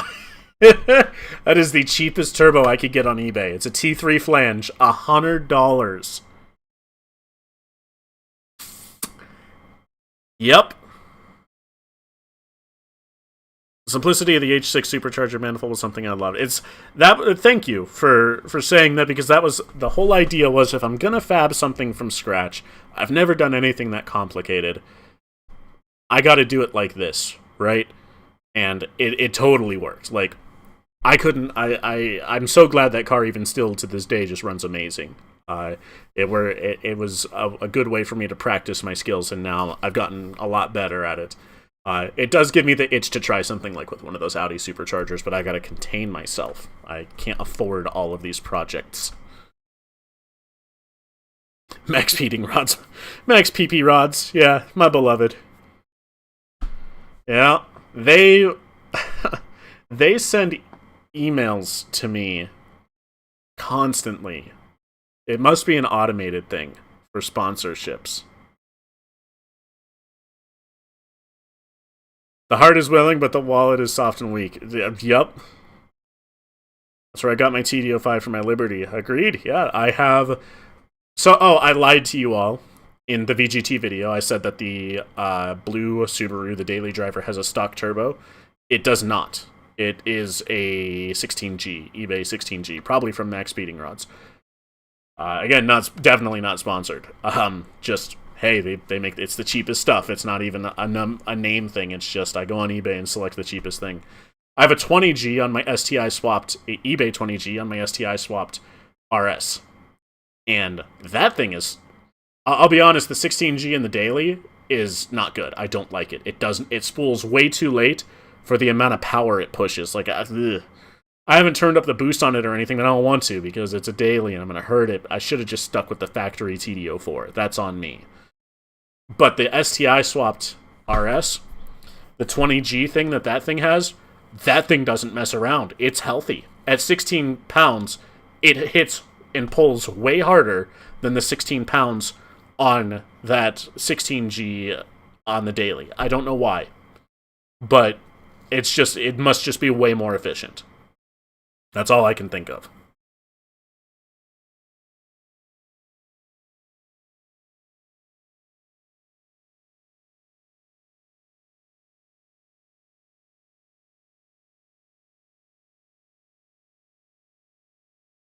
Pressure isn't always linear with volume. That's true. I'd have to actually get scientific with it, but all I know is like it's strange that there's such a discrepancy when the turbos themselves physically are very similar sized.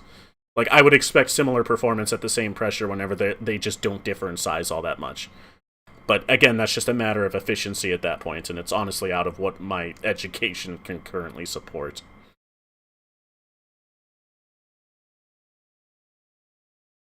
It seems that the current gen pricey turbos are impressive in regard to fast spool and huge max power. Yeah, that's why I made a point in the video to specify that, like, yeah, the VGT's cool, but, like, the extremely expensive turbos can probably do this too, maybe. I don't know, I've never touched one. But it's probably worth it to at least investigate that if you were going to consider doing something like this. It's pretty cool, either way, to me. I'm not here for the expensive stuff. I'm here for the let's turn knobs and make weird things. You guys know that by now.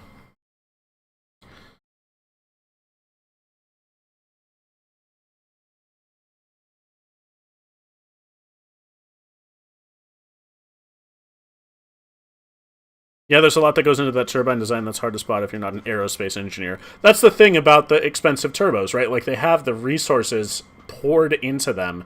I wasn't joking when I said that, like, they've been working on these turbos like they're the cure to cancer. They have. Like, precision turbos are insane, the amount of study that they've put into them. I say expensive turbo, and I don't say that with any sort of, like, malice in my voice. They probably justify the cost, right? If you're looking for something like that. If you're looking for something like that. I currently am not. I couldn't afford something like that, But it's nice to see them. They're fascinating, I love to see the tech that goes into it. It's a lot of work.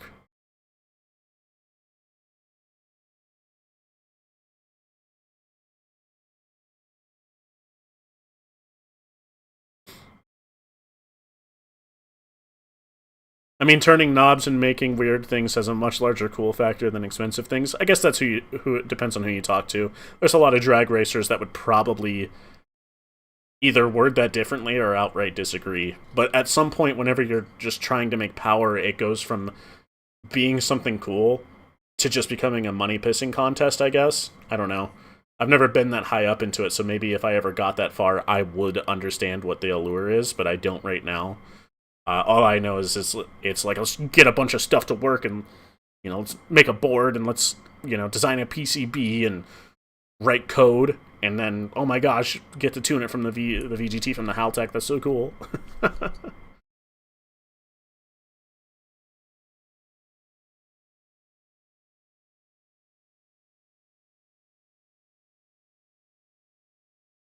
Big numbers fun is the main draw, I think. You're not wrong. I have a buddy who owns a dyno shop, and he has some pretty legendary cars come through there. And the people who, bring the cars will force him to structure the graph in such a way that makes it look a lot better than it is. Like, they'll only show a certain rev range, or they'll truncate the bottom revs or something. It's it's to make the owner of the car probably feel better, perhaps. I don't know. It's not my thing. I can see through that.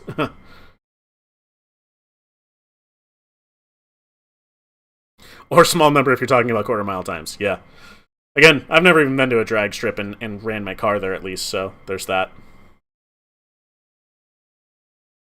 Massive correction factors. I don't know if he outright just changes the correction factors to, like, I don't know, lie. I don't.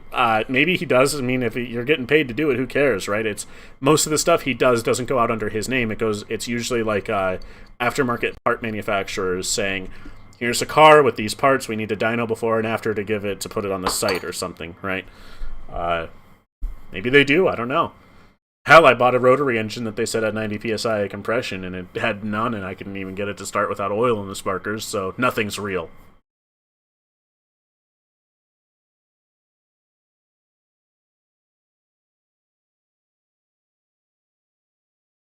I don't know, building an engine in trans and installing it then and it actually working, making big power feels great. Yeah.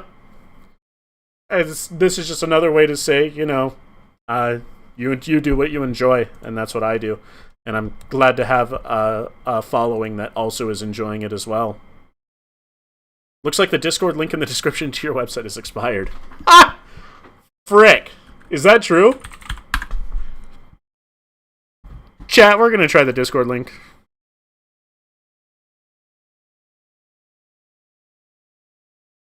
Oh, it says it launched. Can somebody try that for me? That worked fine for me.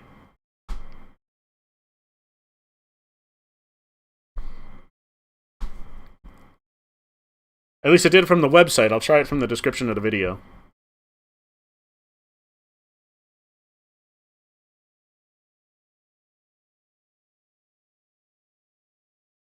Black Thumb community invite. Try it from a private tab.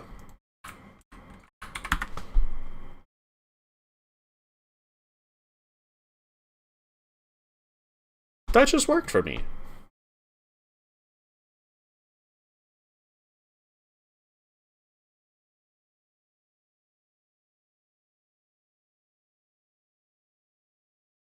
It must feel better than buying a C8.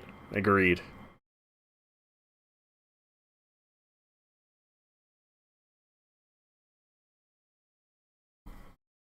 I don't know. I bet if I drove a C8, I'd probably have a good time too, though. Do I take that back? Maybe. Might have to take that back.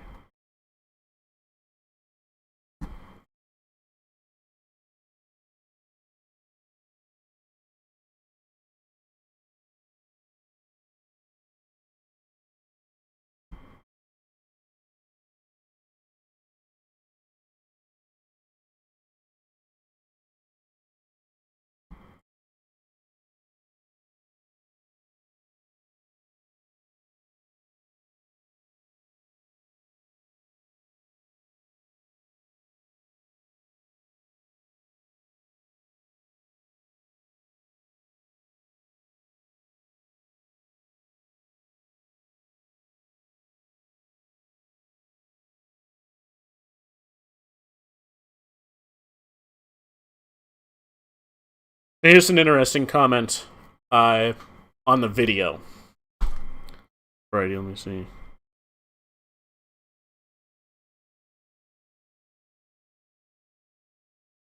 See you later, Randy. Thanks for dropping in.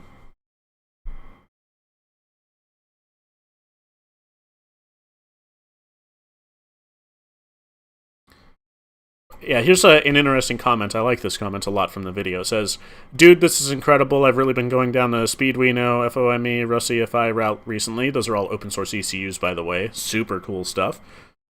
And the fact that you made a board for this is amazing. I'm assuming you're on Halttech based on previous videos, but I'm totally down to get something ported and working in the Speedwino FOME ECU. Currently waiting for my DIY EFI LS300, or IS300 FOME board to come in. Helping them with development for the USDM chassis plug and play. Okay. Running as 1JZ GTE VVTI. Radical. Even if only one person uses it, it's an amazing contribution to the community. I can see myself wanting to mess with it with my Jetta. Okay. Yeah. So he wants to maybe work on adding this support for this VGT into, it sounds like maybe into a fork of their code base or something. That could be cool.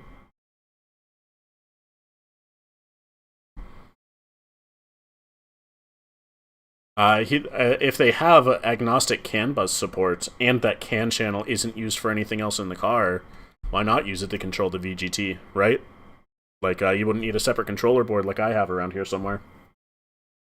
Which, by the way, you don't even need this controller board that I made. I just did it because I was tired of building the same thing over and over for various different little car projects. 12-volt regulator, CAN bus transceiver, ESP32, protection, all that stuff. You can build it by hand. It's pretty simple.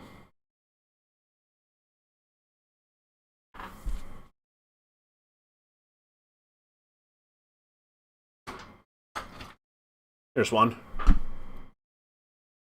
That is one of the VGT control boards. Not much to it.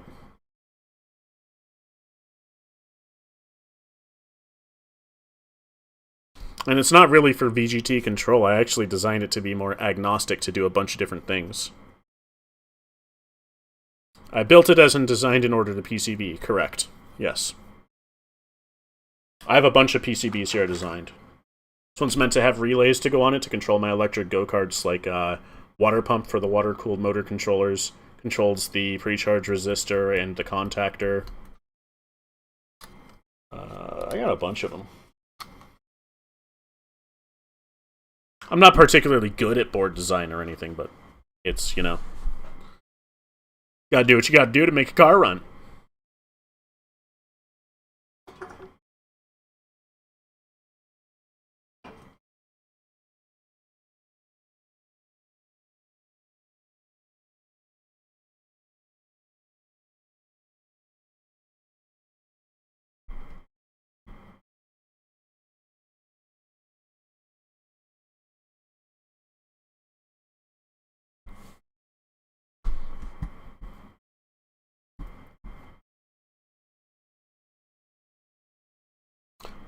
Works for me from the VGT video. Okay, maybe it's just his Discord account that's expired or something. Yeah, I sent, you know, we've seen people join since this video came out. I've seen them join over the last week, so I guess it's working. Thank you for checking.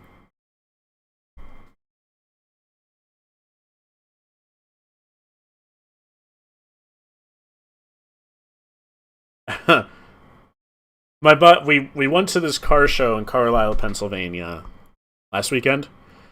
And the weekend before. This is when I drove the KSwap to, with the VGT, of course. And my buddy basically had to get his CRX pushed all the way through the car show because it just died right as he got to the gate. Which I'm sure was fun seeing people, you know, oh, I have to push my car into the car show because it doesn't run. And I helped him diagnose it on the field. And it turned out water got into the ECU. Out of all the things to go wrong in a car, you know, water leaked, old CRX, old rubbers, got down into the footwell, corroded the ECU overnight. He had no idea, and it just barely made it to the show. It happens. I don't think I've ever banned anybody from the Discord that wasn't a spam bot, so I don't think it's that. I think it's probably just something you know, it's probably DNS. It's always DNS, guys. Come on. Hey, the cert expired. I don't know.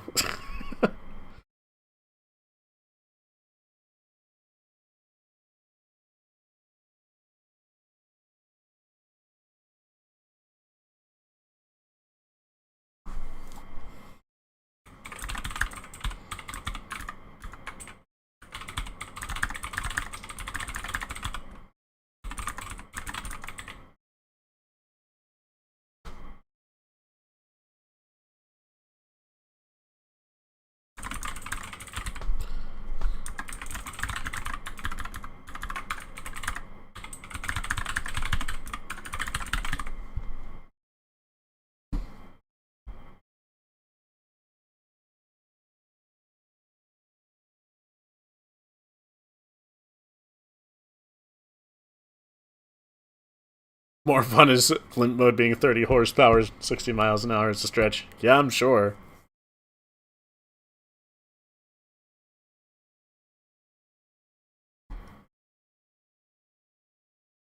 It's always DNS. Who lets the computer nerds into the car scene? Come on, guys. At least pretend to be cool car guys and no computer dorks.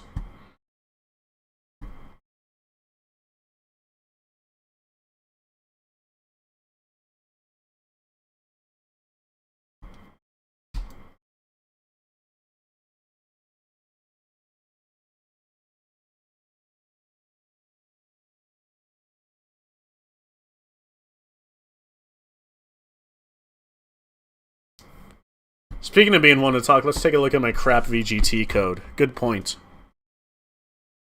Look at this crap. Wonder why it's timing out. Why after an hour or so it just stops working. There's gotta be... Oh, it's probably this. There's gotta be an integer overflow on me reading the duty cycle from the VGT. Somewhere. If I had to guess.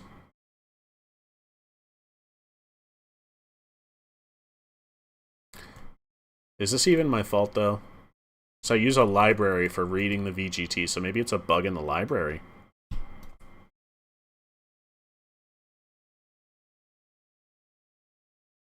No, it's not a memory leak because everything else still seems to work. And I'm not... This is... Everything's statically allocated. Like, there's no... You know, this is embedded code. This is as simple as it gets as far as embedded code goes as well. Oh yeah, how am I reading the PWM frequency? Yeah, this right here, PWM info. So I did write my own with interrupts and stuff. That sucked. But I found a library that did it better than me because of...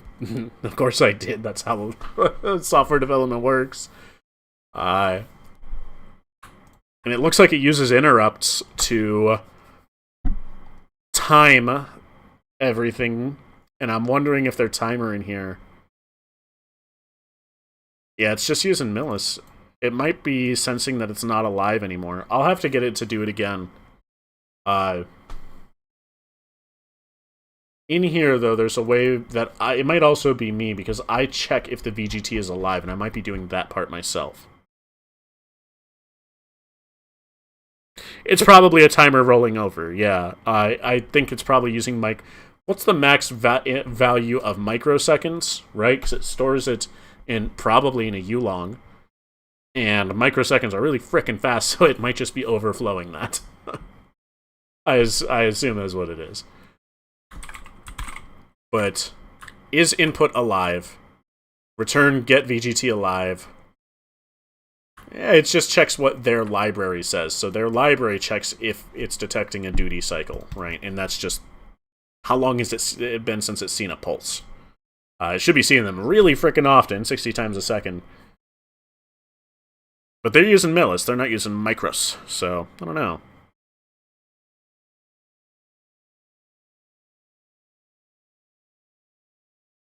Millis minus pulses rise time. I don't see them handling overflows here.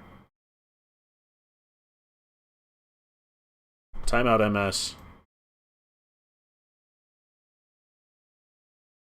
Because this rise time, last time of our... yeah, I don't think they're handling overflows in the library.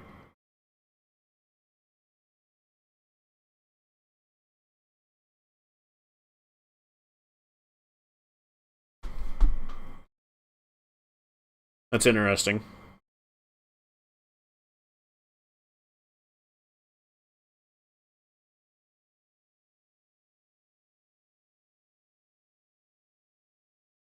Well, yeah, they're using milliseconds, yeah, so it should be to the heat death of the universe.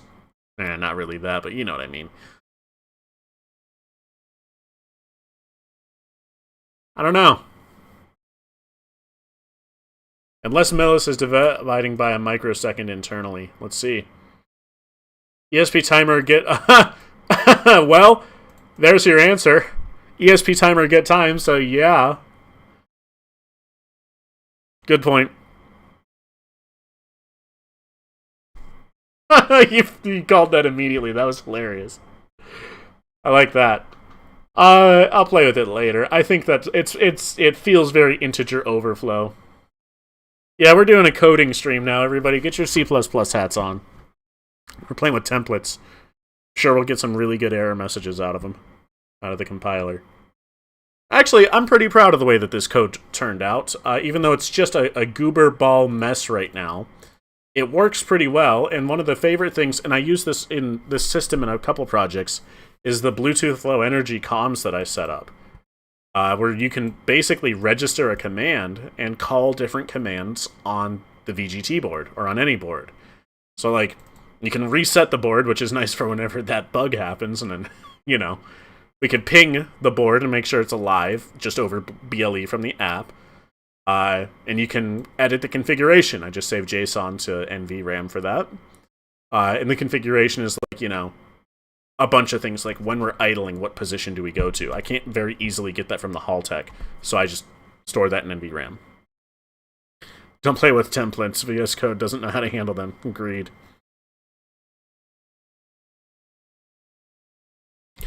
So, we can also... I can actually do an OTA. I can over-the-air update the board through BLE, and it's slow because BLE isn't meant to transfer that much data. But it works. And I then just use Wi-Fi for that. I send a command to the board to turn on the radio with a random password. And then the app will send the updates using the Android ad hoc connection feature, which is pretty cool.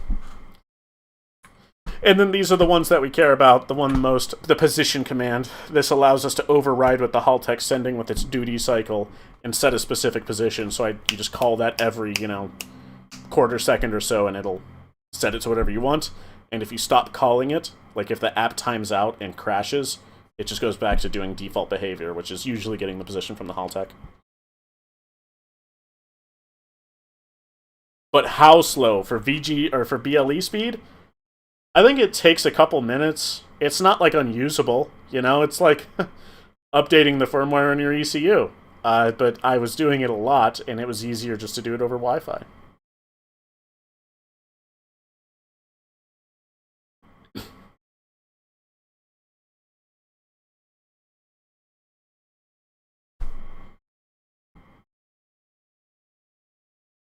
Yeah, this was pretty cool. I haven't touched this code in so long.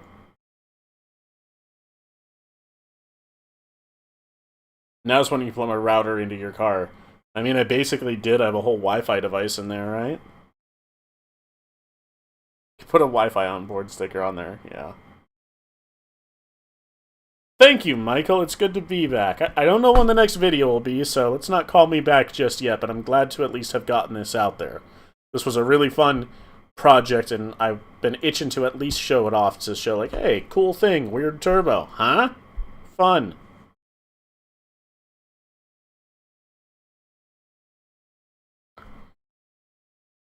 How many megabits per second does your car make? Yeah.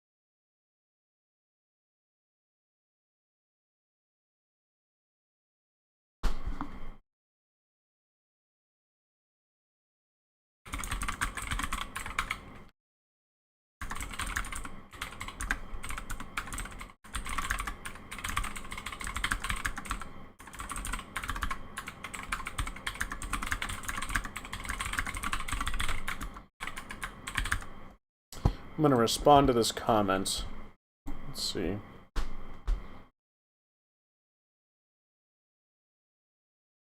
The kind of stuff you do is not conductive to a rapid upload schedule. I couldn't agree more, and I thankfully am not a guy who depends on YouTube for income.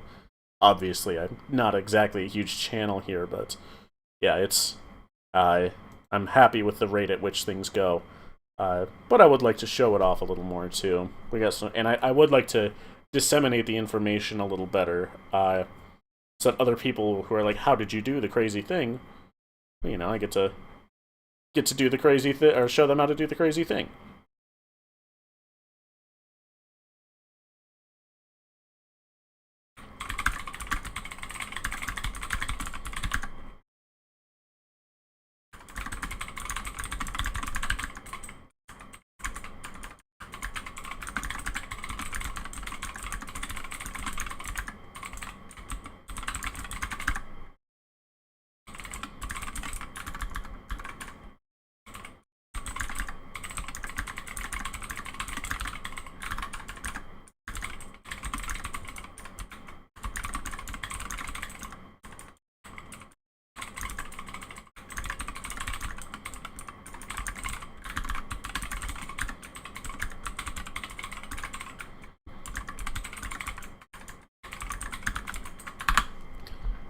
There we go.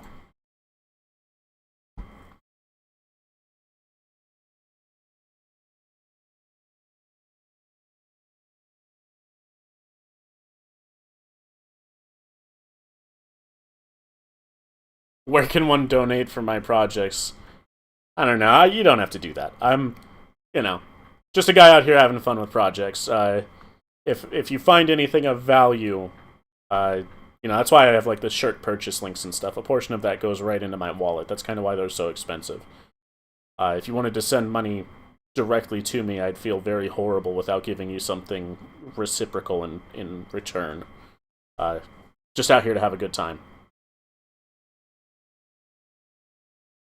The thing that's never on the camera is the moments spent under the car, broken, failed part. Yeah, that's why this live stream was kind of pretty cool for me. You know, I was like, it would be cool to show you, like, the, you know, first of all, that I'm alive. And that, second of all, this is what I'm in the middle of. This is what I've built since then. The KSwap RX-8s, the Rotary swap Subaru I'm working on right now. That's going to be pretty crazy. But yeah. That's one of the fun parts. It is also breaking and building it, but it's without someone else to help, like, to be in the weeds with me while I'm building the car. You know, to film, I mean. It's really tough, and that's why you kind of see me do the videos where it's like, the car's built, here's an overview of either something really niche, like the VGT or VTech, or just me glossing over the entire process and making jokes and showing you some of the hard bits of it, like with the RX-8 and the KSwap. It's just too much, and I don't think I'm the kind of creator that's good at, like, being, here's how to do XYZ. I think I'm more suited for, hey, this is why you might not want to do this because it's really hard.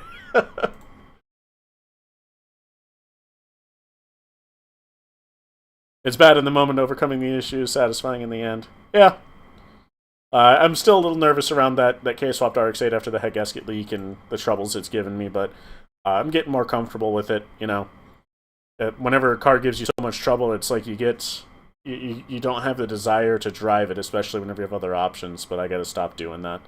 And that's one of the reasons that I've been beating the heck out of it so much recently, you know?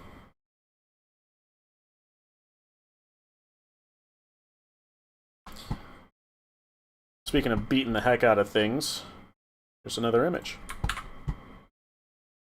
Gotta switch editors. That's the Rotary on the engine stand before it got torn down. Nice thing about these Rotaries, nothing to them. Oh, they're so simple, and I love it. The thing I'm worried about most is just checking tolerances and stuff as I build it, but, you know, I'll work with what I can. I've seen a lot of people build these things under worse conditions than my little shop, so I'm happy with it.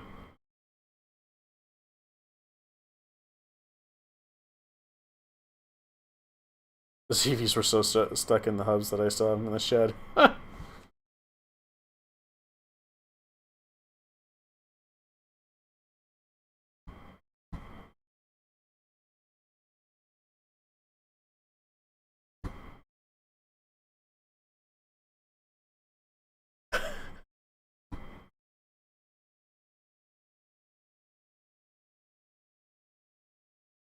Yeah, I feel that moment break.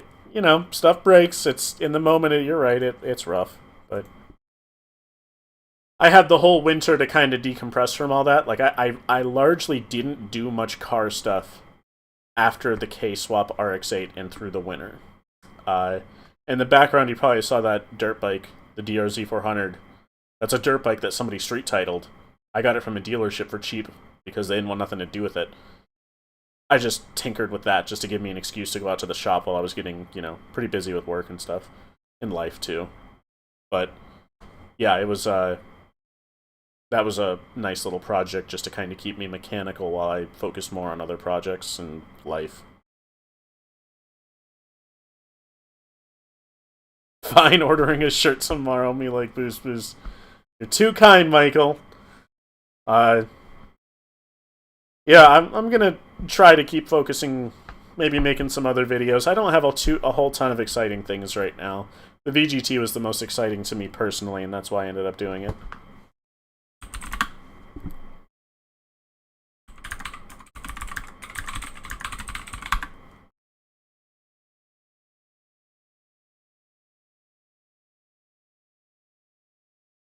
Dual caliper knuckle. That's pretty cool.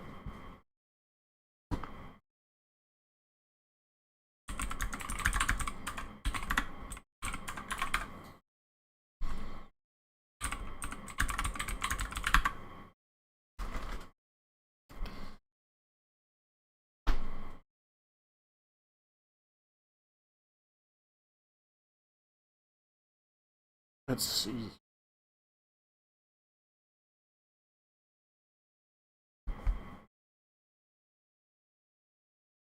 Your RX-8 dropped an apex seal.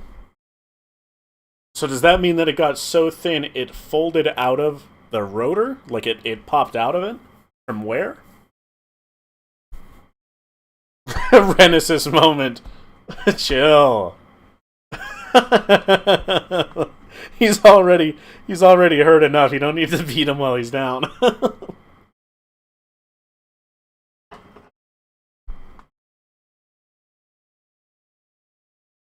Oh my gosh. If you're in the Discord, you should totally drop a picture of that destroyed Rotary. We would love to see it.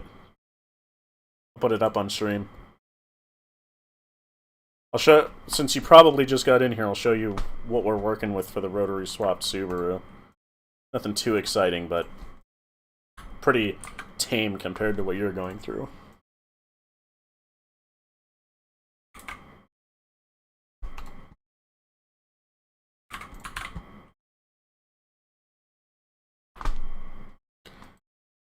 There she is. The old Renaissance.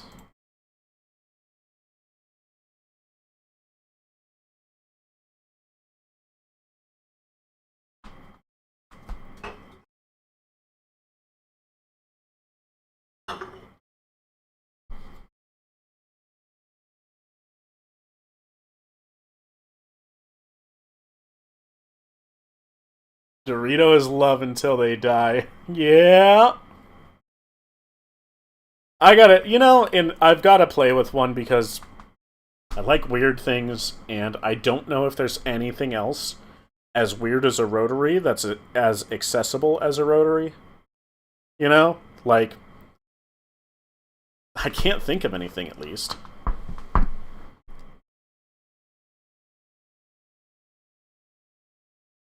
Like, everything else up until this point has just been variations of a regular old piston engine.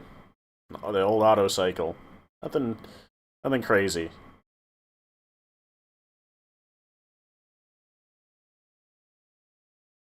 Well, if the FC rotary bolts to your house, don't all rotaries have basically the same bell housing with some minor changes? Because like the adapter plate to my Subaru Trans is meant for an FD, but they're like, yeah, I mean, it basically fits all rotaries. And so my 4-port automatic, which is missing a chunk of the bell housing for the starter, because automatics are weird, I guess, in the Renesis, in the RX-8s, it bolted right up still.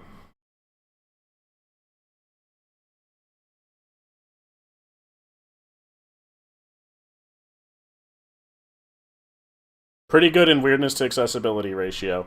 Yeah, it's right on the edge of what I normally do. Right? Like you see me doing Subaru engines and LSs in K series. So the reason for that is because they're just super accessible and cheap, right? That's why they're also popular. But the Rotary is in general way out of my price range as normal. So this is painful.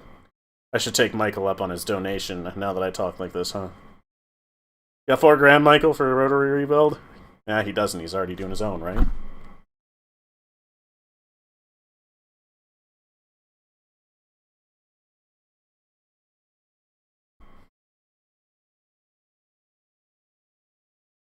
If I'm going turbo anyway, I'll get my piston rings over an Apex seal. Yeah, I should know better.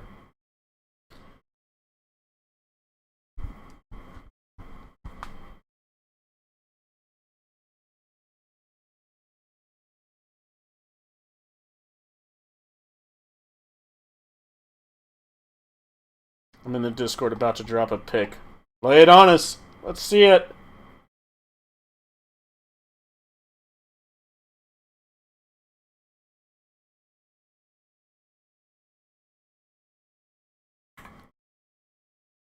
Oh yeah, well, first we're gonna show off the broken knuckle. We gotta show that. Oh wow, that did not work right at all. I gotta switch editor. I mean, you can still see it.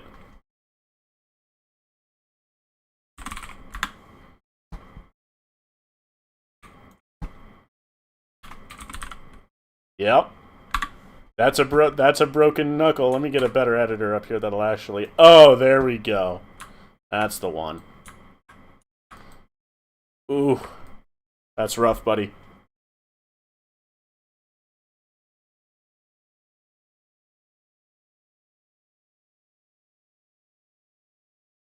If I do a rotor rebuild, it'll be billet. How cost accessible are those? You know? Like, golly.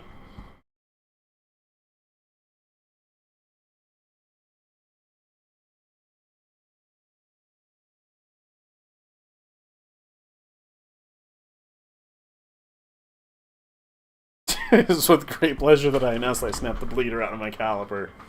Yep.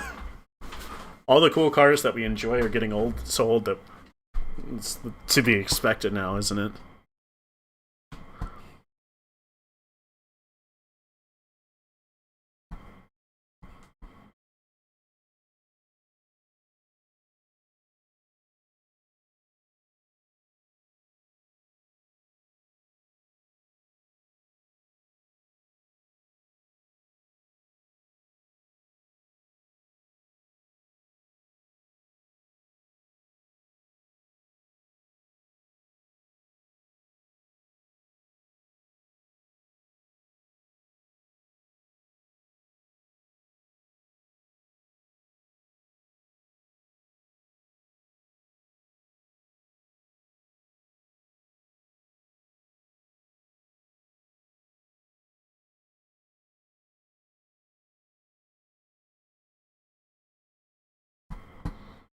Alright, where's this image, Michael? I'm waiting on you.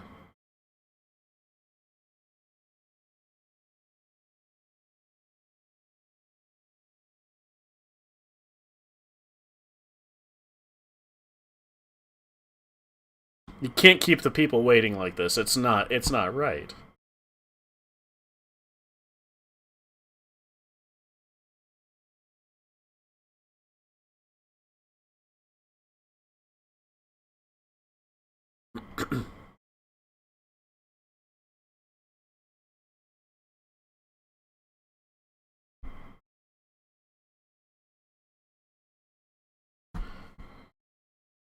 Meanwhile, he's scrambling on his phone trying to find something that isn't a picture of his wiener. Me too, buddy.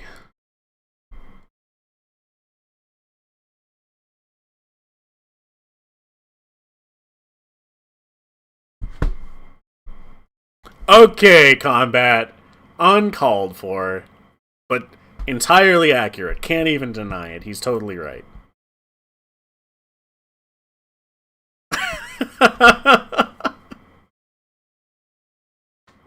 He's not wrong. He's not wrong.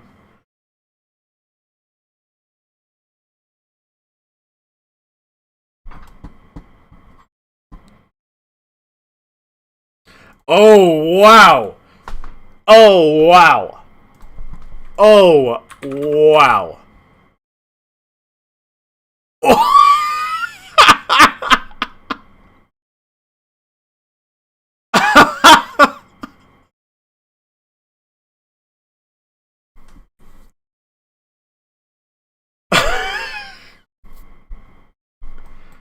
Yeah, that's rough, buddy. Holy shit. That's good stuff.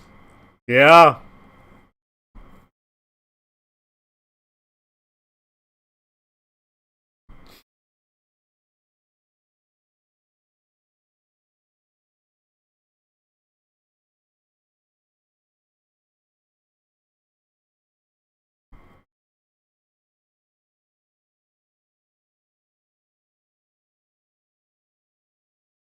He posted the story, said that the apex seal had fallen out of its groove on the rotary, which is a Renesis thing. A lot of things are a Renesis thing, but that's another one. RX-8 apex seals are a lot thinner beam-wise, so whenever they wear out, they just fold right out, right? Like, they just pop out.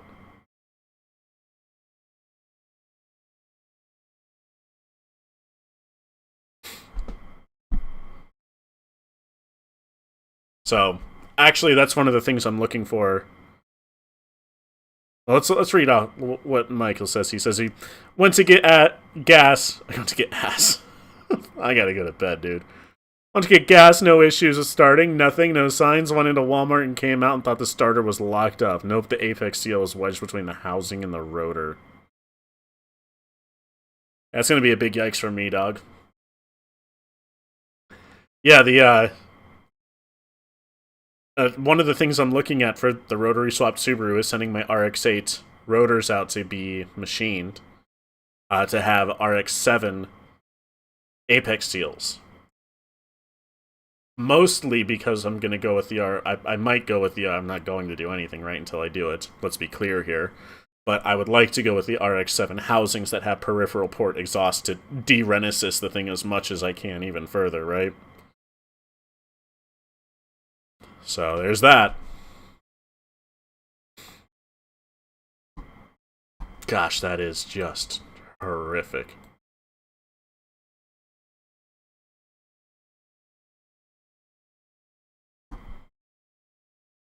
He's looking at the... Yeah. That's funny.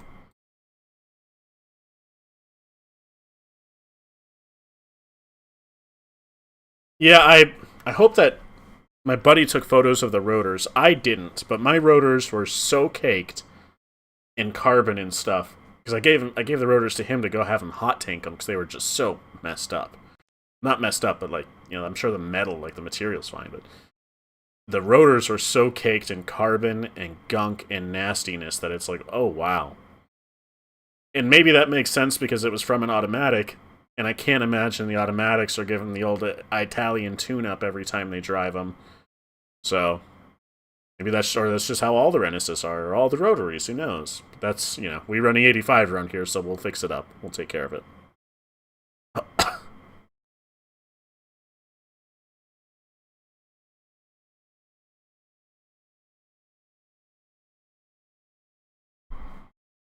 I think the Rotaries are more suitable for military applications. Shortened lifespan and increased maintenance isn't a big deal. Yeah. I mean, I remember reading something that Mazda was considering reviving the Rotary for use in a hybrid setup, right? Not unlike what the Chevy Volt did, where the engine's basically just a generator. And they said it's okay and it's better in that configuration because if it just runs at one steady RPM, it's healthy there. Which, okay. Okay. Yeah, he did just send the photo of the iron. Let's take a look. Oh, yeah. That is absolutely an iron. Of all times. Fuck.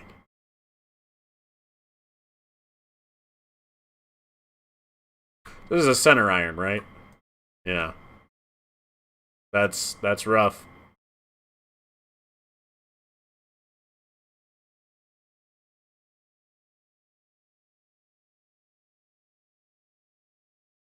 They did make the so they did end up making another rotary engine, the MX-9.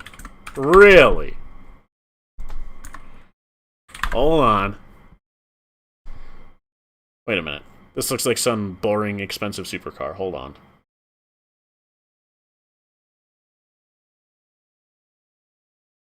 Or is that... No, this looks like an SUV. What the hell's going on here? This? Huh? Hold on.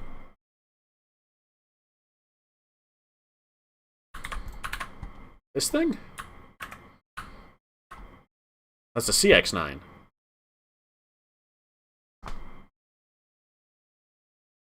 Not for the U.S. Okay. Cool. Not for the USA. Yeah, that's what it is supposed to be, the for a hybrid generator. Correct. The world's changing around us, friends. We don't get cool engines and cool cars anymore. Does the new Supra count? Like, what do we think on the new Supra? What is, you know, what's the thoughts on how the new Supra is?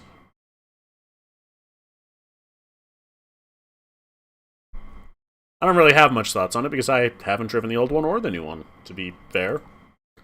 You know? But that's like one of the examples in my mind whenever I go, hey, what are the newer enthusiast cars out there? Well, I guess there's the new Supra. They released the new 370, right? Nissan did?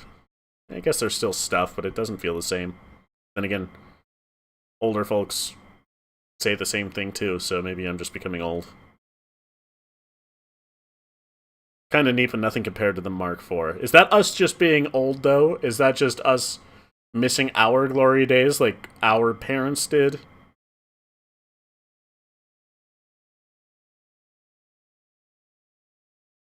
Decent powertrain, but it's def better than the new Z. Really?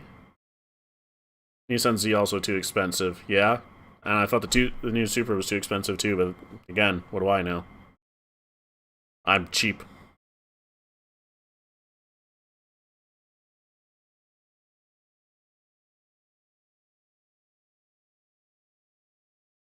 How many people have actually experienced a stock Mark IV, though?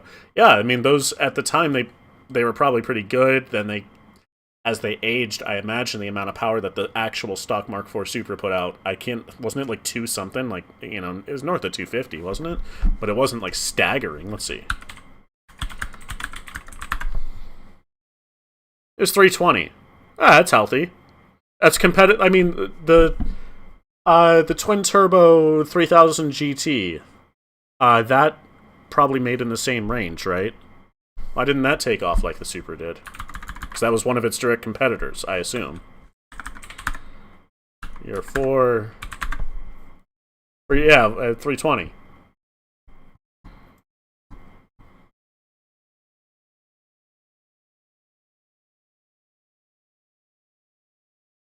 Yes, I have one in Auto TT. Really? 3000 GT, love those things. Sequential turn. Yeah, they're pretty cool. You know, I don't know why. I mean, I guess I do. It can't be as simple as Fast and Furious, can it? Like, is that really the reason they didn't take off? That can't be it. I thoroughly enjoyed the mileage I was able to get on my Mark III. It's a very comfortable and satisfying. Yeah, I like the Mark IIIs too. They're good looking cars. I go to Cars and Coffee around here, and there's a fellow with one of those. It's pretty neat.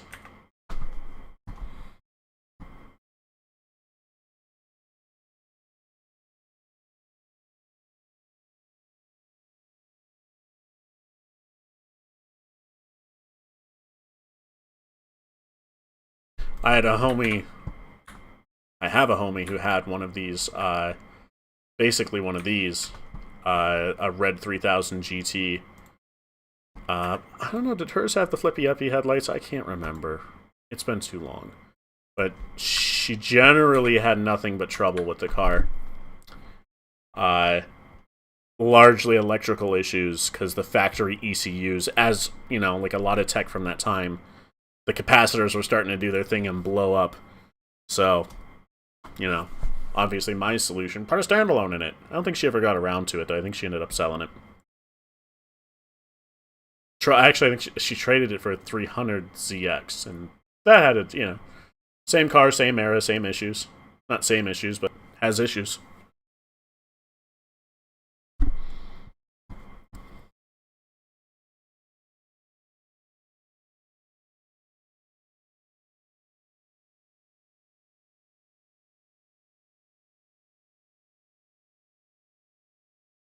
American cars have the opposite problem, where they make things a pain by trying to be too simple of a solution for a problem that a little engineering would solve. All drive made them heavier and more expensive, I believe. Yeah? I mean, that makes sense.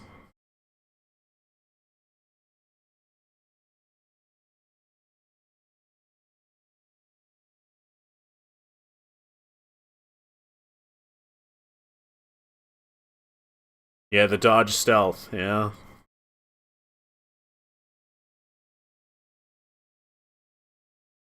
They should have been compound from the factory, honestly. They have a delay between the turbos and stock form. It's weird. I'd have to experience it, but that sounds very cool to at least experience. It's the kind of stuff I like.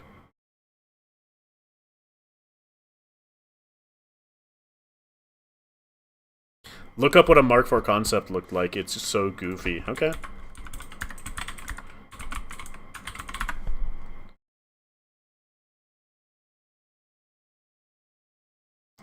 Oh, you're not talking about this, are you? Hold on.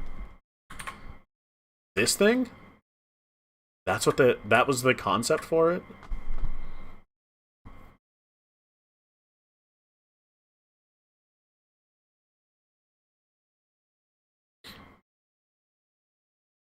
I think the newest 86 platform is still... Yeah, that's a good point. By 86 you mean like the BRZ and the FRS? Yeah, I would like to play with one of those at some point. They're still pretty far out of my price range before I could start doing the weird stuff that I do. You know, keeping in mind that a lot of the chassis that I buy are like $700 old beater Subarus or $1,300 Roached RX-8s, so maybe one day. I do see people blowing them up pretty frequently, though. So, and I have seen a few that I could have maybe snagged, so we'll get there.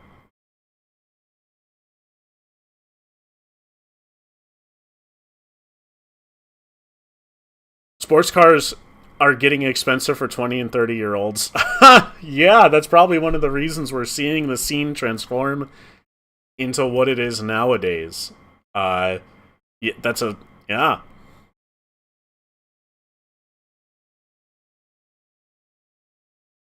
You want an affordable enthusiast platform, the Toyota Brewer, the Miata are the last one standing. So it feels like that sometimes.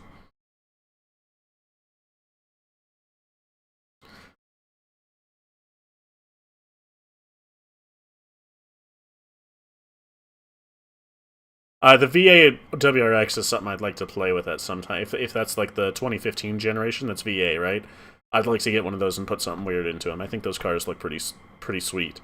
And this is coming from a guy whose like favorite chassis to play with is like the first gen Impreza. It's the first one, right?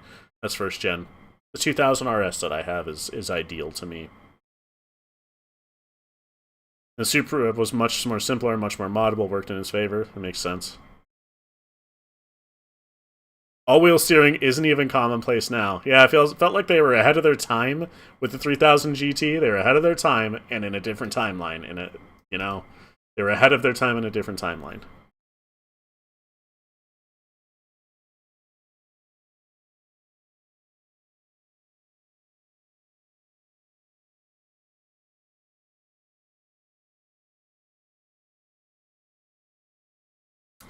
Since you mentioned silliness, my BRZ was one of the blown up ones. I'm using your teachings to 3UZ swap yours. Oh. But 10 years ago with 7,000 miles and popped it at 90K. What's up with... I guess that those, whenever Subaru was still figuring out the new platform. I get it. Okay. UZ swap, on board, love it. Big V8, variable cam timing, if I'm thinking of the right engine, yes, I would love to play with one. You're avoiding the LS swap, you're not falling for temptation. We love to see it.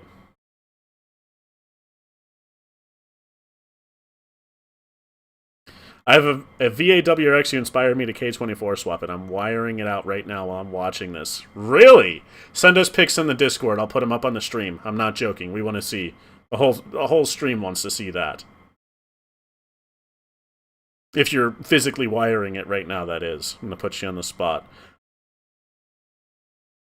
I'd love to Busa swap it, but the Hayabusa are hard to get and cheap. Hard to get cheap compared to a UZ. Agreed, but the UZ is a cool platform. I don't think a lot of people play with that, especially in the States. So, I see why they don't. They're up against the LS, which, for where we are and what we have access to, it makes a lot of sense. The LS is a good engine, but I find the tech inside the UZ to be very cool. In the Discord app, I'll send them right now if I can figure out how. Yep, drop on in the Discord.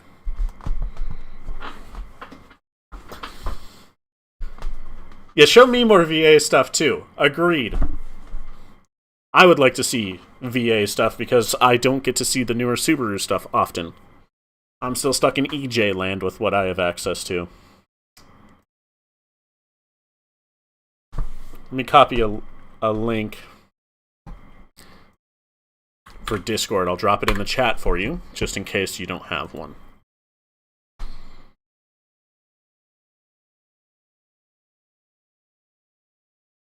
The LS is just so magic that you can slap on some heads and rockers and make power without taking the timing chaff. Don't forget or without taking the timing chain out. Don't forget a little bit of cam in there, too.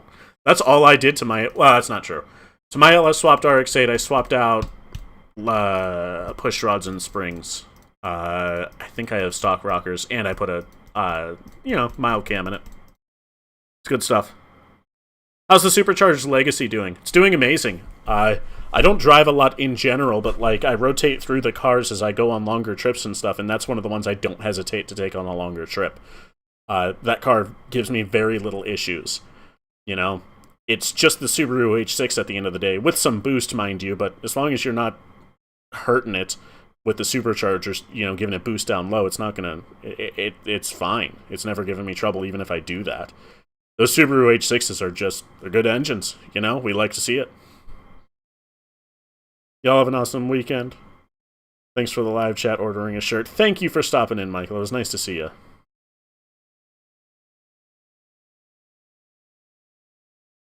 Cam is nice, but it's more of a job to a novice. Maybe.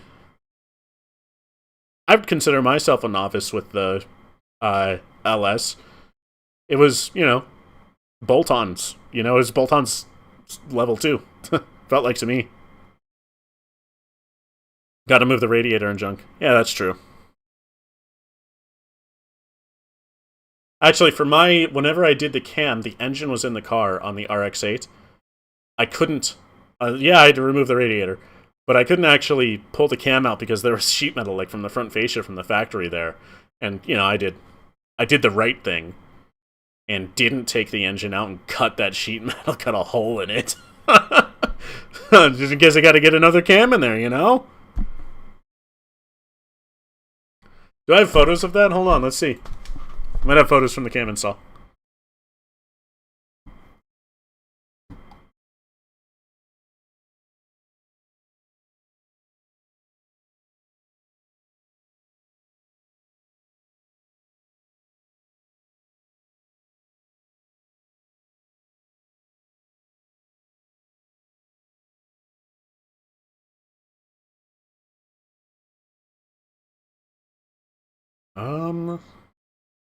I don't know if Oh, yes, I do. Oh, I have better than photos, friends. I have something so much better. I have multiple photos, 30 of them per second in there.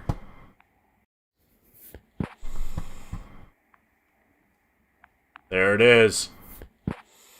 Just cut right through all that. Say, frick it. We'd love to see it. Get that camera right on out of there.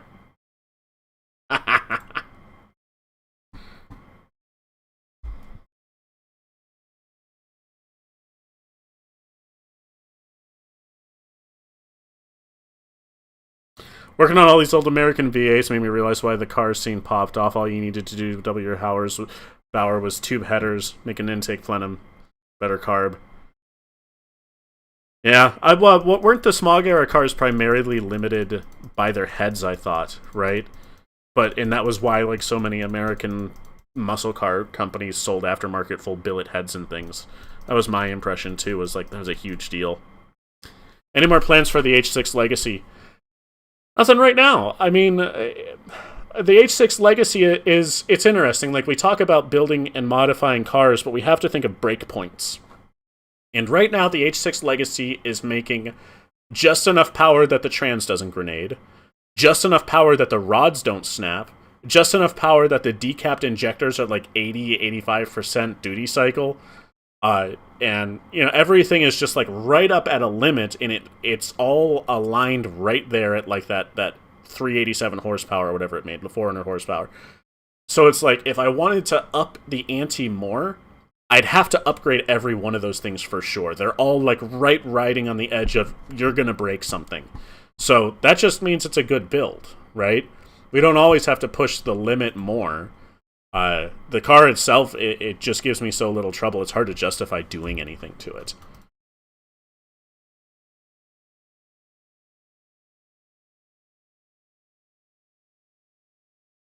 Trying to figure out Discord, Uno Momento. You make me feel young. Thank you.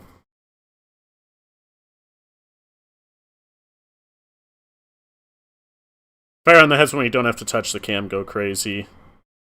And those engine bays were huge. They really were. Yeah. Those breakpoints are why I picked the UZ. Don't need to swap the entire drivetrain out. UZ power is very close to boosted FA20 power. Yeah.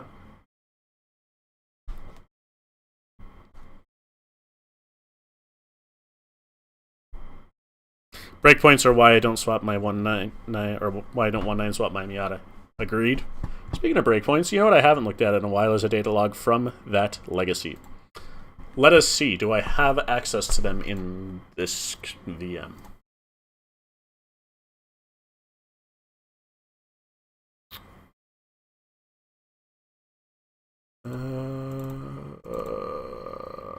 Subaru. Logs. Oh, that's a tiny log. That's demonstrating learning. That's from the videos I took years ago. I haven't taken a data log of this car in so long because it just works. Okay. Let's see. Is this a poll?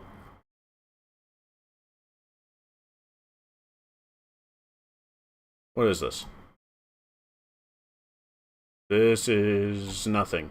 What am I doing here?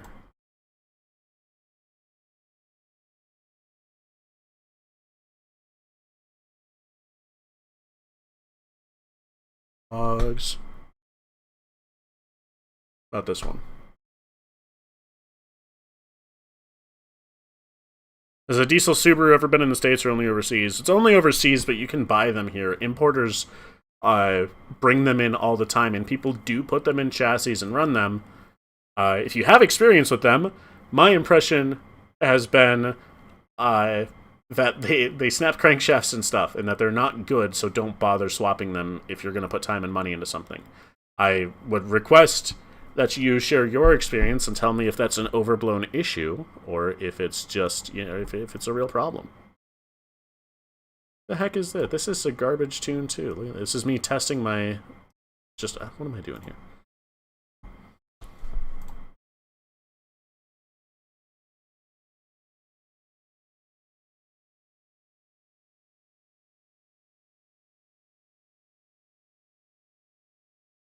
Oh, that's not the one I wanted.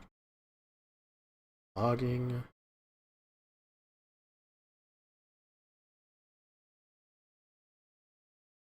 This might not have the latest tunes. I might have used it. Oh, wait a minute.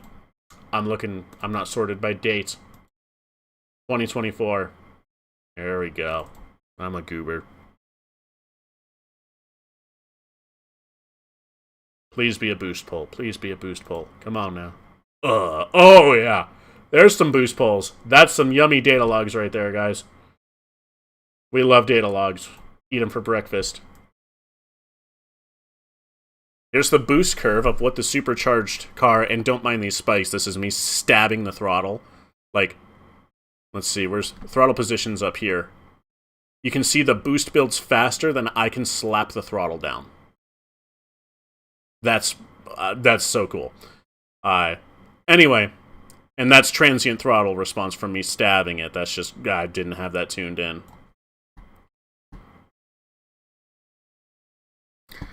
Check the chat.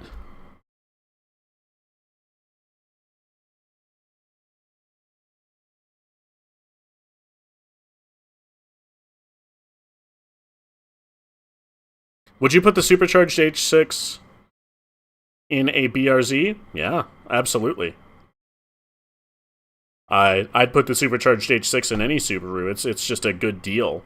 If I were to do it again, not if I could go back, because I don't mind the way that I did it, but if I were to do it again, I'd use my new and improved skills that I learned from that project to try and keep it under the hood. It's tough, though. But I would try and make that a thing. Now that I'm a lot better with CAD and, honestly, just fabrication in general, I'd see if I could make the supercharger stay under the hood. That's my only complaint with it. Diesel is fun for hill climb, more RPM equals easier horsies. I'm in, I'm about to post the pictures. I guess got an alert, it says unusual activity. What does that mean? I think it's just because a bunch of people are joining at once right now. That's cool. In the live stream here, here's my 86 that was supercharged for 3 years, 12 PSI, before finally letting go. Here's a photo of it. We'll put that up there while we wait for Alex's photos. Copy image.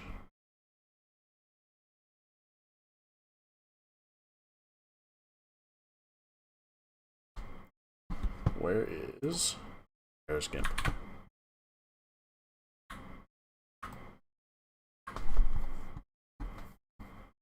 There you go. The old BRZ. Made myself a vaporware wallpaper. This is actually pretty cool. I quite like this. Yeah, we like that. That's fun.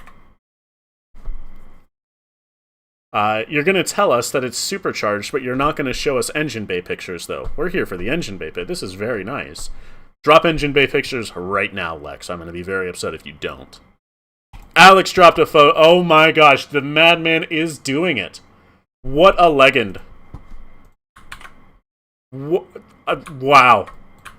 And oh yes. First of all, before we get to anything else, round of applause in the chat for the Max Peating Rods Turbo. We love to see it. We're fans. We're all fans of that here. Of course. The Max PP Rods, I don't know about you guys, big Max PP Rod fan. Not even the brand, I just like cheap turbos. No offense, Max PP Rods, I'm sure you guys are great, but... Okay, is this a pre-terminated harness? This is nice. This is nice. I like the... Now, okay, I've got questions, Alex. Alex, I've got questions. Is this going to a Subaru Trans?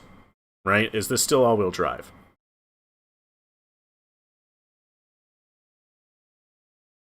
That's what I need to know. Because this is sweet. I quite like this. I mean, we all love engine swaps. That's why a lot of us are here, right? So this is categorically what we like to see.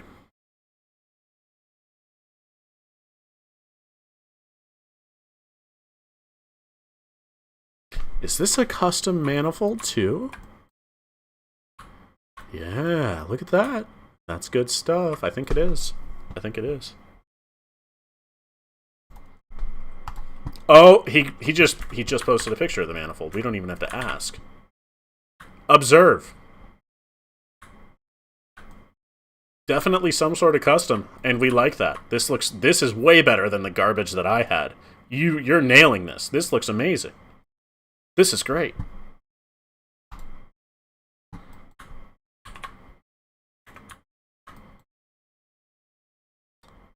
Yeah, this is some sort of like a pre-terminated harness in here. This is nice. What intake man is this? The eBay? What is this intake manifold? I don't know if I've ever seen this. I know that fuel rail though. You got it the same place I get mine. Heck yeah! Let's go Amazon and eBay. We're fans. Okay, we're running a max ECU. That's a it looks like a pre-terminated harness for a max ECU from yeah. That's nice. Here it is. He's got it in the glove box. A man of my heart. Ugh, sorry about the zoom. There we go. Yep. Yep.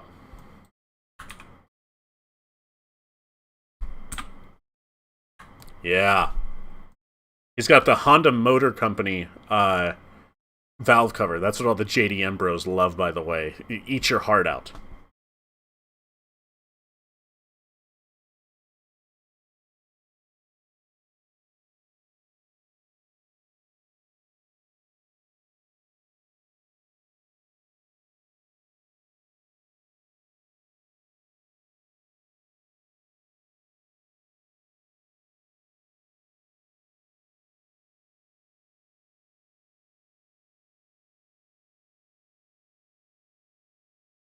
Using the hood scoop as a power bulge.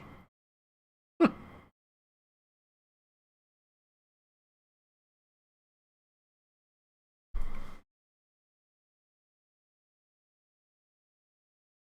much timing are you pulling out in the top end on the H6? Not a ton. I think it's like a degree and a half.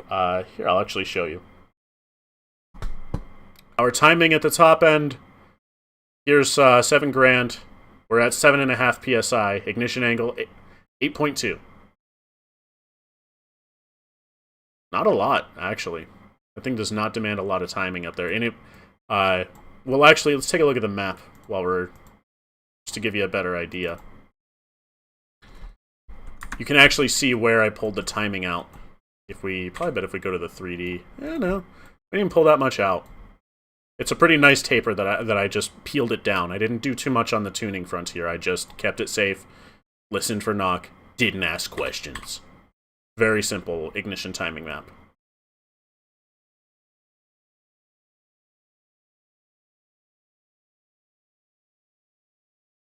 Here's a better representation. This is probably from, it's not 8 degrees. What am I saying? It's 16 degrees. There we go. And fucking 8 degrees. I'm a moron. Let's see. We have our corrections in here. I don't have any. Yeah, this car's on corn. It's on E85. Sometimes, you know, we have a fuel composition correction. This is our flex fuel correction. But I don't use that on this car. I just run a flat timing, and I never run on 85. Or on not. I always run E85. I never run 93 because icky fuel. But no, we're running around 16 degrees up top, 17. So keep it around there. Once again, that map is right here. It's fucking 8 degrees. I'm like, what am I even thinking? I'm so tired, guys. I should probably stop the stream at some point, but I'm having too much fun. We're enjoying ourselves here. Let's go ahead and go back and take a look at what Alex is showing us. Let's grab that massive, or grab a photo of them. Oh my gosh, that is just a huge front mount. Copy image. Where is... Oh, it just minimized in the VM. Bring you back. There we go. Yeah. So, okay. So this is one of the questions that I had about these chassis. Because I, of course, did like the 2000 RS for my my KSwap. But goodness, it really stuck out of the hood. This is nice. Because you could theoretically... I'd have to see a profile shot, but you could probably put like a cover over this and be like, yeah, I've locked it up. Nobody would know. They'd have no idea. And I'm not saying you do that. That's nice. This is nice. I like these chassis just because there's more room to work. You know?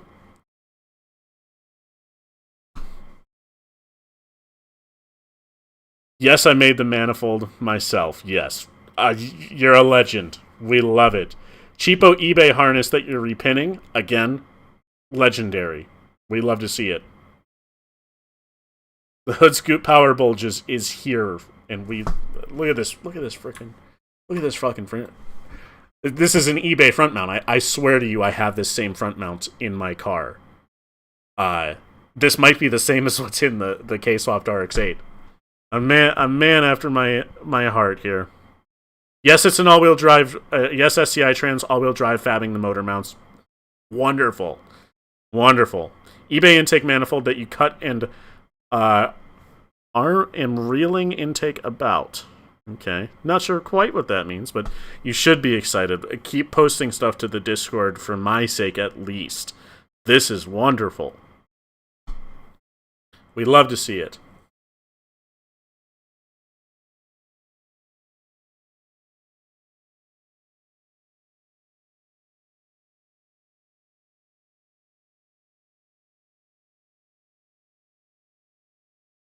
Michael LeBlanc says, have you put out any other details with my WRX first gen Outback? I've been dreaming about taking the 99 Outback Limited and doing just that. Can't believe you beat me to the punch. It's a pretty common thing to do. I haven't put out a ton of details. We were just talking about this earlier in the stream, about how I'd like to do a video on it for people who are getting into, like, swapping, because turbo swapping Subarus is easily one of the best ways to like get into swapping a Subaru, or to get into engine swapping.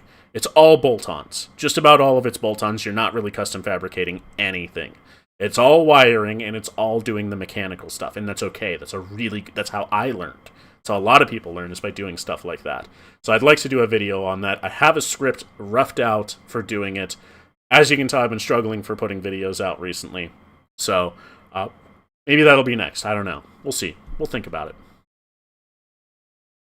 And thank you for saying you loved the video. I loved it too. I'm sorry if I'm missing messages here. I was geeking over another KSwap.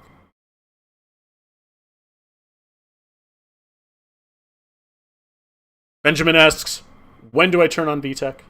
I have no idea. Let's see. Probably at the same RPM in the video I did about VTech, for if you're talking about the H6. Engine functions, I will put it up for you to see. Cam control switched. And there, my friend, is the configuration for it. Enjoy. It's all yours.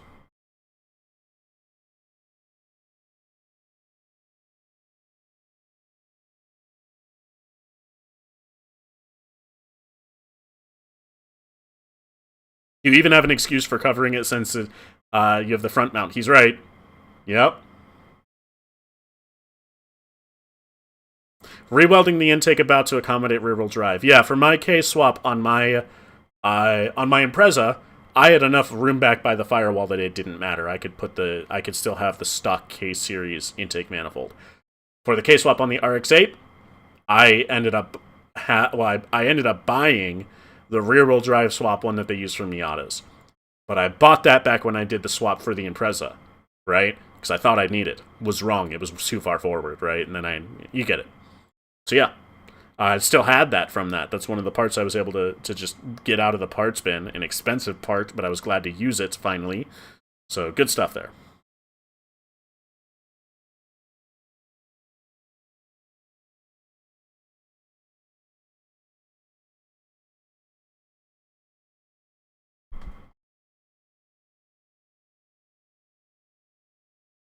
Would love some direction on tuning the Turbo K.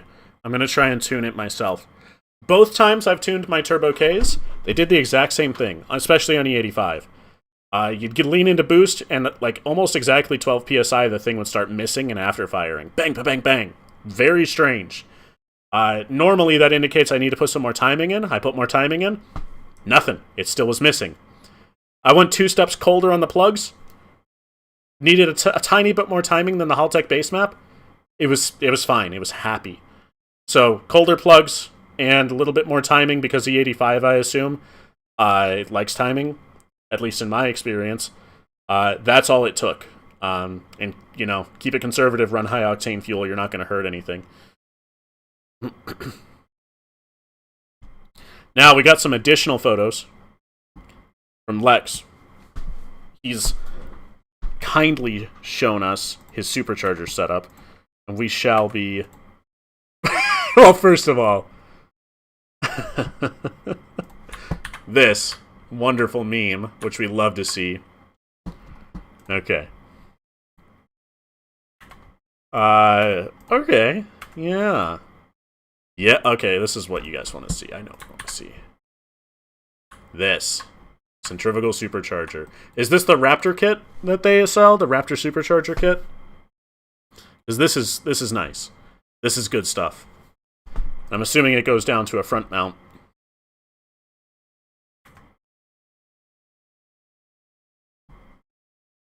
Vortex. So Vortex makes a kit for the 86 frame or chassis setup, right? I didn't know that. That's pretty cool. This is nice. This is really cool. I'm sure it screams. You said it was on 12 pounds too, right? And yeah.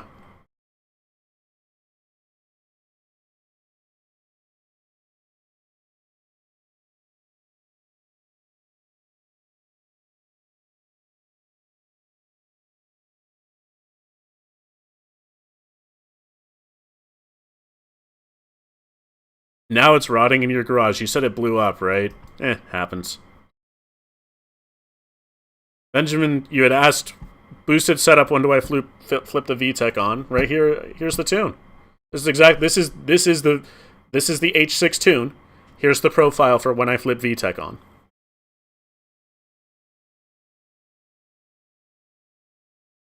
Can't get any better than that.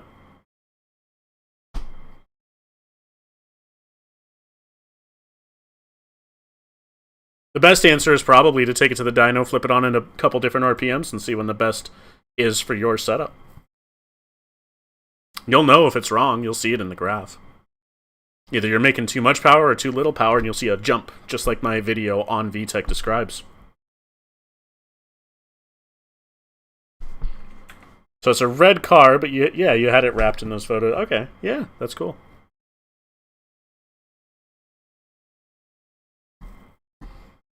Oh, there are more photos getting dropped. I didn't even scroll down.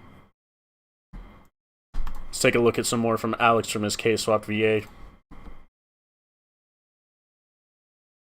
I did it again. Too many things open. Oh yeah. Yeah. That's we love the K series here. We can't contain ourselves. Right? That's good stuff. Let me get these. I need to clear this stuff. Get all this out of here. Ah. You know what? Sure. New image. You, get out of here. Don't save. Paste that in there. Show the folks what we're doing. Yeah, the coolant, that coolant line being at the back was such a pain on both of my builds. So, it's just tough. I ended up, for the KSwap RX-8, I ordered, I think it's like 1.25" is the coolant line size on these Ks. That's what I ended up doing, was ordering 1.25" aluminum tube and welding it together myself. It was just easier than trying to finagle silicone. It's just, silicone's so expensive, I'm sure you understand.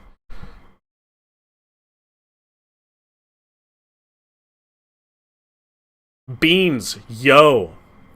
Got those beans in the chat. To quote Fast and the Furious, it's a beautiful machine. Both are. Both of these are really cool builds.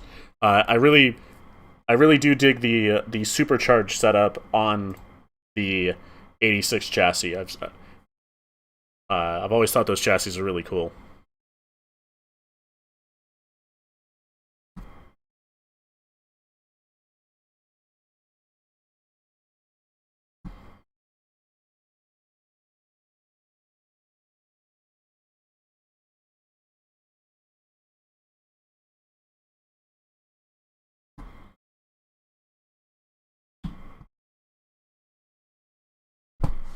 Now, for those of you just joining, a little update on some of my projects is, the one that's currently got my focus until recently, I might have to back burner it because it's about to be expensive.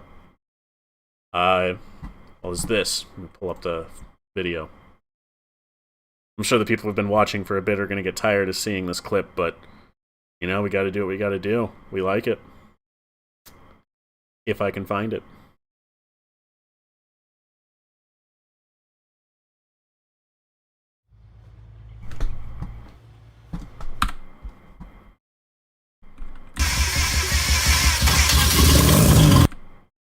Oh, it's not playing audio. That's nice. Oh, wait, maybe it is. Yeah, it is. Headset was just dead for some reason. I want to hear it, though, so here we go.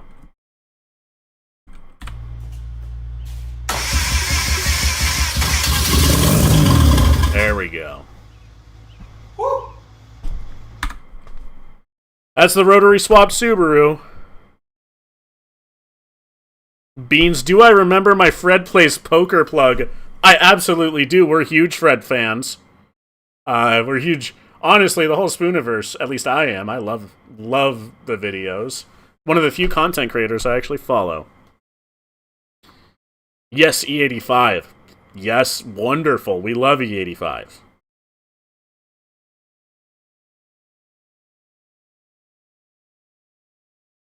Open turbocharge is the new meta. They're gonna nerf it, Alex. Like, come on, like, that's not. They're gonna nerf this immediately. But yes, that's a rotary swapped Subaru. It's pretty cool, except for the fact that it doesn't run because it's a rotary, and of course it is. Ah, there she is. Got better photos of this somewhere, but this is me going check out the blown up engine. The low compression is just not even blown up. You can't even say that's blown up. It's just low compression.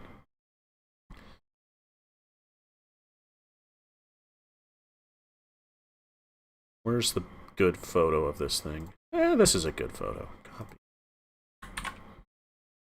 That's a good image right there. That's a rotary swap Subaru for you.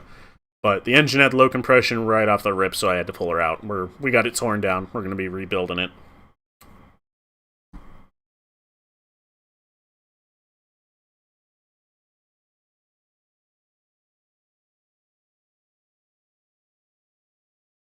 Interested in my thoughts of the sizing of the 3800 M90 on the EZ30.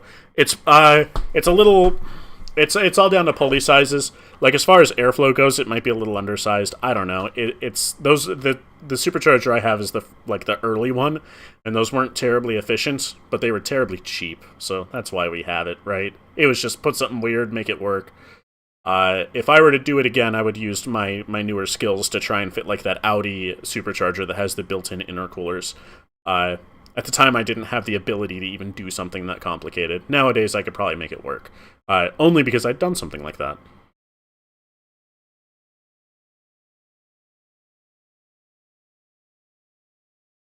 The Bluetooth turbo. A local tuner said it's too small for the efficiency of the engine. He's probably right. He most likely has more experience than I do. But, the question at the end of the day is, how much power are you going to be able to push with that setup? And the answer is, we're pushing just enough power that we're on the edge of when this thing probably isn't going to be safe, right? Too small is a relative term. A lot of guys out there are just trying to seek the biggest number, and that's not me. I'm trying to seek a cool build that isn't going to keep breaking on me over and over, right? Even now, even with that big KSwapped RX-8 with the forged internals, the supercharged Subaru is still my fastest car. It can put the power down. It's all-wheel drive. The KSwap, even after I turn up the boost, because right now it's definitely not beating it in power on 16 pounds, I can feel it. Even after I turn up the boost, it's a two-wheel drive car, and it's still going to be just burning the tires off. Like, there's more work to be done. Supercharged Subaru is just kind of in a really sweet spot right now. You know? But yes, your tuner's likely right. Like, there's a vast difference in the efficiency of the 3800, which, compared to newer technology in the EZ30, yeah, the EZ30's, it's a pretty efficient engine. It's going to flow more air than the 3800. That's just the nature of the beast, It's newer tech. It's got VTech and variable valve timing. Like, pretty cool stuff. Worn out, not blown, cheap, my man. Yeah, that's me.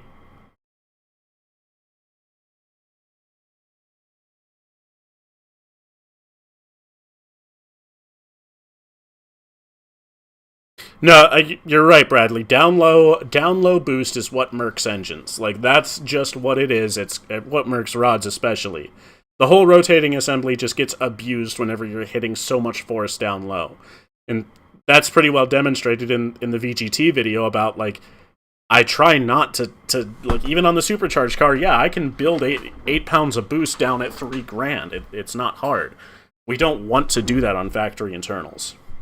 You know, it's just expensive.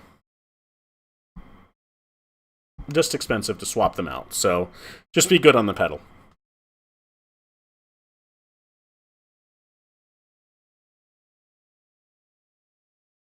Ooh, we have a newer fella in the chat. How easy is it to replace a power steering pump? I might want to buy a RAM with a busted one. We probably won't be able to answer that for you. A Subaru power steering pump, for example, easy, nothing. You know, it takes 20 minutes. I don't know where the power steering pump is on a RAM, so you'd want to ask a RAM familiar person on how tough something like that is. Because, you know, all engines are different, and the power steering pump may be way up in there, Morty. Flamefront versus piston speed mismatch. Exactly, with a bigger boom. That's a good way to put it. That is 100% true. And hello, the Racing Mind. Welcome. We're looking at shitboxes.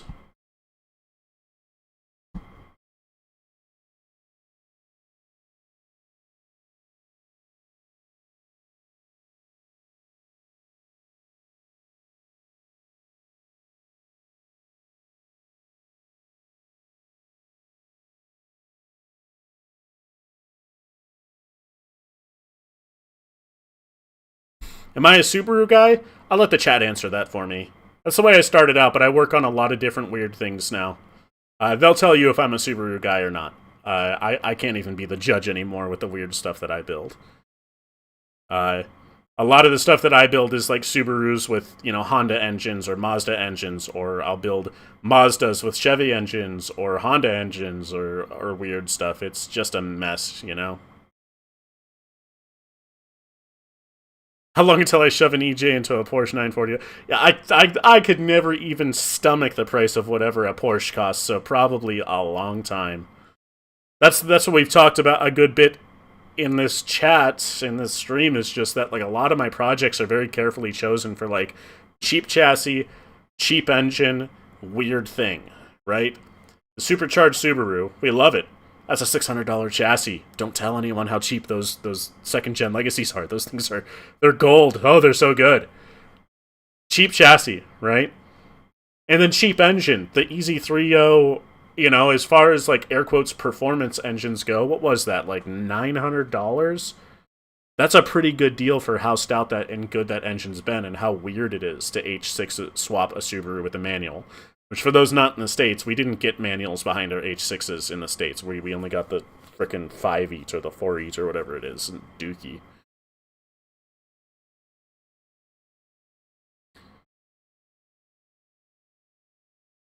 I love the stuff I have in EJ20 WRX. Dude, the EJ20 is one of the few engines that doesn't give me troubles unless I ask it to, you know? To be fair, that's a lot of my builds nowadays. They don't give me... Most engines don't give me troubles unless I ask for it, you know? Unless I'm pushing too much boost on a stock K series. You know, that's as a non-specific example. Wouldn't have a video about that out there.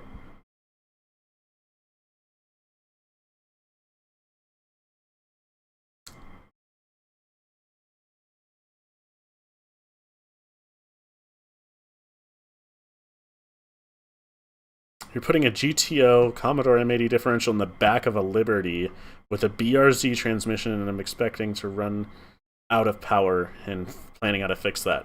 Yeah? Yeah, the H6 is a really good platform. It's, you know, it needs some help on the internals if you're gonna put a lot of boost to it. I'd say I'm riding right on the edge, just given what I've read about what other people are doing with these engines with forced induction. You know, I try not to... I mean, we gotta think about it, like, how much horsepower did those things come with stock? The Easy 30R... Let's see. 245 horsepower. That's at the crank, right? That's what the this measurement says. Well, that's what the AI thing says. I don't know. I don't know how much I trust it, but it sounds about right from what I remember. We're pushing 387 to the tire now. Who knows how, like, you know, people say that the all-wheel drive box will rob at least 25% of horsepower, so we're pushing way more at that at the crank. We're asking a lot of factory internals on that H6 engine. We don't want to push them too hard before we send one of those internals and convert it to external.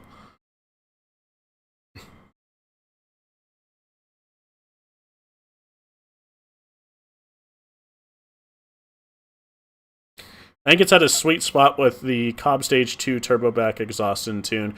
Okay, so what I remember from the Cobb Stage 2 tunes is that one of the things that makes them feel faster is they engage the boost earlier in the rev range, right? Normally the factory tune will keep the boost for later, higher in the revs, and the reason that it feels like it slaps you earlier is because it does on that smaller turbo. I personally think that's one of the reasons that those engines tend to, whenever you start playing with those sort of stage 2 tunes, is that they build boost earlier, and those impacts from those ignitions, just like for Bidina, I'm going to keep saying it wrong, for Bidina had said, that might be the reason that the Subarus have that reputation, is that guys are building boost earlier and the internals just can't handle that sort of thing, right? So be careful with that. We don't want to be boosting too early. You know, it's one of the things we got to fight on the supercharger build, on the VGT build, and also with tiny turbos. They're not exempt. More power is more power.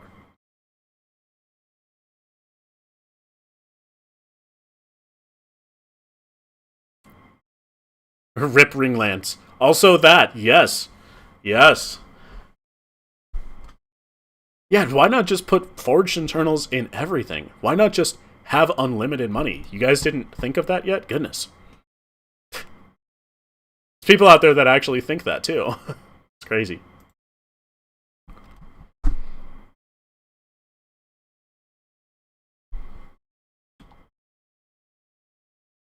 The FA20 is funny because it's designed around early boost. I'd have to research more into it. I'd like to see why. Those hit... What? Those hit 20 PSI below 3 grand from the factory. Huh. Yeah, that is insanity. I'd love to see a data log from one of those. That would be really cool. I like the EJ, but you're smart keeping it modest when your engine is a split engine block. I mean, yes, yeah. I wonder if it's a design thing or if it's you know, like the split case design on the engine, not just the 5-speed trans with the engine.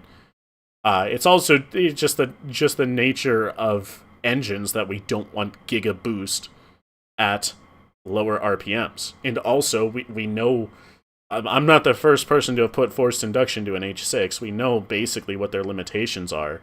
So, you know, just, it's not all about the big number. It's also about getting in a car that you're not afraid of every time you drive it, you know?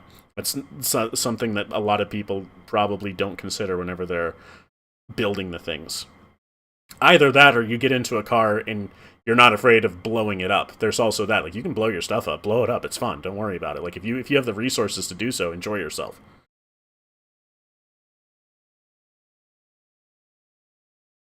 Chasing the White Dragon is a slippery slope. Operating everything works in Gran Turismo, so it should work in real life. Geez, I wish that was true, right? That's another thing, is with the KSwapped RX-8, I drive it less than the other cars because it abuses me. Like, nowadays, I'm not so, you know, hesitant to just go out and drive it, but it's got a 3-putt clutch that's heavy as hell. You know? So I go from driving the Turbo Legacy, which is, you know, the world's softest clutch that, you know, a newbie can drive. Somebody who hasn't driven manual. And then you get in that, and you just drop the clutch, and it chirps the tires because you forget that you're driving something with such an abusive clutch, such an aggressive clutch. And it vibrates a lot, and it's louder, and it's, you know, it's... All those things add up to maybe make the driving experience not some... You know, and everybody's going to be like, oh, you know, I race car, that's what race cars are like, I like that. Okay, I don't. I like to... I'm getting old, I guess. I don't know. I like my cars to be cars, you know? Not to be an engine on wheels. That's somebody in one of my comments said something like that, and they were right.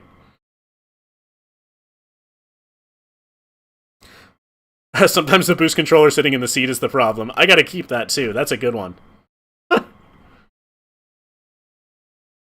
Like, the Subaru platform isn't the one for big numbers despite how sick they are. I mean, it's a four-banger thing in my opinion. You know, four-bangers are tough to get power on. I think Subaru gets the reputation because it's so easy to just build boost earlier or slap a turbo on the Subaru. And then it blows up. Fucking Subarus are okay. All right, yeah, Subarus are garbage. That was the problem. Now, not you trying to put a bigger turbo on a car and not even upgrading your injectors, let alone changing your tune. It's the Subaru. That's the problem. As, again, a non-specific example. Definitely haven't met people like that in real life. Hopefully they're not watching this stream. Race car, bro. Race car.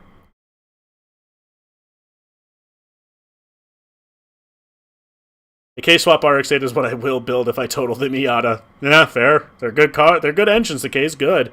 But at the end of the day, I have an LS-swapped RX-8 too, and if I had to choose between the two...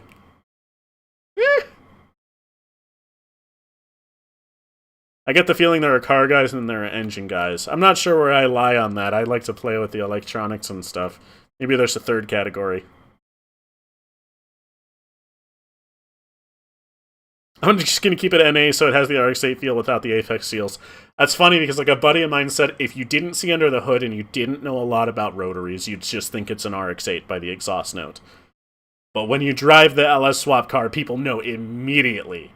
They're like, oh, that doesn't sound like a Rotary. Like, I have, like, a group of friends that I met that way. Like, I was driving through a Walmart parking lot, and they heard that it wasn't a Rotary, and now we're friends.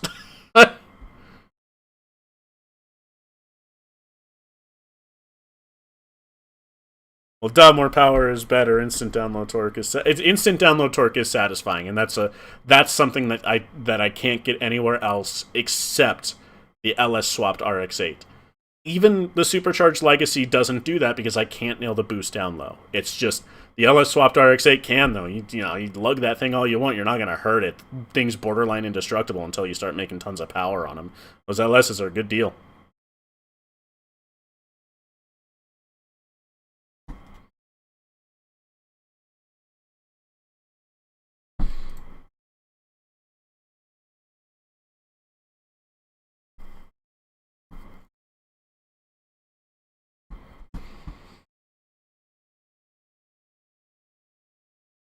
Yeah, if we take a look at this data log,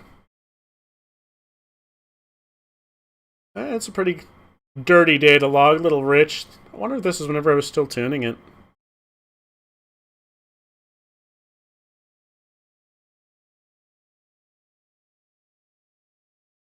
It's not that rich. Or within 5%, it's just the graph makes it look a little crazy. But this is why I wanted to pull this up. Where do we let off? Actually, where's the rev limiter kick in? Right there. This is what matters right around here. This is our injector stage 1 duty cycle. In other words, the only stage. It's our injector duty cycle. Basically, it's saying the injector is at 85% capacity, right? So the decapped injectors that I run in the Supercharged Legacy are nearly just... I would have to upgrade them soon if I tried to turn up the supercharger, if I tried to add more boost, increase the airflow, right? We increase airflow, we need to increase fuel flow.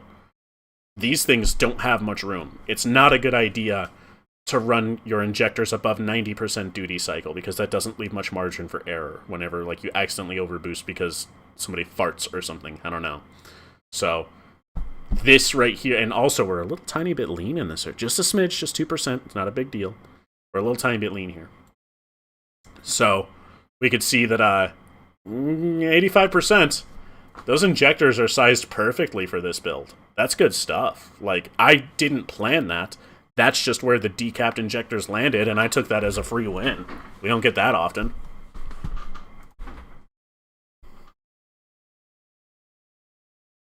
So... actually, and how much... this is whenever we were on E66, too. So this is... remember, this is a cold day. This is probably whenever they were starting to turn down the ethanol contents in the pumps for the winter season. Yeah,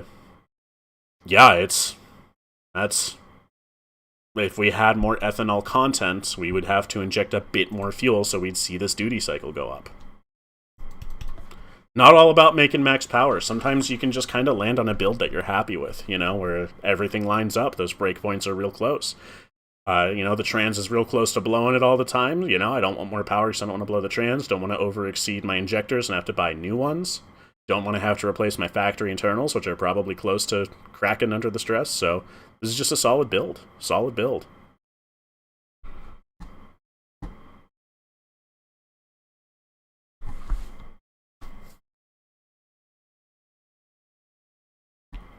Who just joined the Discord with the name LonginHard69? We're making them a moderator immediately.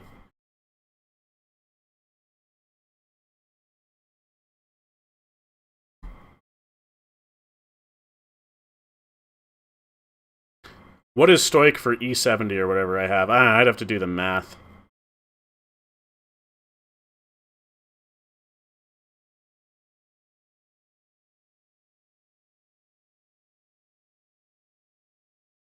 I thought that E85 stoic was like 22 fuels to 1 air. Or 20... No, the other way. Yeah, you're right. I can't remember. Thinking of something else.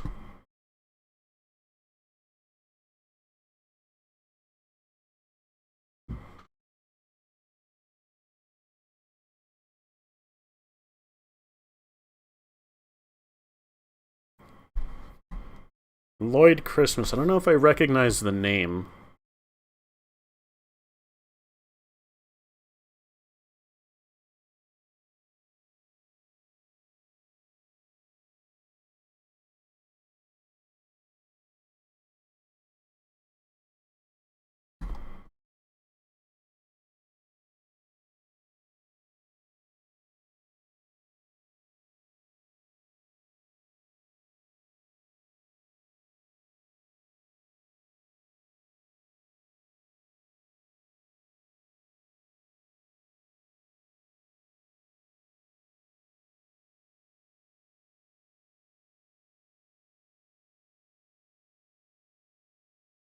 Yeah, I can't say I'm well versed enough in the chemistry behind it to understand it. My monkey brain only knows this number good and this number bad, right?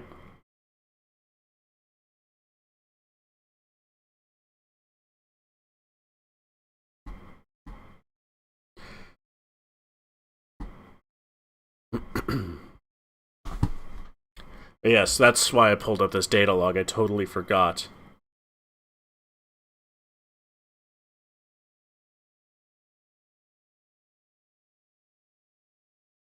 Yeah, look at that. You know what's interesting? Let's see if we can pull up. This is a poll, obviously. These are me shifting between the gears on the H6 Supercharged Legacy. And we can see a graph, how the boost graph, we started out, we climb and boost here. We're at 9.2 psi, and it tapers down, right? I wonder if this is an inverse image of the engine's actual efficiency, because the supercharger is a constant displacement supercharger, right? So wouldn't that mean that if the pressure's dropping, the engine's just being more efficient up here? It's good stuff. It's pretty cool.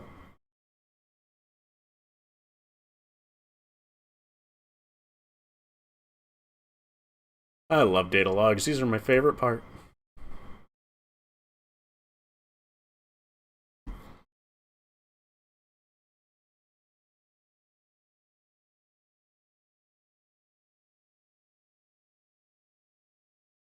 Okay, I gotta get to bed here soon.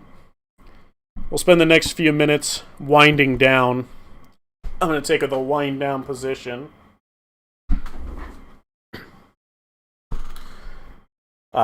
Before we wrap up, if anyone has any questions or anything, drop them in the chat.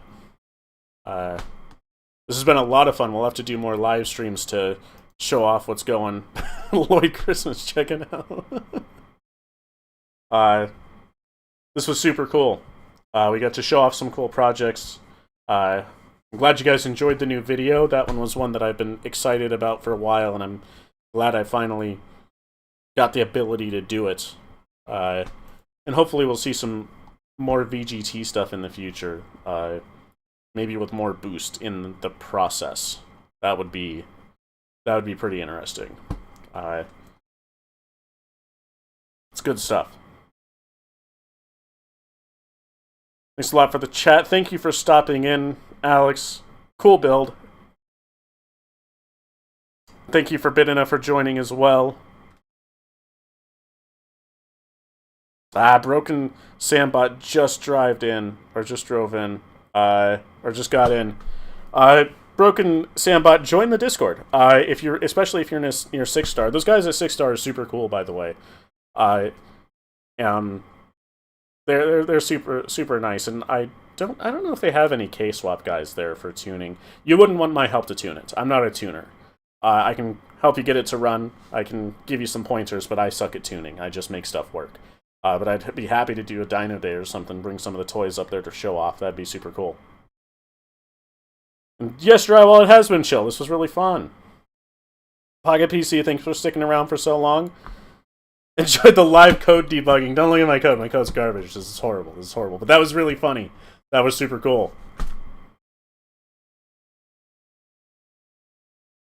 Maybe some 1.9 TDI guy in Europe will see his VGT and do something funny. I hope so. Is VNT much different from VGT? I don't know. I've accidentally used the terms interchangeably, and I hope I'm not using VGT wrong. So, we'll see.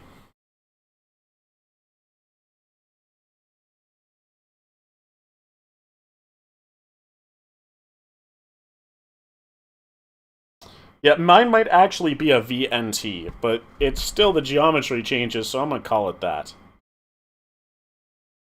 Your video has me shopping for an HE200 VG on my EJ22T. Really? Yeah. Well, you're lucky to have an EJ22T. Those are stout engines, man. We need more like them.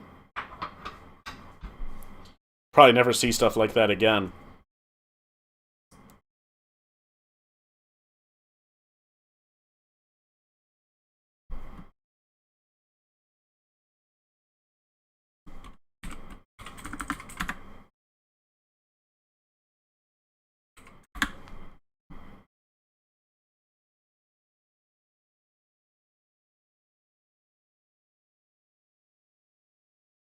I wonder if that HE200VG uses a different actuator.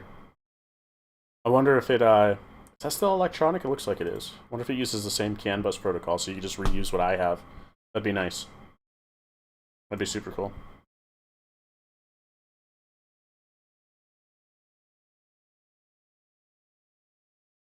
Seems like a VNT is just a subtake of VGT with rotating vanes. I think that's the one that like Garrett uses on like the, I think both the, what's the Power Stroke? The one that I have. I don't even see the Chevy diesel engines use those. I can't remember. I'm so tired. Mine has the vane ring, yep.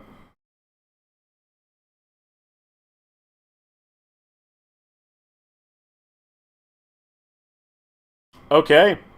Alright, everybody. Thank you for stopping in. We're going to end the stream for tonight. I don't know, we might make this a more regular thing. Even if I don't post videos, I could always maybe check in with everybody, show you guys what's going on, and give us a chance to show our projects on the stream too. Post them in the Discord like before. I'll paste them into GIMP on stream or something like a goober. It was fun. GG's, good games. Chevy Diesel will be a Duramax. I own a Duramax. I don't even know the name because I'm a goober. Thank you all for stopping out. Have a good evening. Until next time, right?